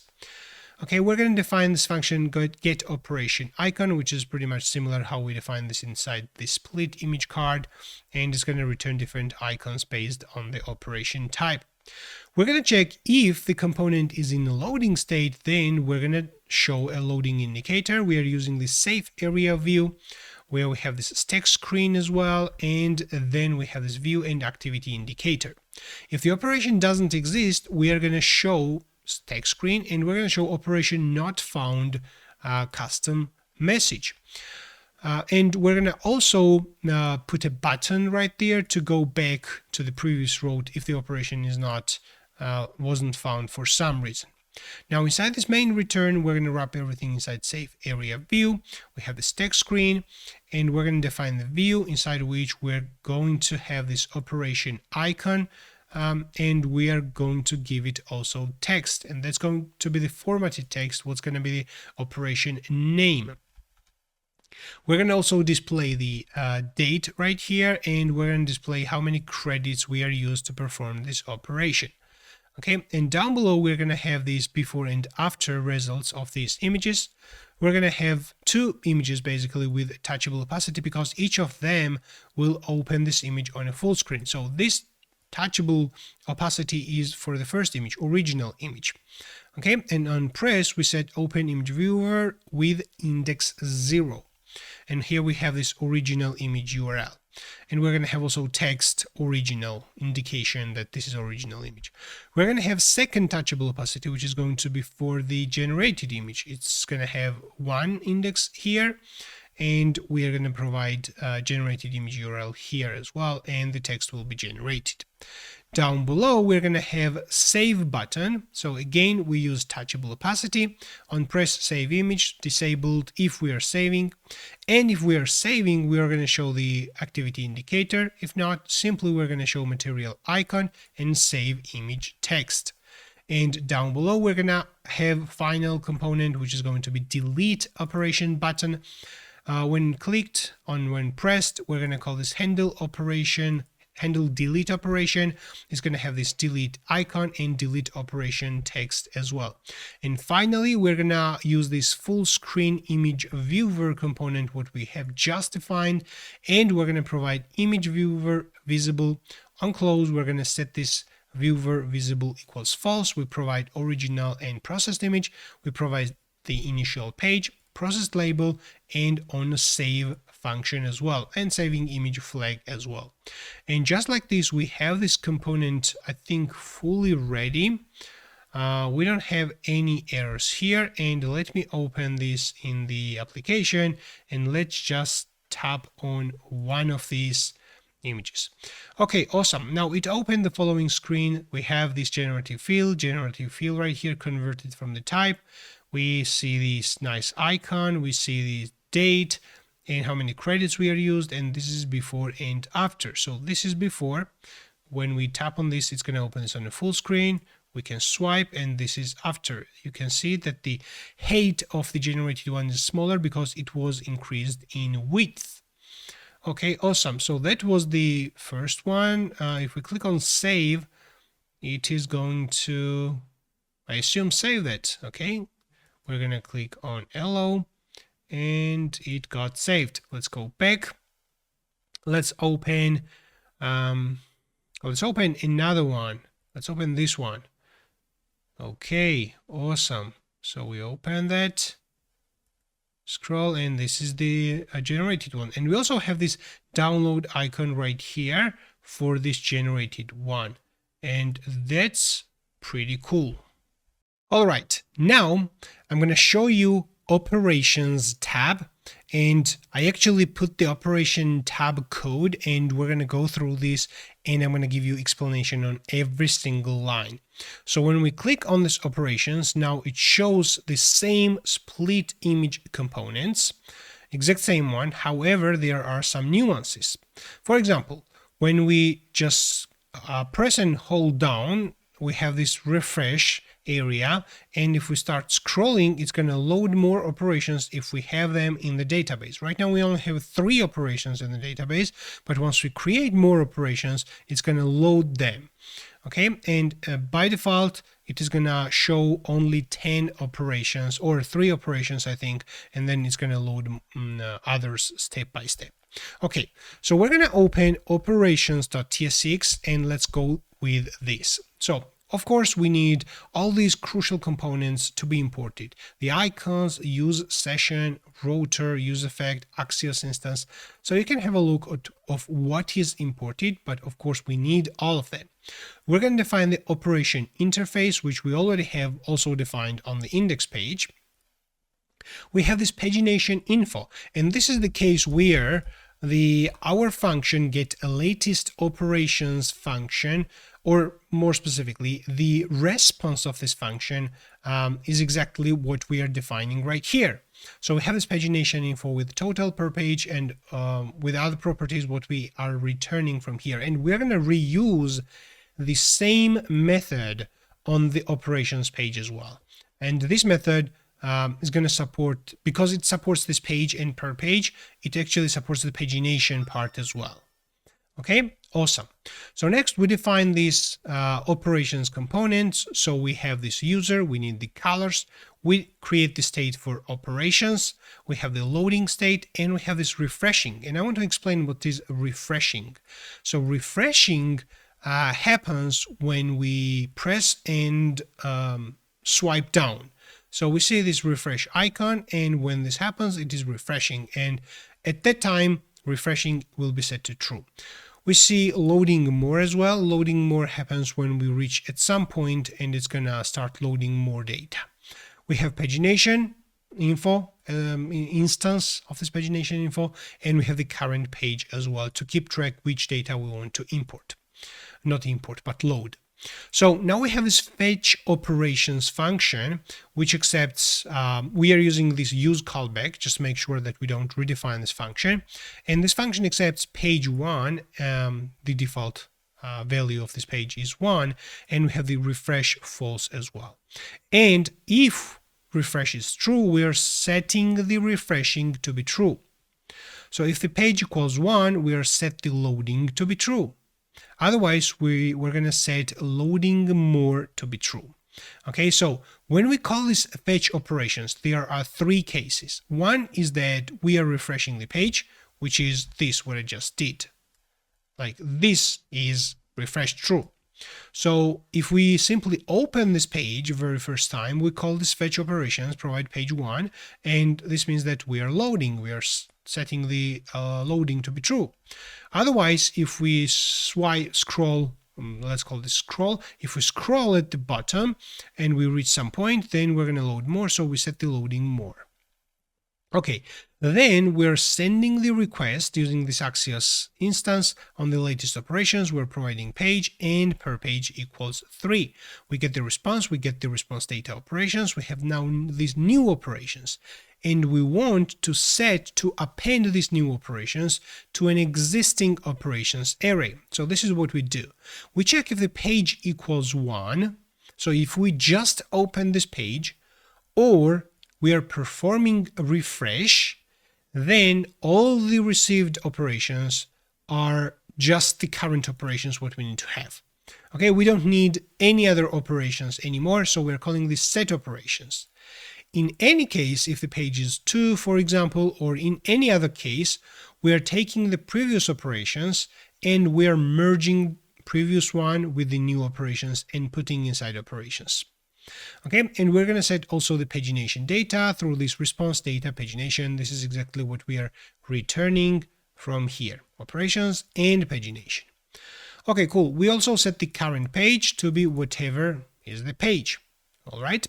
So now we have the sketch statement and inside finally, we have the set loading to be false. We have this set refreshing to be false and set loading more to be false as well. And we do this, we simply define this function, but the interesting part is that when we call this. So we have this handle refresh, again, using this use callback. We are looking at this fetch operations function as a dependency. And when this is changed, we call fetch operations with page 1 and refresh true. And that does refresh. So that function is called on the following case. All right. And we're going to see where this handle refresh is used. We have a handle load more as well, which inside which we're checking if it is not in loading state right now. And if the pagination has more pages, then we're going to call fetch operations with the current page plus 1. If the current page is 1, now we need to load content for page 2. And as dependencies, we have this loading more, pagination, current page, and fetch operations. If any of these values are changed, then we are redefining this handle load more function. Okay, because we need those 4 values as dependencies because we are using those 4 values inside that function. Okay, and once the function is declared, if none of these 4 values are changed, the function will not be redeclared, and the values inside that function will be unchanged. That's why if the values of these 4 properties or functions were changed, we are redeclaring this handle load more function. We also have this handle operation press, which is very much similar to the one what we have inside index page, and we are redirecting user into a single operation page. And inside use effect, we are looking at this fetch operations, which is the function. And once the function is ready, we're calling this fetch operations for page 1. Now, we also have this render item function. Again, we're using this use callback, and we're providing the item inside this render item. Then we take this item and we render this nicely using this split image card. We wrap everything inside touchable opacity. We also have this onPress handler to handle operation press, but we use this existing component split image card to render this nicely. All right, so that's the render item, and down below we have this render footer. If loading more is false, we are returning null. Otherwise, we are showing this loading indicator. That loading indicator will be shown at the very bottom if we reached at some point and it started loading more images, more operations on this operations page. And as a dependency, again, we have this loading more and colors primary. Okay. What else? Okay, let me minimize this. I'm going to also collapse this, and then we have this to render empty. area, and we're going to use this down below in this main JSX area. But the purpose of this render empty is to show the following text: you have not created any operations yet with some icon. That's the purpose of it. Okay, now let's focus on the main JSX area. So we have wrapped everything inside save area view, and then we have another view. Inside that view, we have another view, which is kind of header, and we have this flat list. Before I talk about this header, I want to talk about this flat list. That flat list is a new component which we have not used this before, and it has a bunch of options. You can just type flat list React Native in Google, and you're going to find a lot of information about that. But let me explain. We are providing the data from these operations inside this flat list. We are going to also provide how each item should be rendered. Okay, and we're providing this render item function. We have this key extractor as well, and this key extractor is necessary for the application to understand what is going to be the unique identifier for each item. And we are using this ID toString from the item. We also have this content container style. I think it's very self-descriptive. We have some padding. Then we have another prop, which is shows vertical scroll indicator to be false.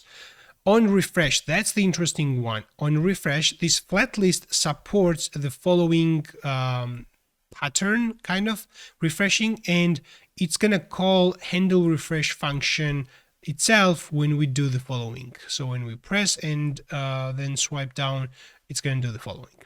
So we also have this refreshing flag, which will apply the proper loading indicator as well as styles on this flat list, and it's going to do the re-render of the flat list, entire flat list.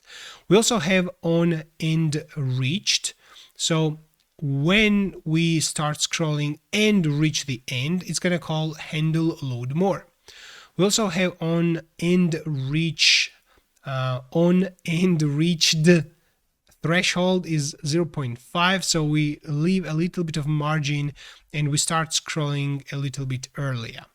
Okay, we have this list footer component, and that is this render footer function, which is going to return the following footer component.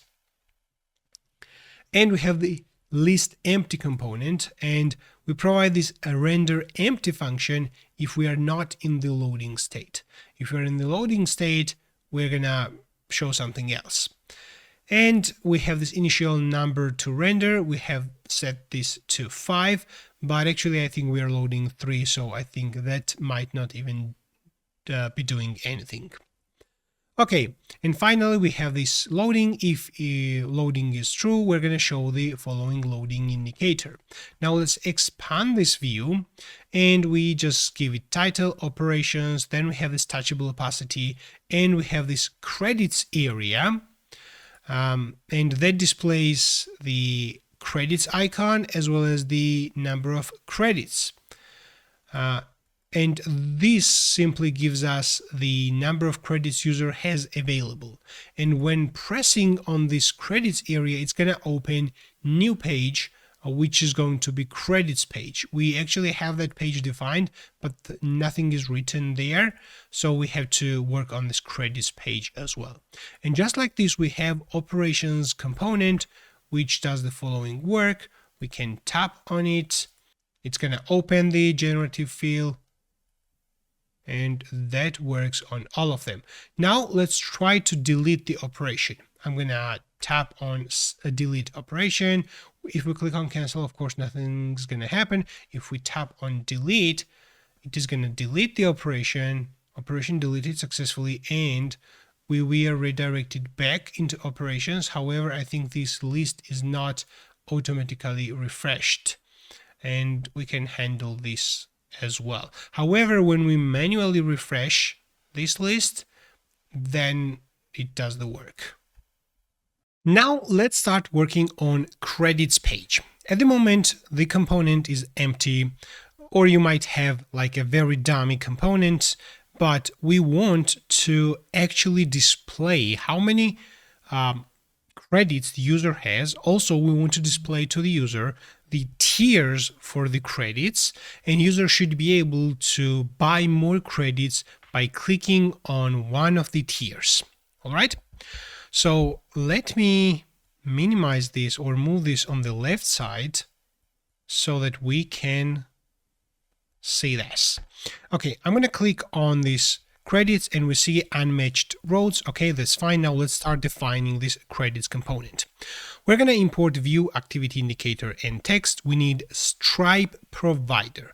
So that is now a very important thing. We're going to wrap this entire component, the credits component, inside Stripe provider because we need Stripe Online Payments on this page. Okay, awesome. Next, we're going to define and import Stripe publishable key from config env file. And if we open env.ts, so we're going to define this Stripe publishable key right here, and that needs to be your Stripe public key. You can get this from Stripe dashboard. I just copied the test version. However, if you're doing this for production, you need to get this Stripe public key or publishable key. They are synonyms actually. So others call publishable key. I call this public key. So they are the same thing. Make sure you get this publishable key or public key and put this in env. Now we have that imported here. Next, we are going to create and define credit package card. And I'm going to actually do this right now. Actually, in the components, I have created this empty file, credit package card.tsx file, and let me open this and I'm going to define the component here. So I'm going to import all the necessary things. I'm not going to explain all these things. We imported this gradient card, which is going to be wrapper of this card.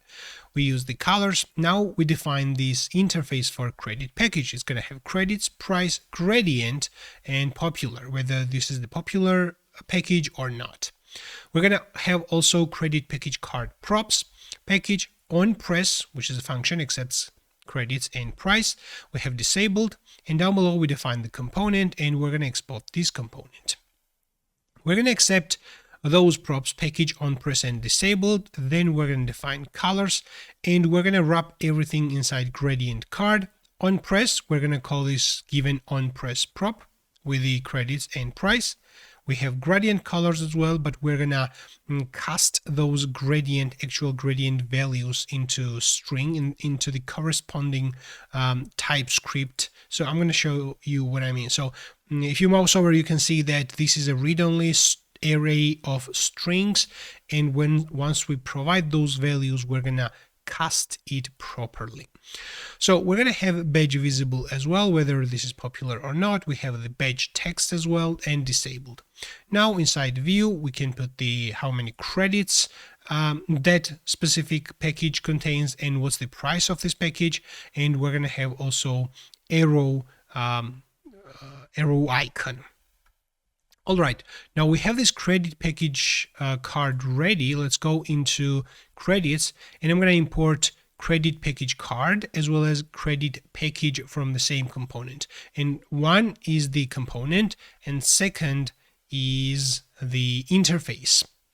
All right, so next we're going to use theme colors. We need material icons, use session, and then I'm going to define credit packages. So for simplicity right now, I'm doing this inside TypeScript, but probably the ideal case will be you create database table for packages. You define how many credits that package has, what is the price of this package, whether this is active package or not, and things like that. And then you send the request to get those credit packages inside the following component. All right. Now for simplicity, I have defined them right here in this TypeScript file. So we have credit packages, and each of them has the following type, credit package. And we have credits 10, price 2, popular false, credit 50, price 10, popular true, and the third one, credits 200, price 30, popular false. So these are just my dummy data. You can put whatever credits and price you want. This is just what I came up with. Next, we're gonna create this credits content component, and then I'm gonna define credits component and export this credits component. So I'm using this Stripe provider and providing this publishable key, which is going to be the Stripe publishable key. And inside that Stripe provider, I'm using this credits content. And this is going to be the main component inside which we're going to define everything. We're going to use these use sessions and get the user and the loading. We need colors. We need then we need to define the JSX. We have the view. Inside view, we're going to have material icons, stars icon, and I'm going to give it also text, how many credits the user has, and subtext available credits. So that indicates that user has certain amount of available credits. Then we're going to have get more credits. Now, actually, if I save this right now, maybe it is already something we can have a look. Yeah, this is it. So let's continue, and then we're going to create one more view, and I'm going to start iterating over credit packages, and I'm going to define complete package, which is going to have a type of credit package, and I'm going to take the existing package and destructure that and add gradient right there, but I'm going to cast this array into the following type, and I'm doing this for TypeScript. Okay, next I'm going to return this credit package card component, and I'm going to provide the key, which is going to be complete package dot credits. I'm going to provide the package, entire package as well, and I'm going to provide onPress, which is right now an empty function, but later we're going to add a function to handle the payments, and disabled as well. So down below, we're going to check if it is in loading phase. We're going to show the loading indicator, and yeah, I think that's it. So this is the page. We have 100 available credits. We can get more credits with the following packages, and we see that this one is actually popular one. Now I'm going to start working on online payments using Stripe. This is pretty interesting and complex topic at the same time, so bear with me and be patient. So there are a few things we're going to prepare before we actually start implementing online payments. And one of them is to create transactions table and transaction model in the database, which is going to save every successful transaction. Using Stripe, we're going to do. Now let's bring up terminal, and I'm going to open new terminal. We're going to navigate into API folder, and I am going to execute PHP artisan make model. Let's call this transaction, transaction, and I'm going to generate migration file as well. Now let's open this migration file. Let me open this on a full screen, and we're going to add user ID, which is going to be foreign key.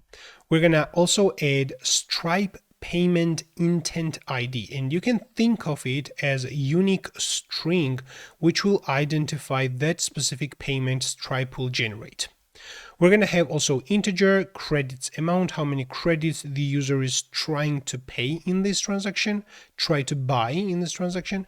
And we're going to have also amounts paid. We're going to have string currency, which by default will be USD. We're going to have status, which can be pending, completed, or failed. And we're going to have paid at a timestamp as well.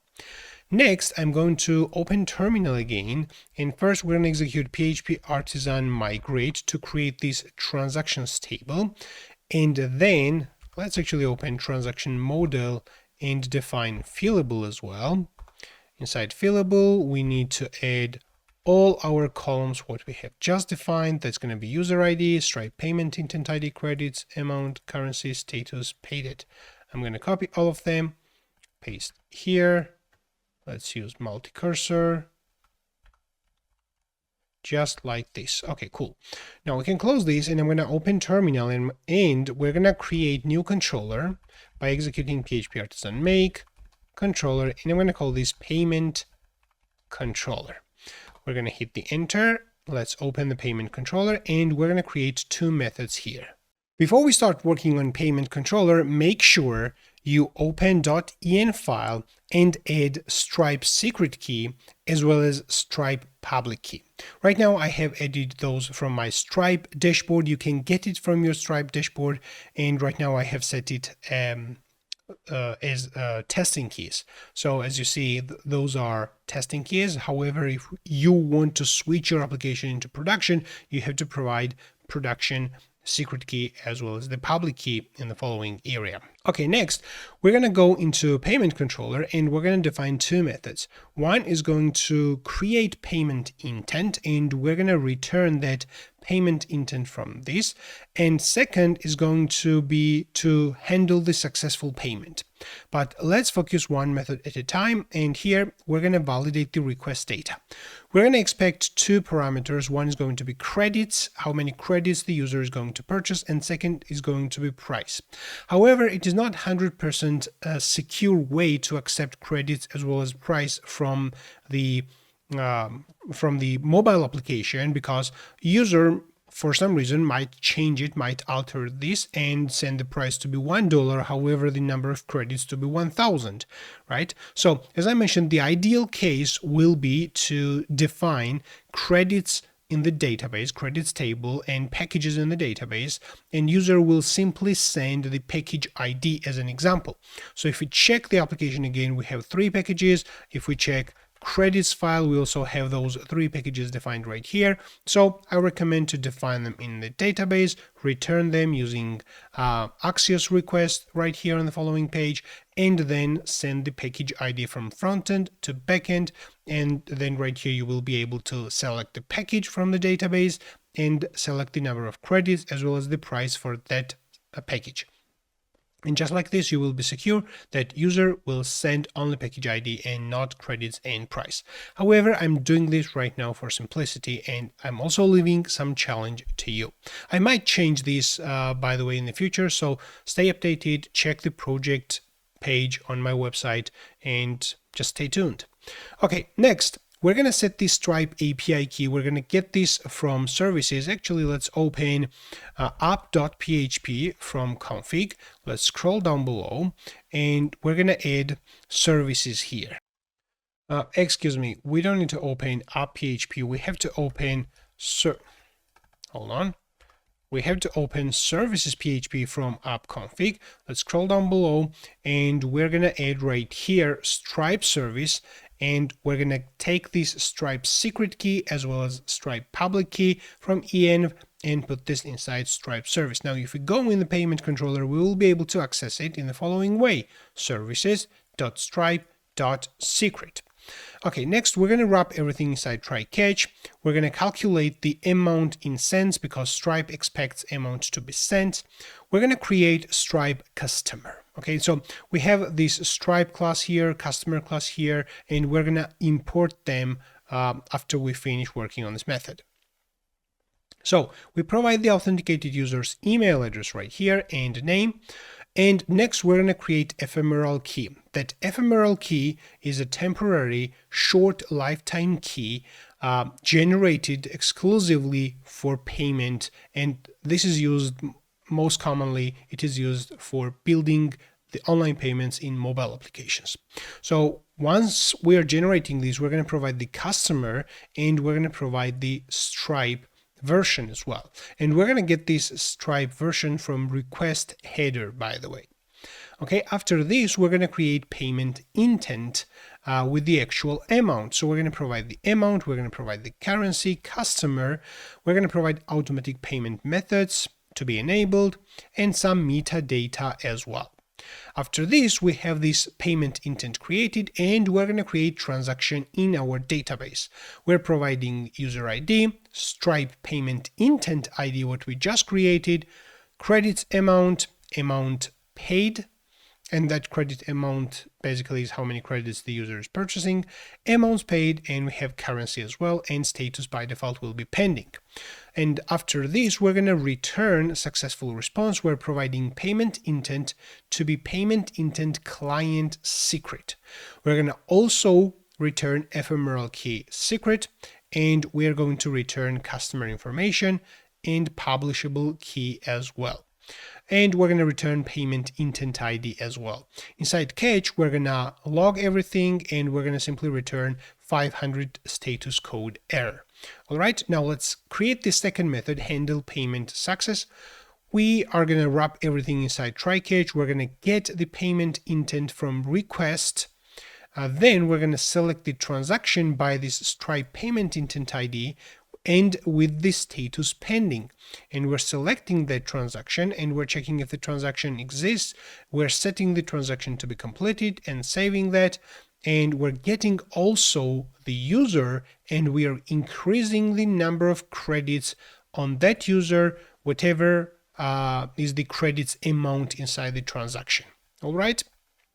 And we are saving the user information as well, and we're going to return success true and number of credits and how many credits we are added right now. However, in else case, we're going to return with the status code 404, which means that the transaction does not exist. This is kind of else case. Inside exception, we're going to log error and return with the status code 500. Okay, I think that's it. We have those two methods ready, and we're going to import a couple of classes. Like we need this log, which should be imported from Illuminate Support Facades. We also need this transaction, which is going to be app models transaction. We need also the payment intent, which needs to be imported from Stripe payment. Okay, why it is not detected? I think we have not installed Stripe CLI, and that might be the reason. Okay, let's bring up terminal and we're going to execute composer require Stripe /Stripe PHP, not Stripe CLI, but Stripe PHP. So we have to install the package. Okay, the package was installed and now we can import this payment intent from Stripe namespace, and we have to import ephemeral key as well from Stripe namespace and the customer also from Stripe namespace. And we need to import the Stripe as well. Now we have everything necessary already imported here, and next we are gonna open api.php and we're going to add two roles right here. First is going to be to create payment intent, and second is going to handle the successful payment. Okay, so these are the two roads, and both of them will accept post request only. So this is the road payment / create payment intent, and we are using this payment controller create payment intent, and second is payment handle payment success. We're gonna use the following method, handle payment success. Make sure that the controller is also imported right here. Now, since the backend is ready, we're gonna go into app services, and I'm going to create payment service.tsx file. Now, inside this payment service, we're going to import Axios client, and we're going to define an interface payment sheet params. So we're going to create payment sheet, which is going to be the dialog. We're going to make the payment, and we're defining the interface for that. So we're going to provide payment intent, ephemeral key, and customer. We're going to export the interface payment result. We're going to provide Boolean, success, credits, credits edit, error, and then we're going to define the class payment service, and we're going to export this class as well with the default export. Actually, we are not exporting the class, we are exporting the instance of that class. We're going to define the private payment intent ID on this class. We're going to define the asynchronous function fetch payment sheet params, providing the credits as well as the price, and this is going to make the request to get the payment sheet data. We're going to send the request on this API payment create payment intent, and we're going to provide credits and price, and we're accepting those arguments right here. Okay, so we get the response, and we're going to also pass additionally Stripe version, which is something we also accept right here. Where's that? I'm sure we accept this somewhere. So yeah, here we accept this. Okay. So then we're checking if the response data payment intent ID exists. We're going to do something. In else case, we're going to do something else. So if the data payment intent ID exists, we're going to take that response data payment intent ID and assign this into payment intent ID. However, if the entire payment intent was returned, we're going to take that payment intent, we assume it is a client secret, and we're going to split that client secret with _secret_.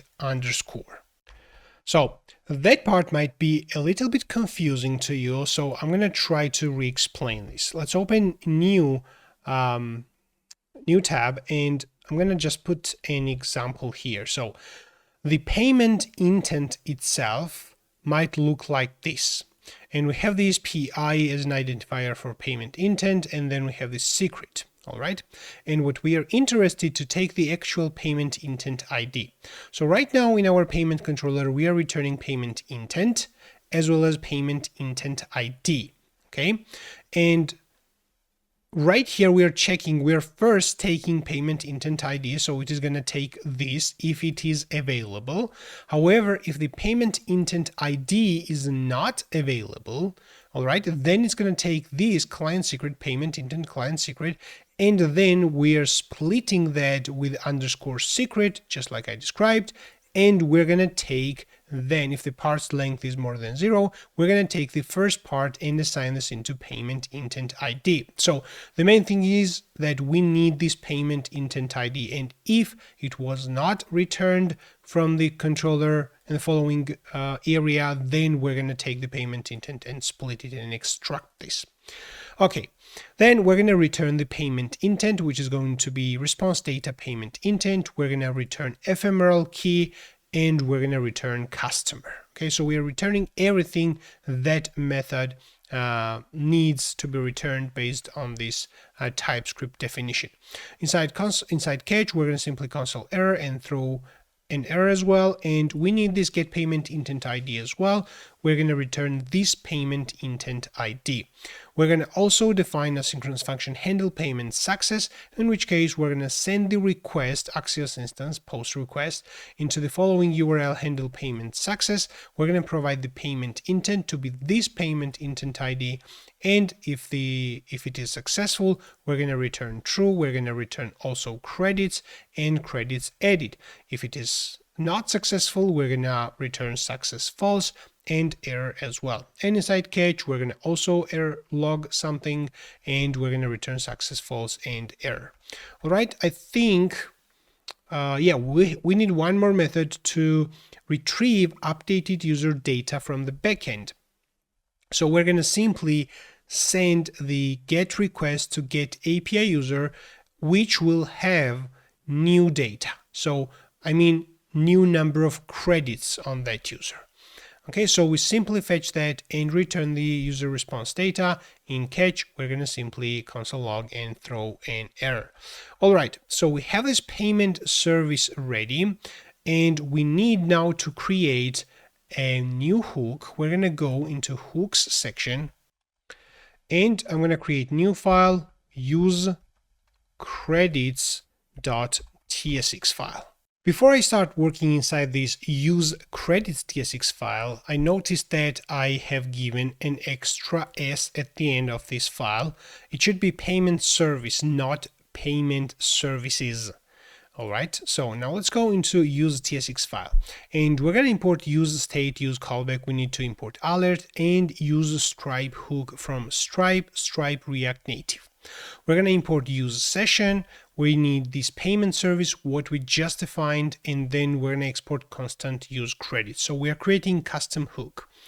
We're going to use session here. We're going to use session hook here, and we need user and update user. We need is loading. We need selected package state as well, which by default will have credits, which by default will be null, but it's going to have credits and price numbers.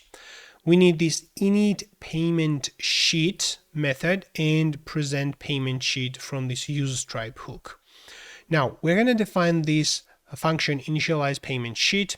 We are using this use callback and providing credits and price. And we are using this init payment sheet as a dependency of this use callback. All right, we're wrapping everything inside try catch, and we are using this payment service to fetch payment sheet params. So this is the method what we just defined, and it is creating the payment intent and returning the following data: payment intent, ephemeral key, and customer. So we get those parameters here. If there is an error, then after this, once we have this payment intent, ephemeral key, and customer, we're calling this init payment sheet, and we're providing this merchant display name, which will be your display name of the application. All right, so we're going to provide the customer ID as well. We need customer ephemeral key secret. We need payment intent client secret as well. And we need allows delayed payment methods to be false. So that's a special type of payment where the payment confirmation is delayed by hours or days. So that's a different type of payment, such as SEPA, for example, which needs a couple of hours to be confirmed. So we don't want that delayed payments method, so we're gonna give false there. The style will be automatic, and then we can provide return URL. So this return URL is pretty interesting one. So just like every website has domain, every mobile application has this unique schema. And right now we are providing this image processor as the schema of our application. So if you open up JSON file, we're going to find expo, and then we have the schema. Expo schema is my app. And that's the schema what we need to use in our application. But of course, my app is not going to be unique. So we have to come up to some unique schema, which will be unique across entire world. So we are creating unique application, and it should have unique schema, just like domain is unique. So, and right now this return URL is just an example to give you information that you can provide your application's unique schema here, as well as the application path. So we don't have Stripe redirect path at the moment in our application. We only have like index, sign in, sign up paths, and we can create, of course, Stripe redirect, but we're going to handle this slightly differently. But I wanted to give you information that you can provide return URL with the schema as well as the path. Next, we're going to check if there is an error. We're going to simply show an alert with the error return false. Otherwise, we're going to return true. Inside catch, again, we're going to show alert, return false.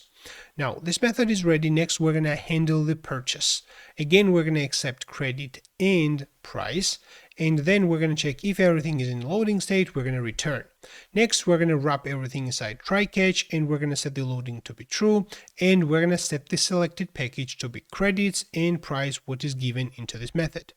Then we're going to call initialize payment sheet. This is the method what we just defined, providing credits and price, and this is going to return true or false.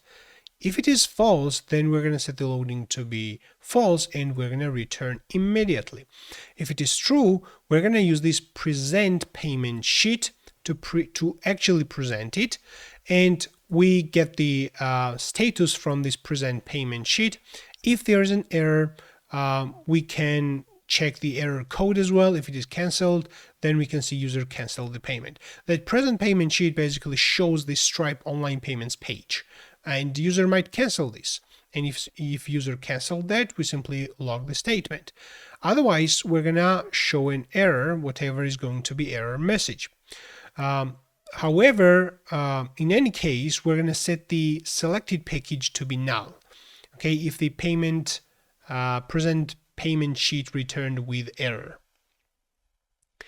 Next, if the payment has been successfully completed, we're going to use this payment service, handle payment success, send the request to the backend, and we're passing this payment intent as well, and backend will select the transaction and update the status into completed, and will increase the number of credits on the user as well.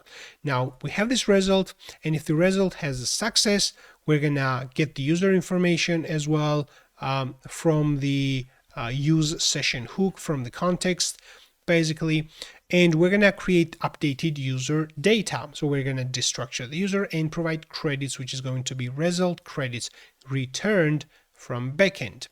All right, so we're going to call update user, providing the updated user object.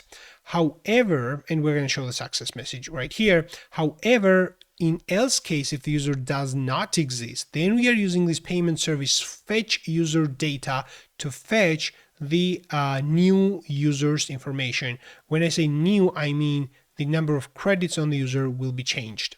Now we have that user data, and if the user data exists, we're calling this update user, providing the user data.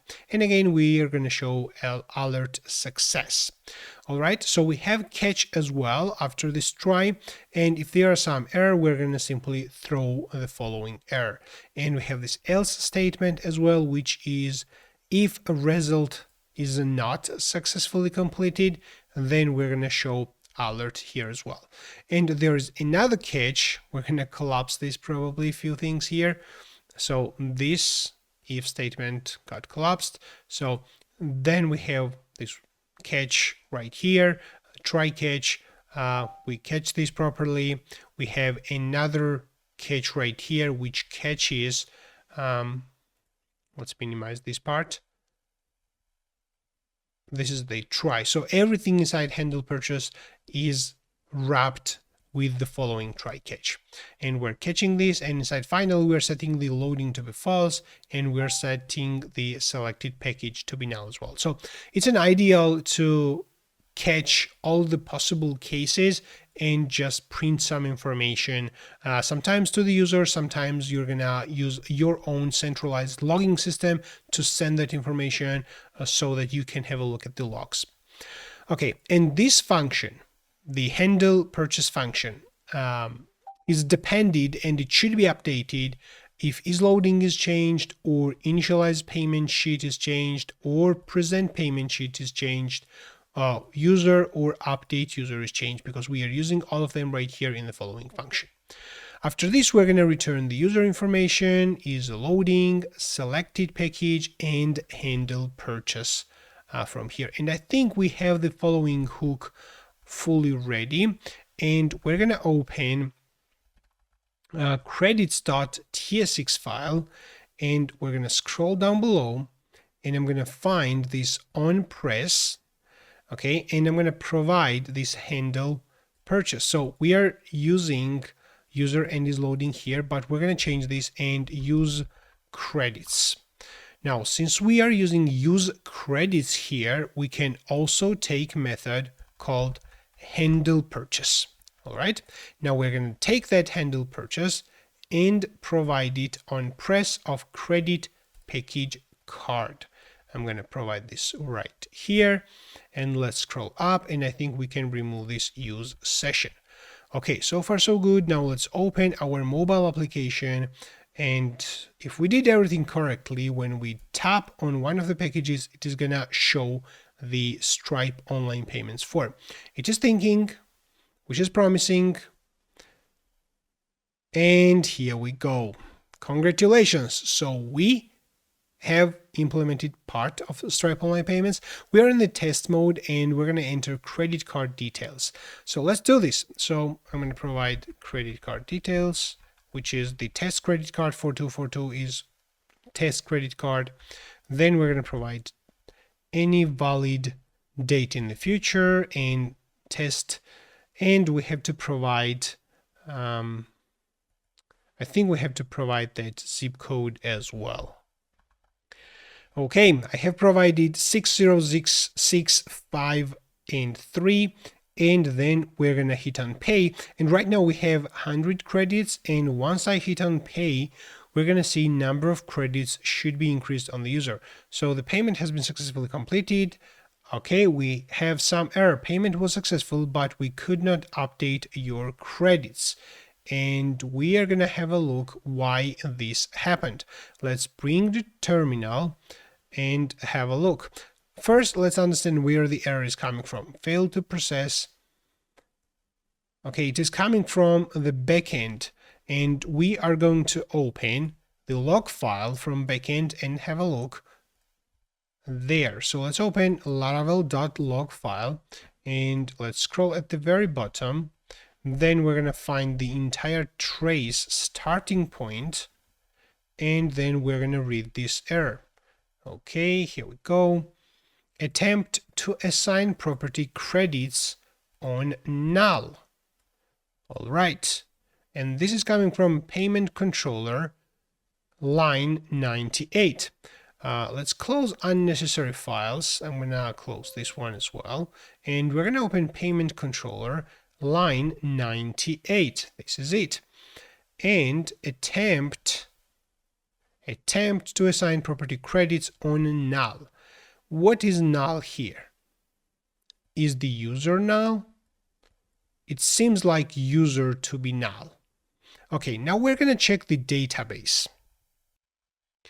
Okay, if we check transactions table in the database, we see user ID is 4. And I think I know the reason. This happened because we have not added on transaction belongs to relation. Okay, so transaction belongs to user and we try to access user from transaction. So we have to define this. Now let's import this belong to. The user is here. I think we're good right now. And we have to retry this payment. Let's dismiss this. And now I'm going to purchase 200 credits. Let's provide credit card details and let's hit on payment. Payment has been completed and we see success message, successfully added 200 credits to your account. We click on OK and we see 300 available credits in total. We can go back and we see 300 credits right here and the payment has been made. Now let's implement profile page as well. We're going to display very basic information about the user on the profile page, such as name and email, and we're going to put right there a logout button as well. First, let's import everything what is typically necessary. From here, use session button, use theme colors, and then define this function profile, export default function profile. We need the user information and sign out function. We need colors, and we're going to define this handle logout, inside which we're going to check if the platform OS is web. We're going to use this window confirm and then call sign out. In else case, for mobile devices, we're going to call alert.alert. We're going to give it title and message, and we're going to give it buttons. First button is going to be the cancel button. Second button is going to be logout with a destructive style, and we're going to call sign out. And we're going to make this alert also cancelable. We're going to return this safe area view, another view. Inside here, we're going to give it title profile. Then we're going to wrap the name and email into another views, like we have view, inside which we have another view, and that view has two texts. First is name as a label. Second is whatever is the actual user's name. We're going to have another view inside which we're going to have label, email, and an actual email. We're going to have button on press, we're going to call handle logout, variant danger, and inside there we're going to have text. So if I save this right now and we have a look in the application, this is our profile page. And if we click on the logout and click on this, we are redirected into the login page. And even if you close the application and reopen this, you will still see the sign-in page because the session, the token, has been completely destroyed by this log sign-out function. Now I'm going to refactor generative field.tsx file. And first, we're going to use the existing full screen viewer component instead of the following model. That's one thing. And second, we're going to refactor and create additional components because when we create other features such as restore recolor, we are gonna reuse some of these components. All right, so let's start with this full screen image viewer, but let me actually do the following. So I logged out, I need to authenticate.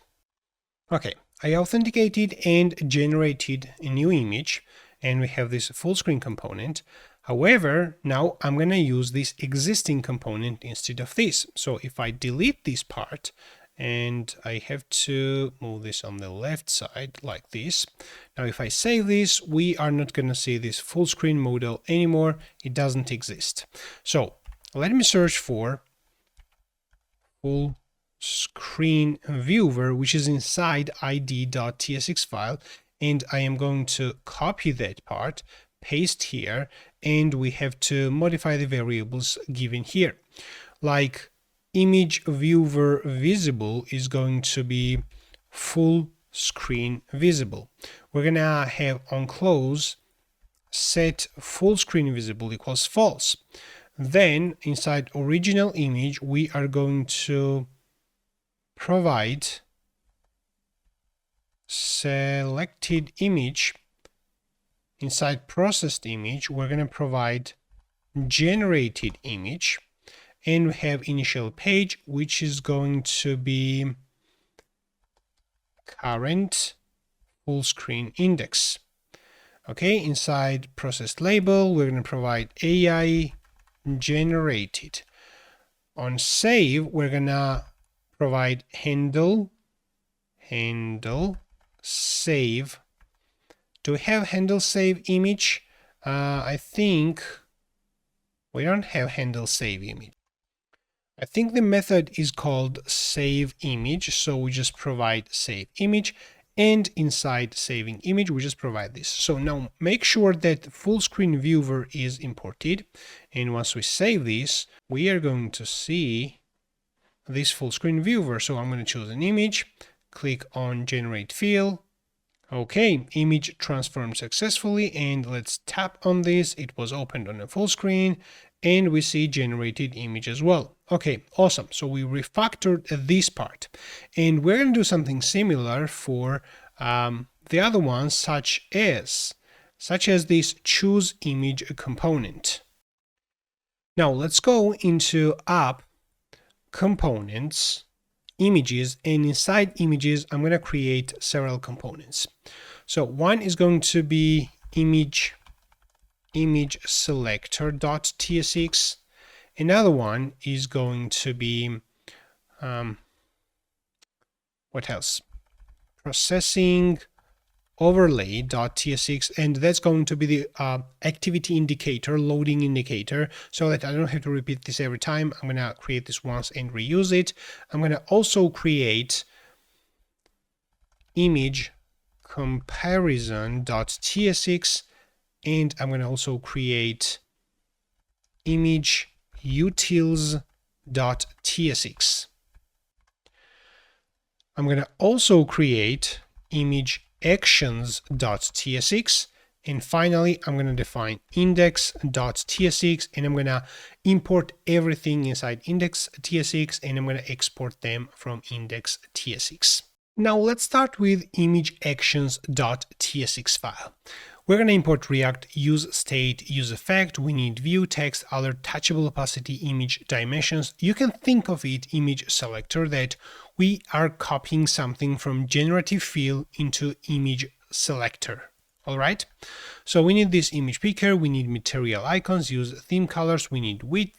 We are going to define the image selector props, selected image. We're going to have also set selected image and on image selected. And we're going to have also placeholder.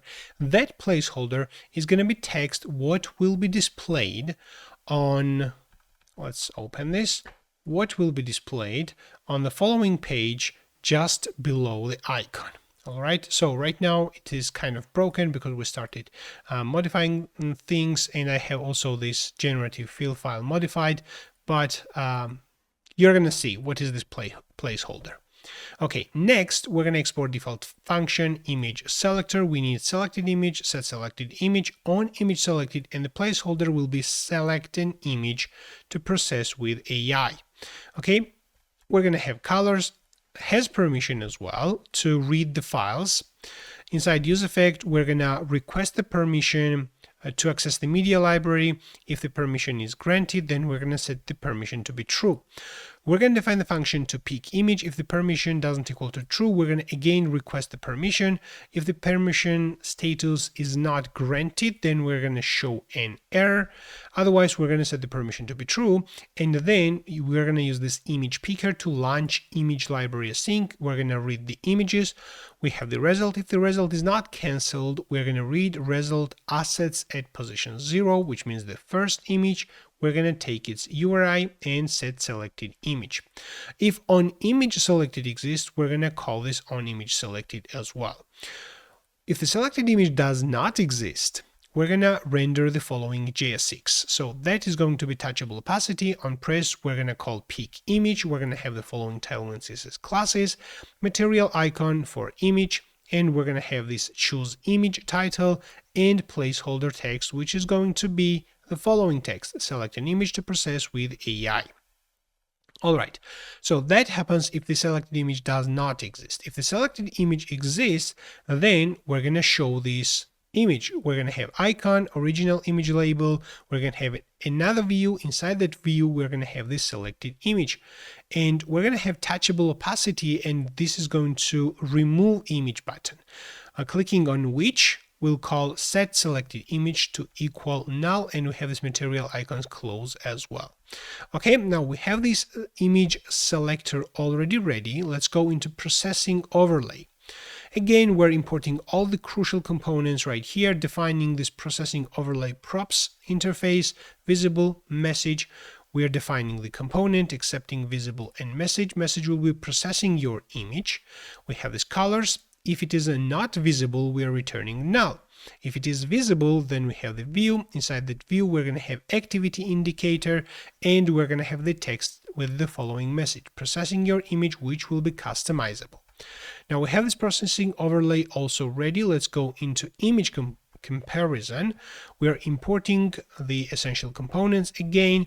Then we have this image comparison props, where we have original image, processed image, we have processed label, on full screen request as well. Tapping on the image will trigger this on full screen request. We're accepting an index, and then we're defining the component. We're going to accept those props.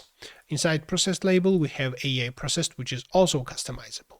We have this pager ref, and we are rendering this JS6. So we're going to have this material icons, compare icon, and text to compare images. We're going to have two images, and we're going to have this image comparison with swipe. So we're going to use this pager view, and inside there we're going to have view for original image. Inside there we're going to have this touchable opacity, because tapping on that should open this image on a full screen.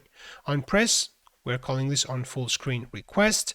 Then we're going to have image inside there. This is going to be original image, and we're going to have text. Text is going to be original. We're going to have second view, which will be for processed images. Inside there, again, touchable opacity, tapping on which is going to open second index image. And we're going to have image inside there, and view, and processed label. That processed label is going to be AI processed. All right.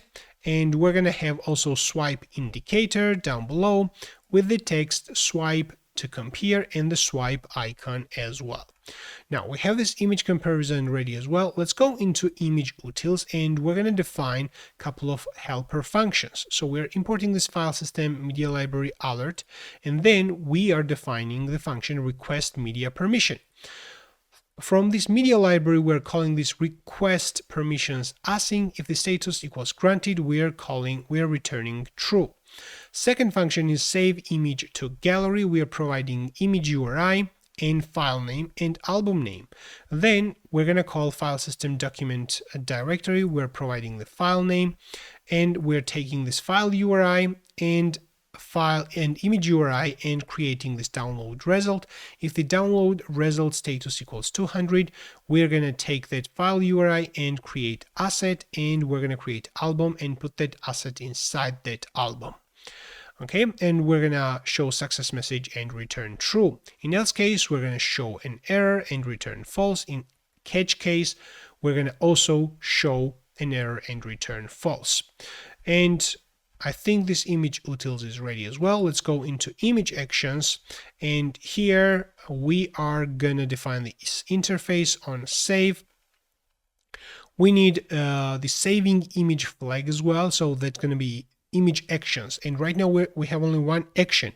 That action will be to download the image, to save the image, and if it is in saving phase, we're going to show activity indicator on that. So we have this image actions component on save, saving image, and we're going to define this JS6. We have this touchable opacity, tapping on which is going to trigger on save. It is disabled if the saving is in progress, and if it is in saving state, then we show this activity indicator. Otherwise, we show the icon and save text as well. Okay, and let's go inside index, and we're going to import all these components like image selector. We're going to export default as image selector from here. We're going to export default as image comparison from image comparison, and we're going to do the same thing for others. Okay, and what is the issue here? Already included file name, full screen viewer, different. Okay, let's have a look. What's the issue here? Oh, lowercase, full screen. It should be uppercase, right? Full screen viewer. All right. Okay, we can export this with a lowercase screen because I'm using with this same naming already inside generative field. And now I'm gonna open this generative field component, and we're gonna understand what has been changed here, because we refactored this file, created separate components, and now the thing is that we're gonna use those components right here. So we don't need those components anymore, like view, text, alert, image, scroll view, touchable opacity, activity indicator. So that has been replaced with only view, text, alert, and scroll view. So we only need those 4 components from React Native. We need React and use state that has been changed. We completely removed this image picker from here. We removed pager view and gesture handler root view as well. We removed file system and media library and status bar as well. We removed full screen viewer from here, from this. Why did we remove this, by the way? Do we have this somewhere below? Full screen viewer. That should not be removed. Let's have a look. I'm going to save this, and let's tap on this generative field. I'm going to choose an image. It displays successfully. Let's click on this generate field. Okay, this is the only difference. This has permission has also been removed. Image transformed successfully. The full screen also works. Yeah. So maybe it was removed from the following place, but it still is available in other places. Yeah, it was removed from the above one, but it is imported from here. Okay, that makes total sense. All right, so if you follow this tutorial so far, you're going to have all these imports, and whatever is red, it got deleted, and whatever is green, it was replaced with the green. All right, so that has been removed. We're going to see this full screen viewer removed, with removed, and everything is imported from components images. Has permission has been removed because there is a separate component for this. Pager ref, full screen pager ref, they have been removed, and all these components and functions have been removed because we created dedicated components for them. We have handle image selected only, and let's have a look. So we remove this save image, and we have handle save image as well, and we don't have this download the image because we have a separate component for that as well. However, we still check the permission inside handle save image. I want to open this, and we're gonna still have a look. Not inside handle upload, but inside handle save image. So if generated image doesn't exist, we are returning. However, we're setting the saving image. We still request the permission right here, and then we call this save image to gallery, which is a file, which is a function coming from image utils. All right, and we're providing the parameters such as the file name as well as the album name. All right, so down below, this has been modified completely, and we don't have this component views and text anymore, and instead we are using this image selector component. So that part has been replaced. If the selected image exists, then we're displaying this aspect ratio selection, which is still left inside this generative field because that is only common for this specific component. So we are not going to use this part in any other components. We have this processing overlay, which has position absolute overlaid on everything. Okay, and that can be used in other components as well. And finally, we have this full screen viewer. So you can see that the file JSX is significantly smaller than it was previously, and also the methods have been reduced significantly.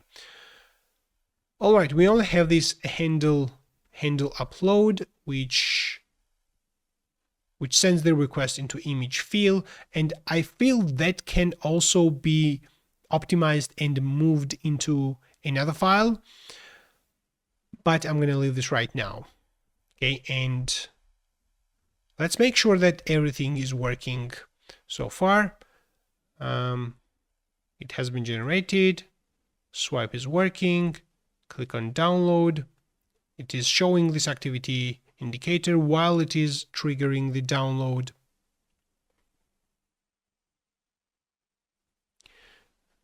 We're going to hit on allow, and image is saved to gallery.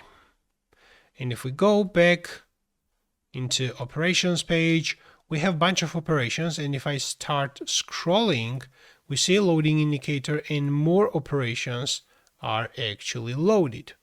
Okay, we don't probably see more operations because we don't have that many operations. Okay, now I'm going to start working on the backend side from image controller on other operations such as restore, recolor, remove, and so on. So we have basically three more to implement: restore, recolor, and remove. Okay, so this is what I'm going to do. I'm going to copy this field and paste here, and I'm going to adjust it and modify this. So instead of field, we're going to call this restore.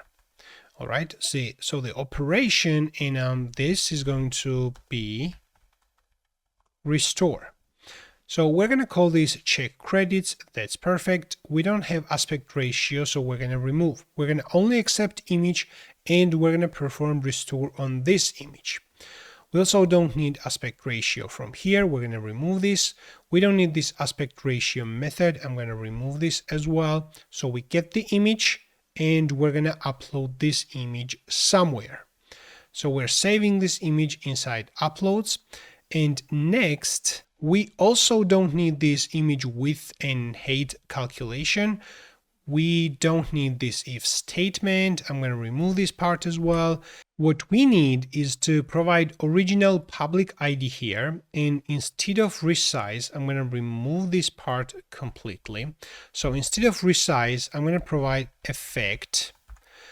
I'm going to use effect class here and provide generative restore. All right, next I'm going to call adjust on this, and inside adjust I'm going to use adjust class and provide improve. So we're performing improve. However, we're going to also provide here after this improve, we're going to provide the mode. So we can provide mode to be improve mode indoor. All right, and finally we can call blend and provide 90. So why do I get the following error? We're calling this after, we're gonna call this after mode. So it should be here, like this. Now, since we have generated image, we convert this into URL, and now we have this transformed image URL. And finally, we're going to upload this transformed image URL to a different location. I'm going to change the folder, and this is going to be transformed restore. All right. And down below, we're going to get the uploaded image URL. This is going to be it. And I think we're good. Just we have to provide inside metadata. We can leave this empty because we're doing restore. We don't have any kind of metadata, and we're going to just provide right here restore value. Okay, we're going to deduct the number of credits, and the message will be image restored successfully. We're going to provide the transformed URL, user's number of credits, and we don't need this aspect ratio. And just like this, we should have that restore function ready. In the same way, we're going to copy this restore function and paste here, and we are going to do recolor. Let's call this recolor. Inside recolor, we're going to accept not only image, but we actually need color as well. So let's define here color, which needs to be string, and it needs to be required as well.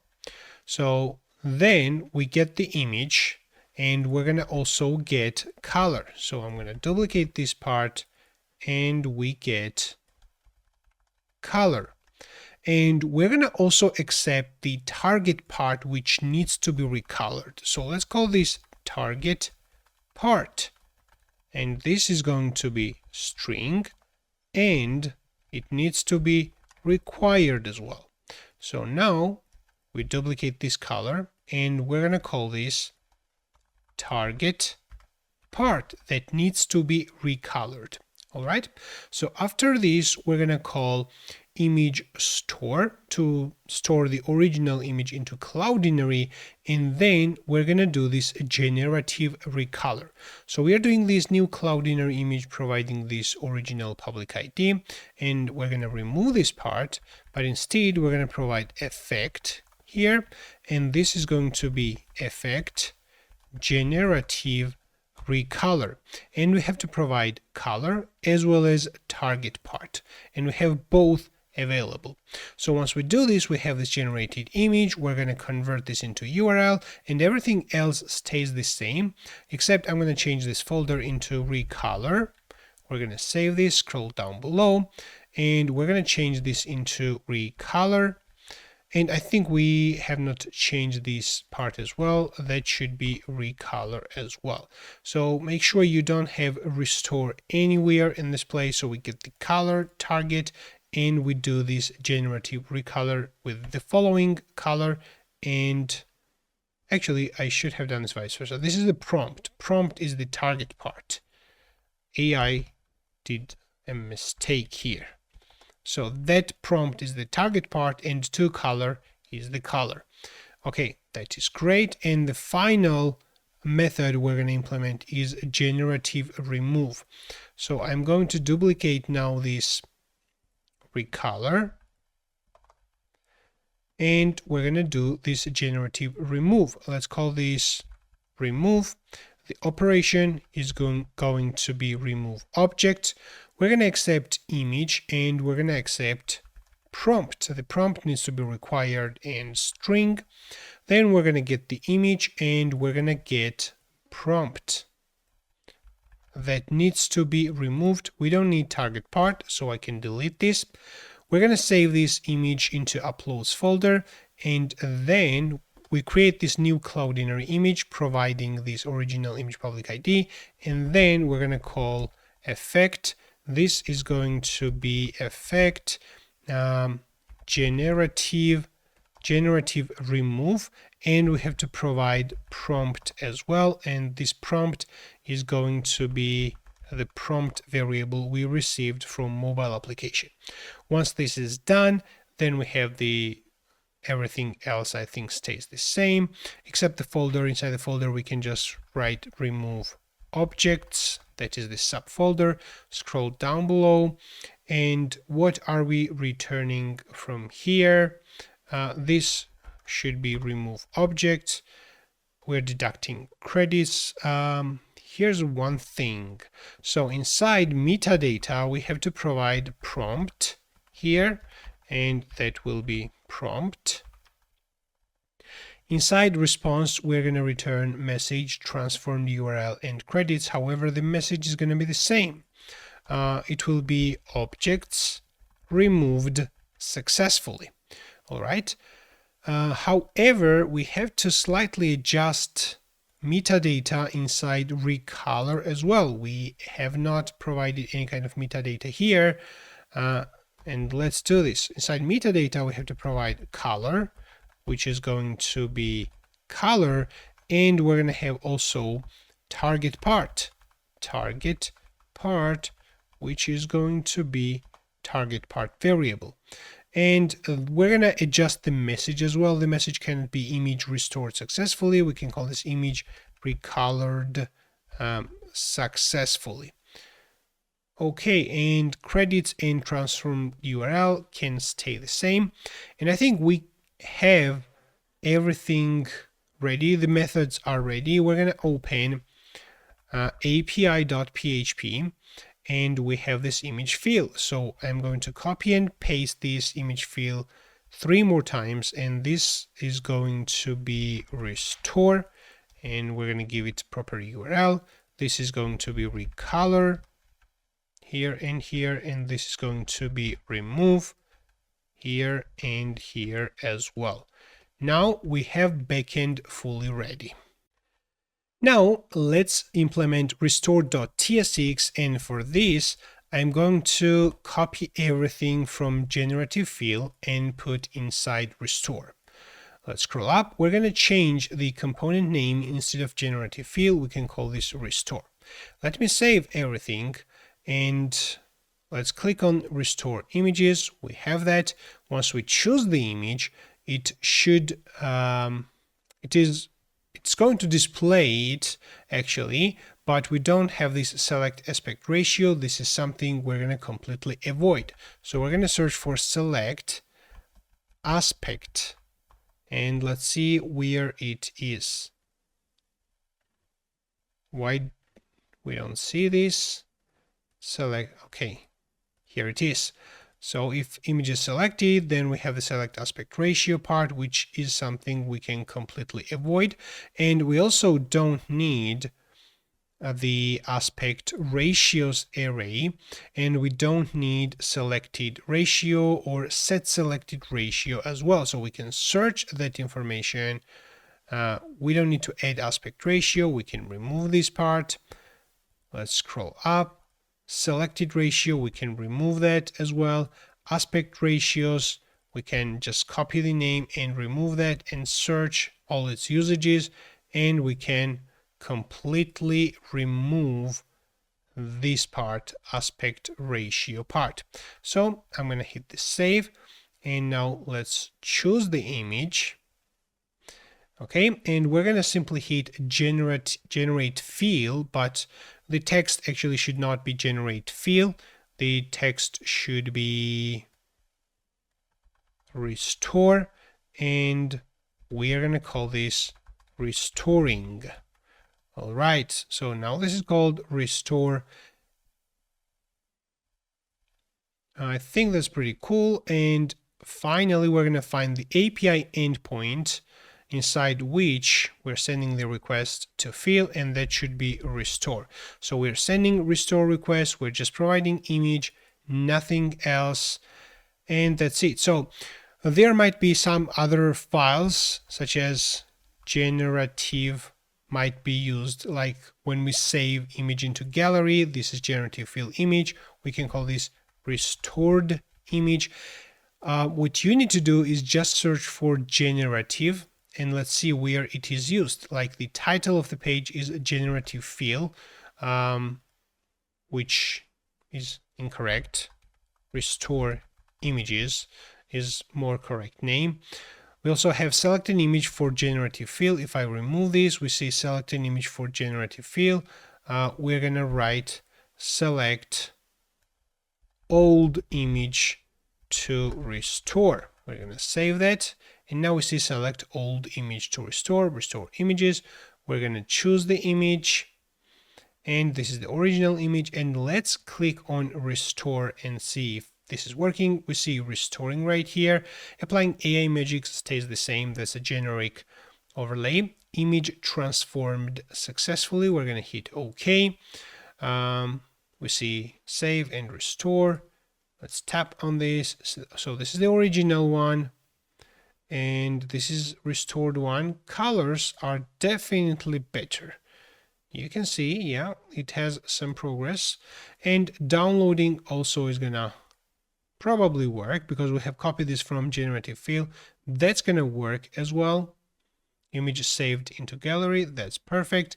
And now what I want to see is if we go into operations as an example, now we see restore right here. So far we only had generative field, but right now we see restore. The first restoration, what we did, it took 2 credits, and if we tap on this, it's going to open this details, 2 credits, use the time, and tapping on this, it's going to again open the full screen, and this is really awesome. So in the same way, we can go ahead and change recolor and remove objects components. Okay, so I have implemented recoloring, and I want to show the part which is different from restore or generative fill. So the idea is absolutely the same. By the way, why it is called remove objects? Okay, maybe I just made a mistake in giving the title. Where is this stack? Recolor. Okay, let's open layout from inside the app. Recolor. That's it. Remove. Yeah. The name is remove, and we're gonna call this remove objects. And the name is recolor, and we're going to call this recolor object. Okay, and we can actually, by the way, while we are here, we're gonna copy and paste this, and this is going to be credits, and we can call this credits or your credits, whatever it's going to be. And that is for the credits. If I tap on this, now we see this credits in uppercase C. If I remove that stack and save this, now we see this in lowercase c because it is using the file name, not the header title, what we have given here. However, let's go back and click on recolor images. Now we see recolor object, select an image to recolor with AI. We can choose the image, and most of the things are the same. This part is the same, and down below when we recolor the image, the generated image will be the same. However, we have certain differences right here in the following place, and we're gonna have a look at those differences. All right, so if the selected image, so that's the part. If the selected image exists, so we're going to provide the target part, and for this we are using the text input. So we have to just type what we want to recolor. We're going to type shirt here, and after this, so this is the part, we can minimize that part. After this is simply hint, so we have pretty descriptive component with label, placeholders, and the hint as well. So we can minimize this part, and now we have select a color, so that's a label, and down below we have this touchable opacity, and we have a couple of ready colors right here, but we also have fully functional color picker like this, which is a custom component which we have installed, and right now we are using that component. So where's that? Predefined color. So we have this predefined colors, but I want to see color picker visible. This is a modal, and inside that modal we have color picker, and that color picker is imported. If we scroll at the top, that color picker is imported from React Native Wheel Color Picker. And again, when we click on this, it is opening the following modal, and we can adjust whatever color we want. So again, I'm going to give you an overview, more detailed overview of this part. So we have these predefined colors. We iterate over these predefined colors. We can have a look. We iterate over those colors, and we are using the color right here and giving this inside the background color with some width, height, some styling, border radius, and it is displaying the following boxes, which is looking really good. Quick select colors. Whenever we tap on this, we have this select predefined color.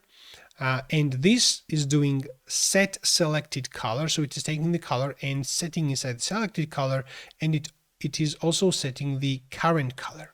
And we are using this current color. Let's have a look. We are using this current color later stage. Let's find that information. We are passing that current color or selected color. We're passing that selected color inside the color, and we are also passing this target part. All right, so current color is the color that is set inside this selected color component picker, and selected color is what is sent to the server. However, whenever user clicks on one of these colors, it is changing both the current color as well as the selected color, which is going to be sent to the backend. And the target part is updated on text change or on change text. Whenever we type something, that set the target part is actually updated. All right, so that's the main difference, and we are using this target part and the selected color to send to the backend. And now we're going to test this. I'm going to make this t-shirt to be dark. Let's click on this recolor image, recoloring images here. Okay, and here we have this error. Prompt must be type of array or string, and null was given. And I think we made this mistake because let's have a look. So we're sending the request inside recolor. We're providing the form data. We have color and target part. Now we're going to have a look inside API. We have recolor. It is using recolor method. Inside recolor, we have color and target part. Okay, where is the prompt?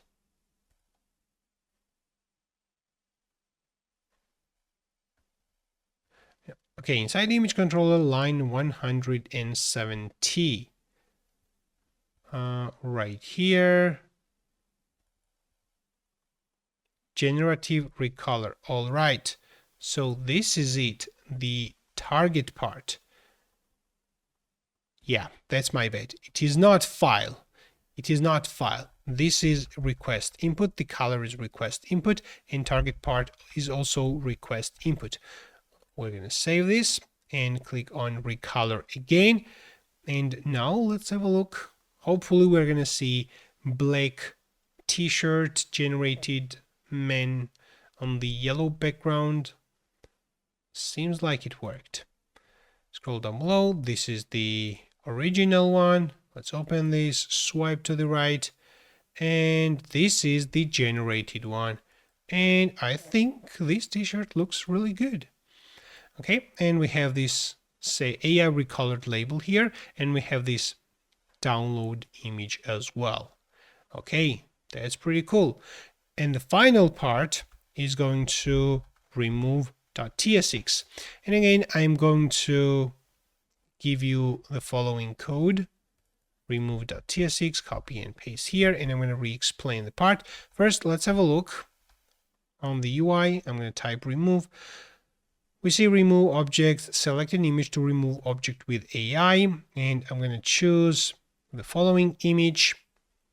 And the difference right here is the following part, which has structure very much the same as the target part inside recolor. So we have this label, we have the placeholder, we have hint, and we want to remove something. Let's remove flowers. All right, so let's hit on remove object. It is going to start processing, and while this is working, failed to remove objects. Okay, it wasn't able to remove that, and we're gonna understand why. So let's open logs file inside Laravel.logs, scroll at the very bottom and understand if we have any kind of errors there.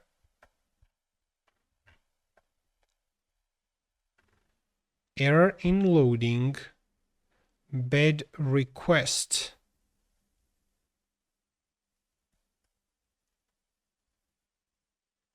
Okay, that is it.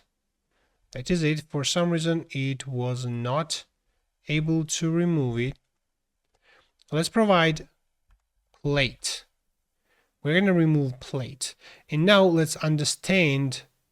I think I know the reason. The reason is probably the same. If we open image controller and find remove and expand this, we're again taking file, request file prompt, but that should be input. So we need to take this prompt properly. Again, it was failed, but now let's provide flowers and click on remove object. And while this is working, let's have a look inside the state. So inside state, we have target object, which is string, and that target objects is used in a couple of places. Like before we prepare the form data, if the target object does not exist, we show alert because this is required. Then we use the target object to put inside the prompt, and whenever user types something inside the text input, that updates the target objects. So that is the difference. And objects removed successfully. This is original. We swipe on the right and we don't see flowers anymore. However, there's some kind of that's a shadow. Shadow got left. Okay, we can try to remove now plate and hit on remove objects. And I want to see operations tab because right now we have all 4 different types of operations completed. Okay, I think this looks really good. We don't see shadow, we don't see anything. It seems like it hasn't been there at all. Okay, very good. Now let's go into operations tab and we see remove object. We see another remove object for flowers. Here the plate is removed, here flowers are removed. We see this recolor, restore, and if we keep scrolling, the more data is actually loaded. And this is really good. I actually really like this application. Now it's time to deploy our application on production environment.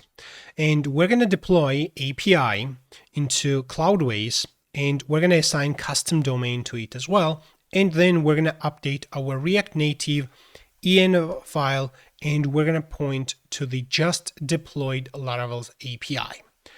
All right, make sure you create an account on Cloudways, and then once you authenticate, you're going to see the following home screen. And what we need to do is to create server. Cloudways provides a bunch of different options here. We can create applications. We can have multiple applications on the same server. We can have a project and organize our servers and applications inside the project. And let me just create the server. So I'm going to click this My Servers and we're going to click on Launch. Now we are going to create application. I'm going to choose right now a Laravel application, and I'm going to give the application name to be Laravel API, or let's give it React Native Laravel API. In terms of the server name, I'm going to give it the exact same name. And in terms of the project, we can choose our default project or we can create new project. I'm going to stick with this default project. And then we can choose which server we want to use, like DigitalOcean, Vultr, Linode, AWS, or Google Cloud. I'm going to stick with this DigitalOcean, and we have to choose the server type. We have basic options. We have general purpose servers, which start from 8 gigs minimum RAM, and we have CPU optimized servers, which cost even more. And you can see that this one costs $164 monthly. And we can go into standard pricing. So those are the premium servers. We can go into standard servers, which are more affordable versions, and we can go into basic version, and we can choose like the minimum one, which is going to be fully enough for the beginning. You can scale up your server any point you want. All right. So, and this price basically includes a lot of things. So you're going to have regular backups as well, and backups are kind of included in this, and you're going to get much more configuration options from this user interface. Now we're going to go with this, and we have this $11 monthly price, 1 gigs of RAM, basic server, with standard pricing, and we're going to choose the location. I'm going to choose something in Europe, and we're going to click launch now. This is going to take several minutes, and we just have to wait. All right, the application has been created, and we're going to click on this server. And this is going to give us server configuration area where we have this SSH master credentials, and we can add SSH public keys, or we can launch SSH terminal from here. If we go inside the monitoring, we can see the server related like resources and the server status, what is the RAM usage, CPU usage, and so on. So because we have chosen the minimum requirement server, we can see that the RAM is like a half of it is actually used, and the server status is kind of problematic as well. But that's totally fine. We're going to see if the application is working. So I'm doing this for testing right now, and that's fine for me. Let's go into the menu item in My Applications. If it doesn't show any applications, this is because it has been just created and refreshed the entire page. Now we see this React Native Laravel API, and we're going to click on this, and this is going to give us access details, and we have the database information as well. If we click on this external link, it is going to open some domain, cloudwaysapps.com. Okay, so we can of course override this domain, but this is the application that is deployed by default inside Cloudways.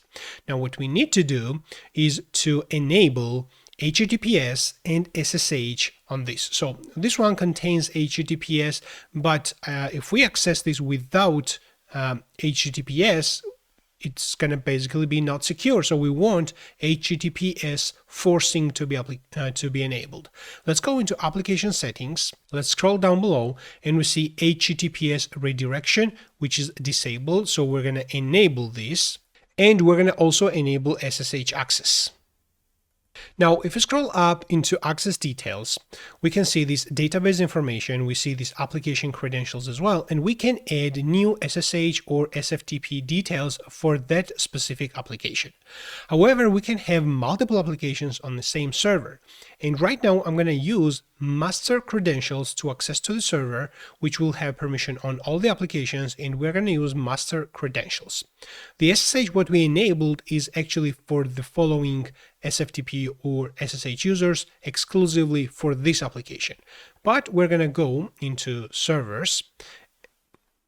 Actually, let's click on this. Okay, let's click on My Servers. Then we're going to go into servers, and this is the master credentials. So open any terminal that supports SSH in your operating system. I have Git Bash, and I'm going to use Git Bash right now. We're going to use SSH command. This is the master username. So we're going to copy this username. Then we need to copy IP address, and we're going to, oops, it wasn't copied, and we're gonna hit the enter. Let's paste the IP address.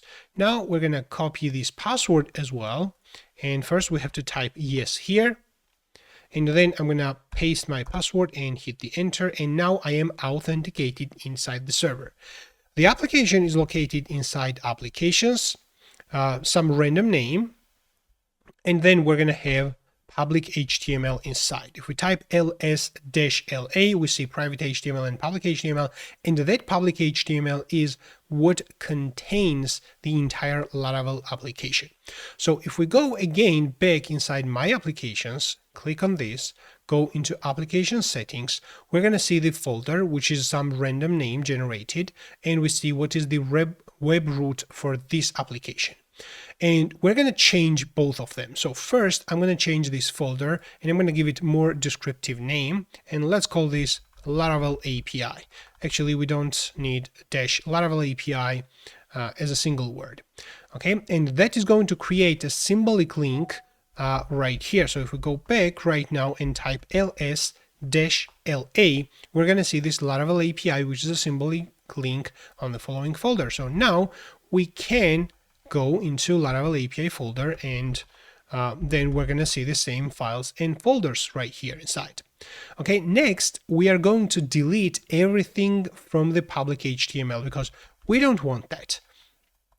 We're going to create a new project. So I'm going to execute rm-rf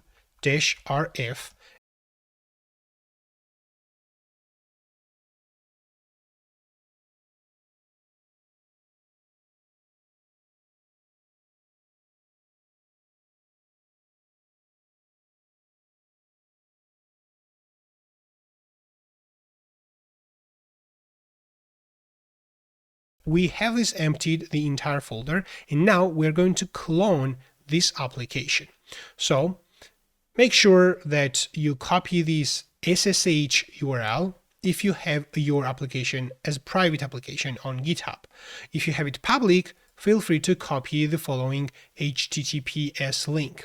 However, because we are going to copy SSH command, we need public key to be added on the following repository, because our repository is private and our server does not have access to the private repository. Let's check if there are some SSH keys generated. Let's go into SSH ID. I think we don't have any keys generated. We can navigate into SSH folder, type ls-la. We don't have any SSH keys generated. Now, let's go into our GitHub repository and settings. Then we're going to click on deploy keys. We're going to click on this deploy keys link, which is going to redirect us to the documentation. Scroll down below and run the SSH keygen procedure. Now we're going to copy one of the commands, and I'm going to copy the following one, which generates, which is kind of the older legacy system, but still works, and it generates larger keys. You can try this one as well. So I'm going to copy this, and I'm going to paste this here, and I have to provide my email. We're going to hit the enter. It is going to start generating public private SSH keys, and that has been done. Now we're going to read id_rsa.pub file, and this is going to be my public key. This is not secret information, so I'm happy to share this with you.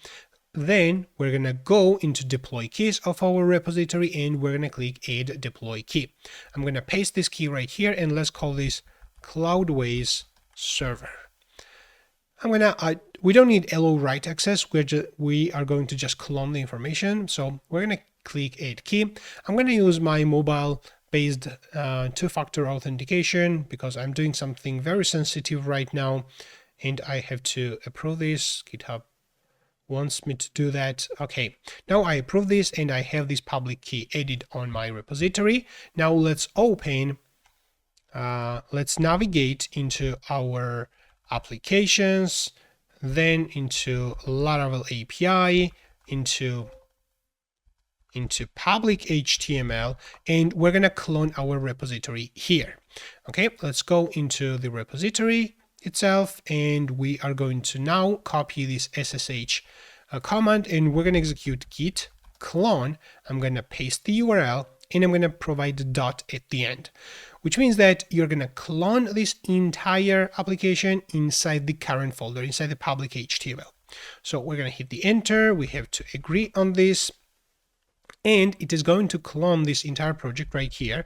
And we're going to have this Git README API and app. This app is actually React Native application. And even though we don't need this here on this application, because we have a single repository for API as well as for the app, we can have it. It's not going to hurt anything. Of course, it's just a few kilobytes there. However, if you create separate repositories for API and separate repository for the React Native application, then you will just clone the API folder. But that's not a big deal. Now, if we go inside our configuration, now I'm going to change this web root because my Laravel application is not inside public HTML public anymore. Instead, it is inside public HTML API public, because our repository has API inside there, and that API contains Laravel's public folder inside. Okay, once the change is made, we can ensure that the path is actually fully correct. So we are inside the public HTML, then here we have this API, and inside the API there will be this public folder. Okay, that's awesome. Now we can already create, let's go into API folder, and we can already create .env file. So I'm going to execute copy env example into env. After this, we're going to execute composer install. Okay, if you come across to the following warning, the repository at the following API doesn't have the correct ownership and Git refuses to use it, okay, feel free to go into the application settings and you can reset the permission of files and folders inside that application, which is going to fix all these permission things. All right. So I think the Composer install is almost finished. Yeah, it is actually finished. And if we execute the Composer install second time, we are not going to see this warning anymore because the permissions have been reset. After this, we can execute PHP artisan key generate. So we're going to generate key, and we're going to execute PHP artisan storage link as well. And we're going to execute migrations. However, we're going to connect to the database. We can use the default SQLite database as well. That is supported inside the application. However, if you want to use MySQL, you can get the information about MySQL inside my servers. Scroll down below. Where's that? Maybe it is inside my application. Access data. Here, this is the database. So we're going to copy the database name. Then, because we open this using Vim, you have to type I on your keyboard to be able to go into insert mode. And we're going to change this DB connection into MySQL. Then we're going to uncomment the host. That's going to be the 127.0.0.1. We're going to uncomment the port. We're going to uncomment the database. And we're going to paste this database. We are going to also uncomment the user, and the user name is the same as the DB name. So we are going to replace this root with the username, and then we're going to copy the password, and we're going to uncomment the password and paste the password here as well. Now we're going to hit escape on our keyboard, and we're going to write colon and W. However, I want to make one more change, so I'm going to hit I again on my keyboard. Let's go up, and we are going to change the application environment from local into production. Once you set up the application and once you are sure that it is there, it is working, you need to change the env from local into prod, and we're going to change this up debug into false as well. All right, so I'm going to do this once I complete the setting up the application. Then I'm going to change the file system disk because we're going to use Cloudinary as our file system. I'm going to change this file system disk into Cloudinary. Okay, and let's scroll down below, and we're going to also add Cloudinary and Stripe related keys. And I'm going to copy them from my application, and I'm going to paste them here. And although this Stripe secret key and the public key are the testing Stripe public key and the secret keys, I'm going to still leave them because we're going to test the final version of the application. And once you go on live, you can change them into production secret key and the public key. And here are my Cloudinary related information as well. So I'm going to hit escape, write and quit. All right, so I have configured, I think, everything what I needed, and I can already execute PHP artisan migrate. Okay, so the migrations we are applied, and we are using right now MySQL. All right, and the one last thing what we need to do is to execute npm install in our application. However, npm command is not available, and we have to make sure that it is available. And for this, we need to install nvm. So for this, let's open ChatGPT, and I'm gonna ask ChatGPT, give me nvm installation code on Linux. Okay, this is it. I'm going to copy the following command. I'm going to paste this and hit the enter.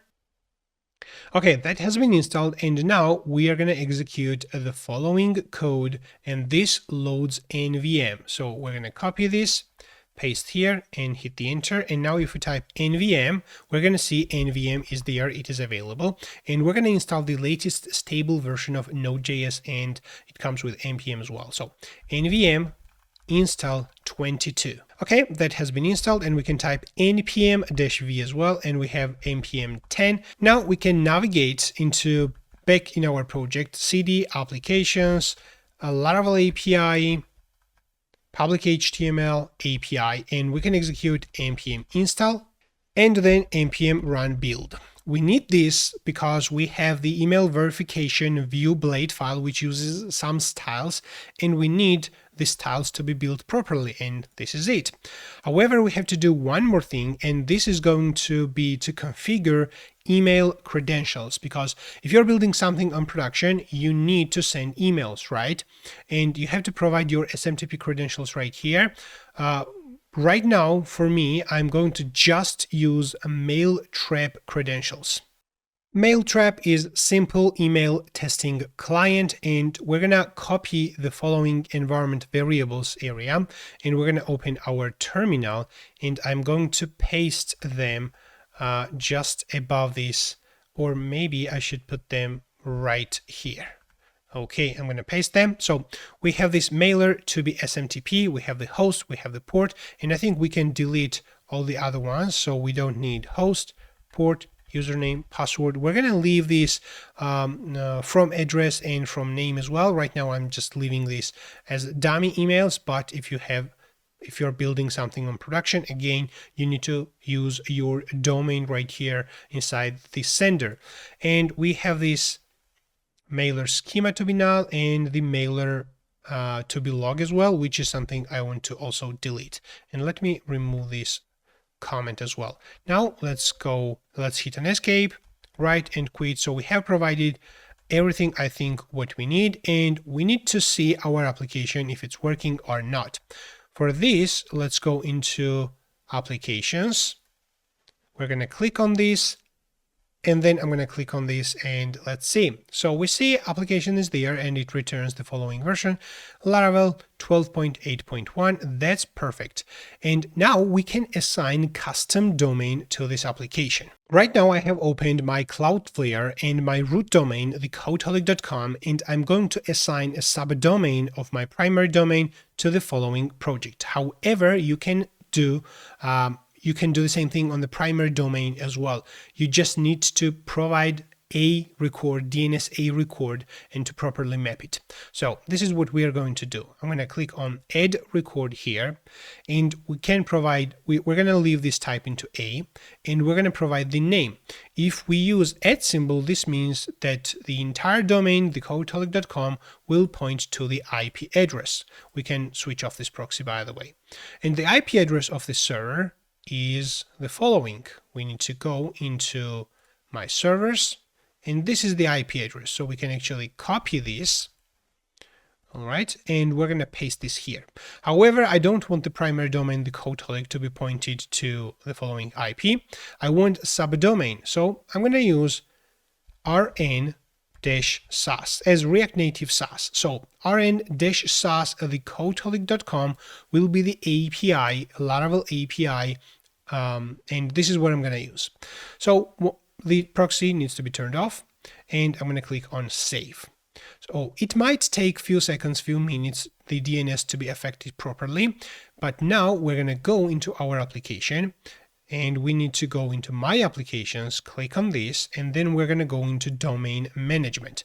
And this is the auto-generated domain. We're going to click on add domain, and we're going to provide rn-sas thecodeholic.com. I think I have a typo. Thecodeholic.com. And we are going to, let's make sure we don't have any mistakes, rn-sas thecodeholic.com. We're going to save the changes. It is going to take a few seconds, and then we're going to mark this domain to be primary as well. So I'm marking this. Actually, let me zoom out slightly, or here we have this.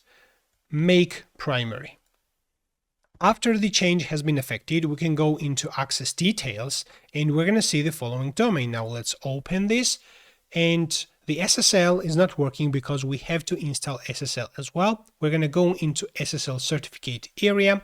We're going to use Let's Encrypt. We have to provide our email address. We have to provide our domain as well, and we're going to click Install Certificate. Once the certificate has been installed, we can go into access details again and click on this, and it is going to open on HTTPS, and we see the application is there and it is working. Now we're going to copy the following URL. Let's open our application, and I'm going to change this API-based URL into this. Make sure that you don't have / at the end. We don't need this, and this is now our API. Now let's open our application, go into sign up page and fill the sign up information and click on sign up. This is going to create a new user, and we see the following message: account created successfully. Please check your email to verify email address. Let's go into Mail Trap, and we see the new email few seconds ago. Okay, and this is it. So we're going to click on this verify email address, and it opens the following URL. Thank you for verifying your email address. You can now log in to your app. Of course, this screen can be customized and you can make this more nicer, but the domain also is this rnsaas.thecodeholic.com. And now let's open our application again. Before we try to log into our application, we have to disable varnish caching in our application, which I just did. Go into your application settings right here and find this varnish, which will be enabled by default for new applications, and just disable the following toggle. Without this, basically your application might have some issues because it tries to add caching layer on top of your application, and few things might not work as expected. Once you do this, you can open your application and enter your details and click on login. And we are authenticated in our application. We can have a look that the user Zura has 10 credits and there are no latest operations at the moment. We can see also there are no operations at all. And let's try to create our first operation. I'm going to choose the following image. I'm going to choose square aspect ratio and click on generate fill. So right now we got the following error and we have to debug this error, and I'm going to show you how you can do this as well in your application. So we are inside the API folder on our server, and we need to execute tail -f from the storage logs. We're going to open Laravel log file, which is going to contain all the application errors. Let me actually execute -n as well to select the last. Let's select last 200 lines, and if we scroll up, we're going to find this number 1 somewhere, and this is it. So this is where the error comes. The sign-in parameters, argument 2, secret must be type of string, and null was given. And this is coming from the following area, Cloudinary PHP. If we scroll down below a little bit and find our own controller, we can find right here image controller line 61. After doing some research regarding this problem, I came across to the following solution. Cloudinary package uses getEnv and putenv methods, and it is inserting some information inside environment variables. And right here from this Cloudways application settings, inside PHP FPM settings, inside disable functions, we have putenv to be disabled. So we're going to remove this putenv from disabled functions, and we're going to hit on save changes. Next, we can open our application. I can minimize this part, click OK, and I can hit on generate fill, and this is going to work this time. And as we see, image transformed successfully, and that happens on the server. Let's open now on a full screen, and we see square version of the generated image. I actually tested this 2 times, and if we go inside operations, we are going to see 2 generations using generative fill, 2 different images. So our API on the following domain is fully working. This is the end of this video, and I hope you learned a lot of new things. If that's so, please hit the like button and subscribe. If you want to get the source code, you can check the video description, and if you get the source code, I will give you my support as well. If you are stuck in anything, or if you want to simply modify the project or customize it, and just let me know about this, and I will try to help you as much as I can. Thanks for watching, and I will see you in the next time.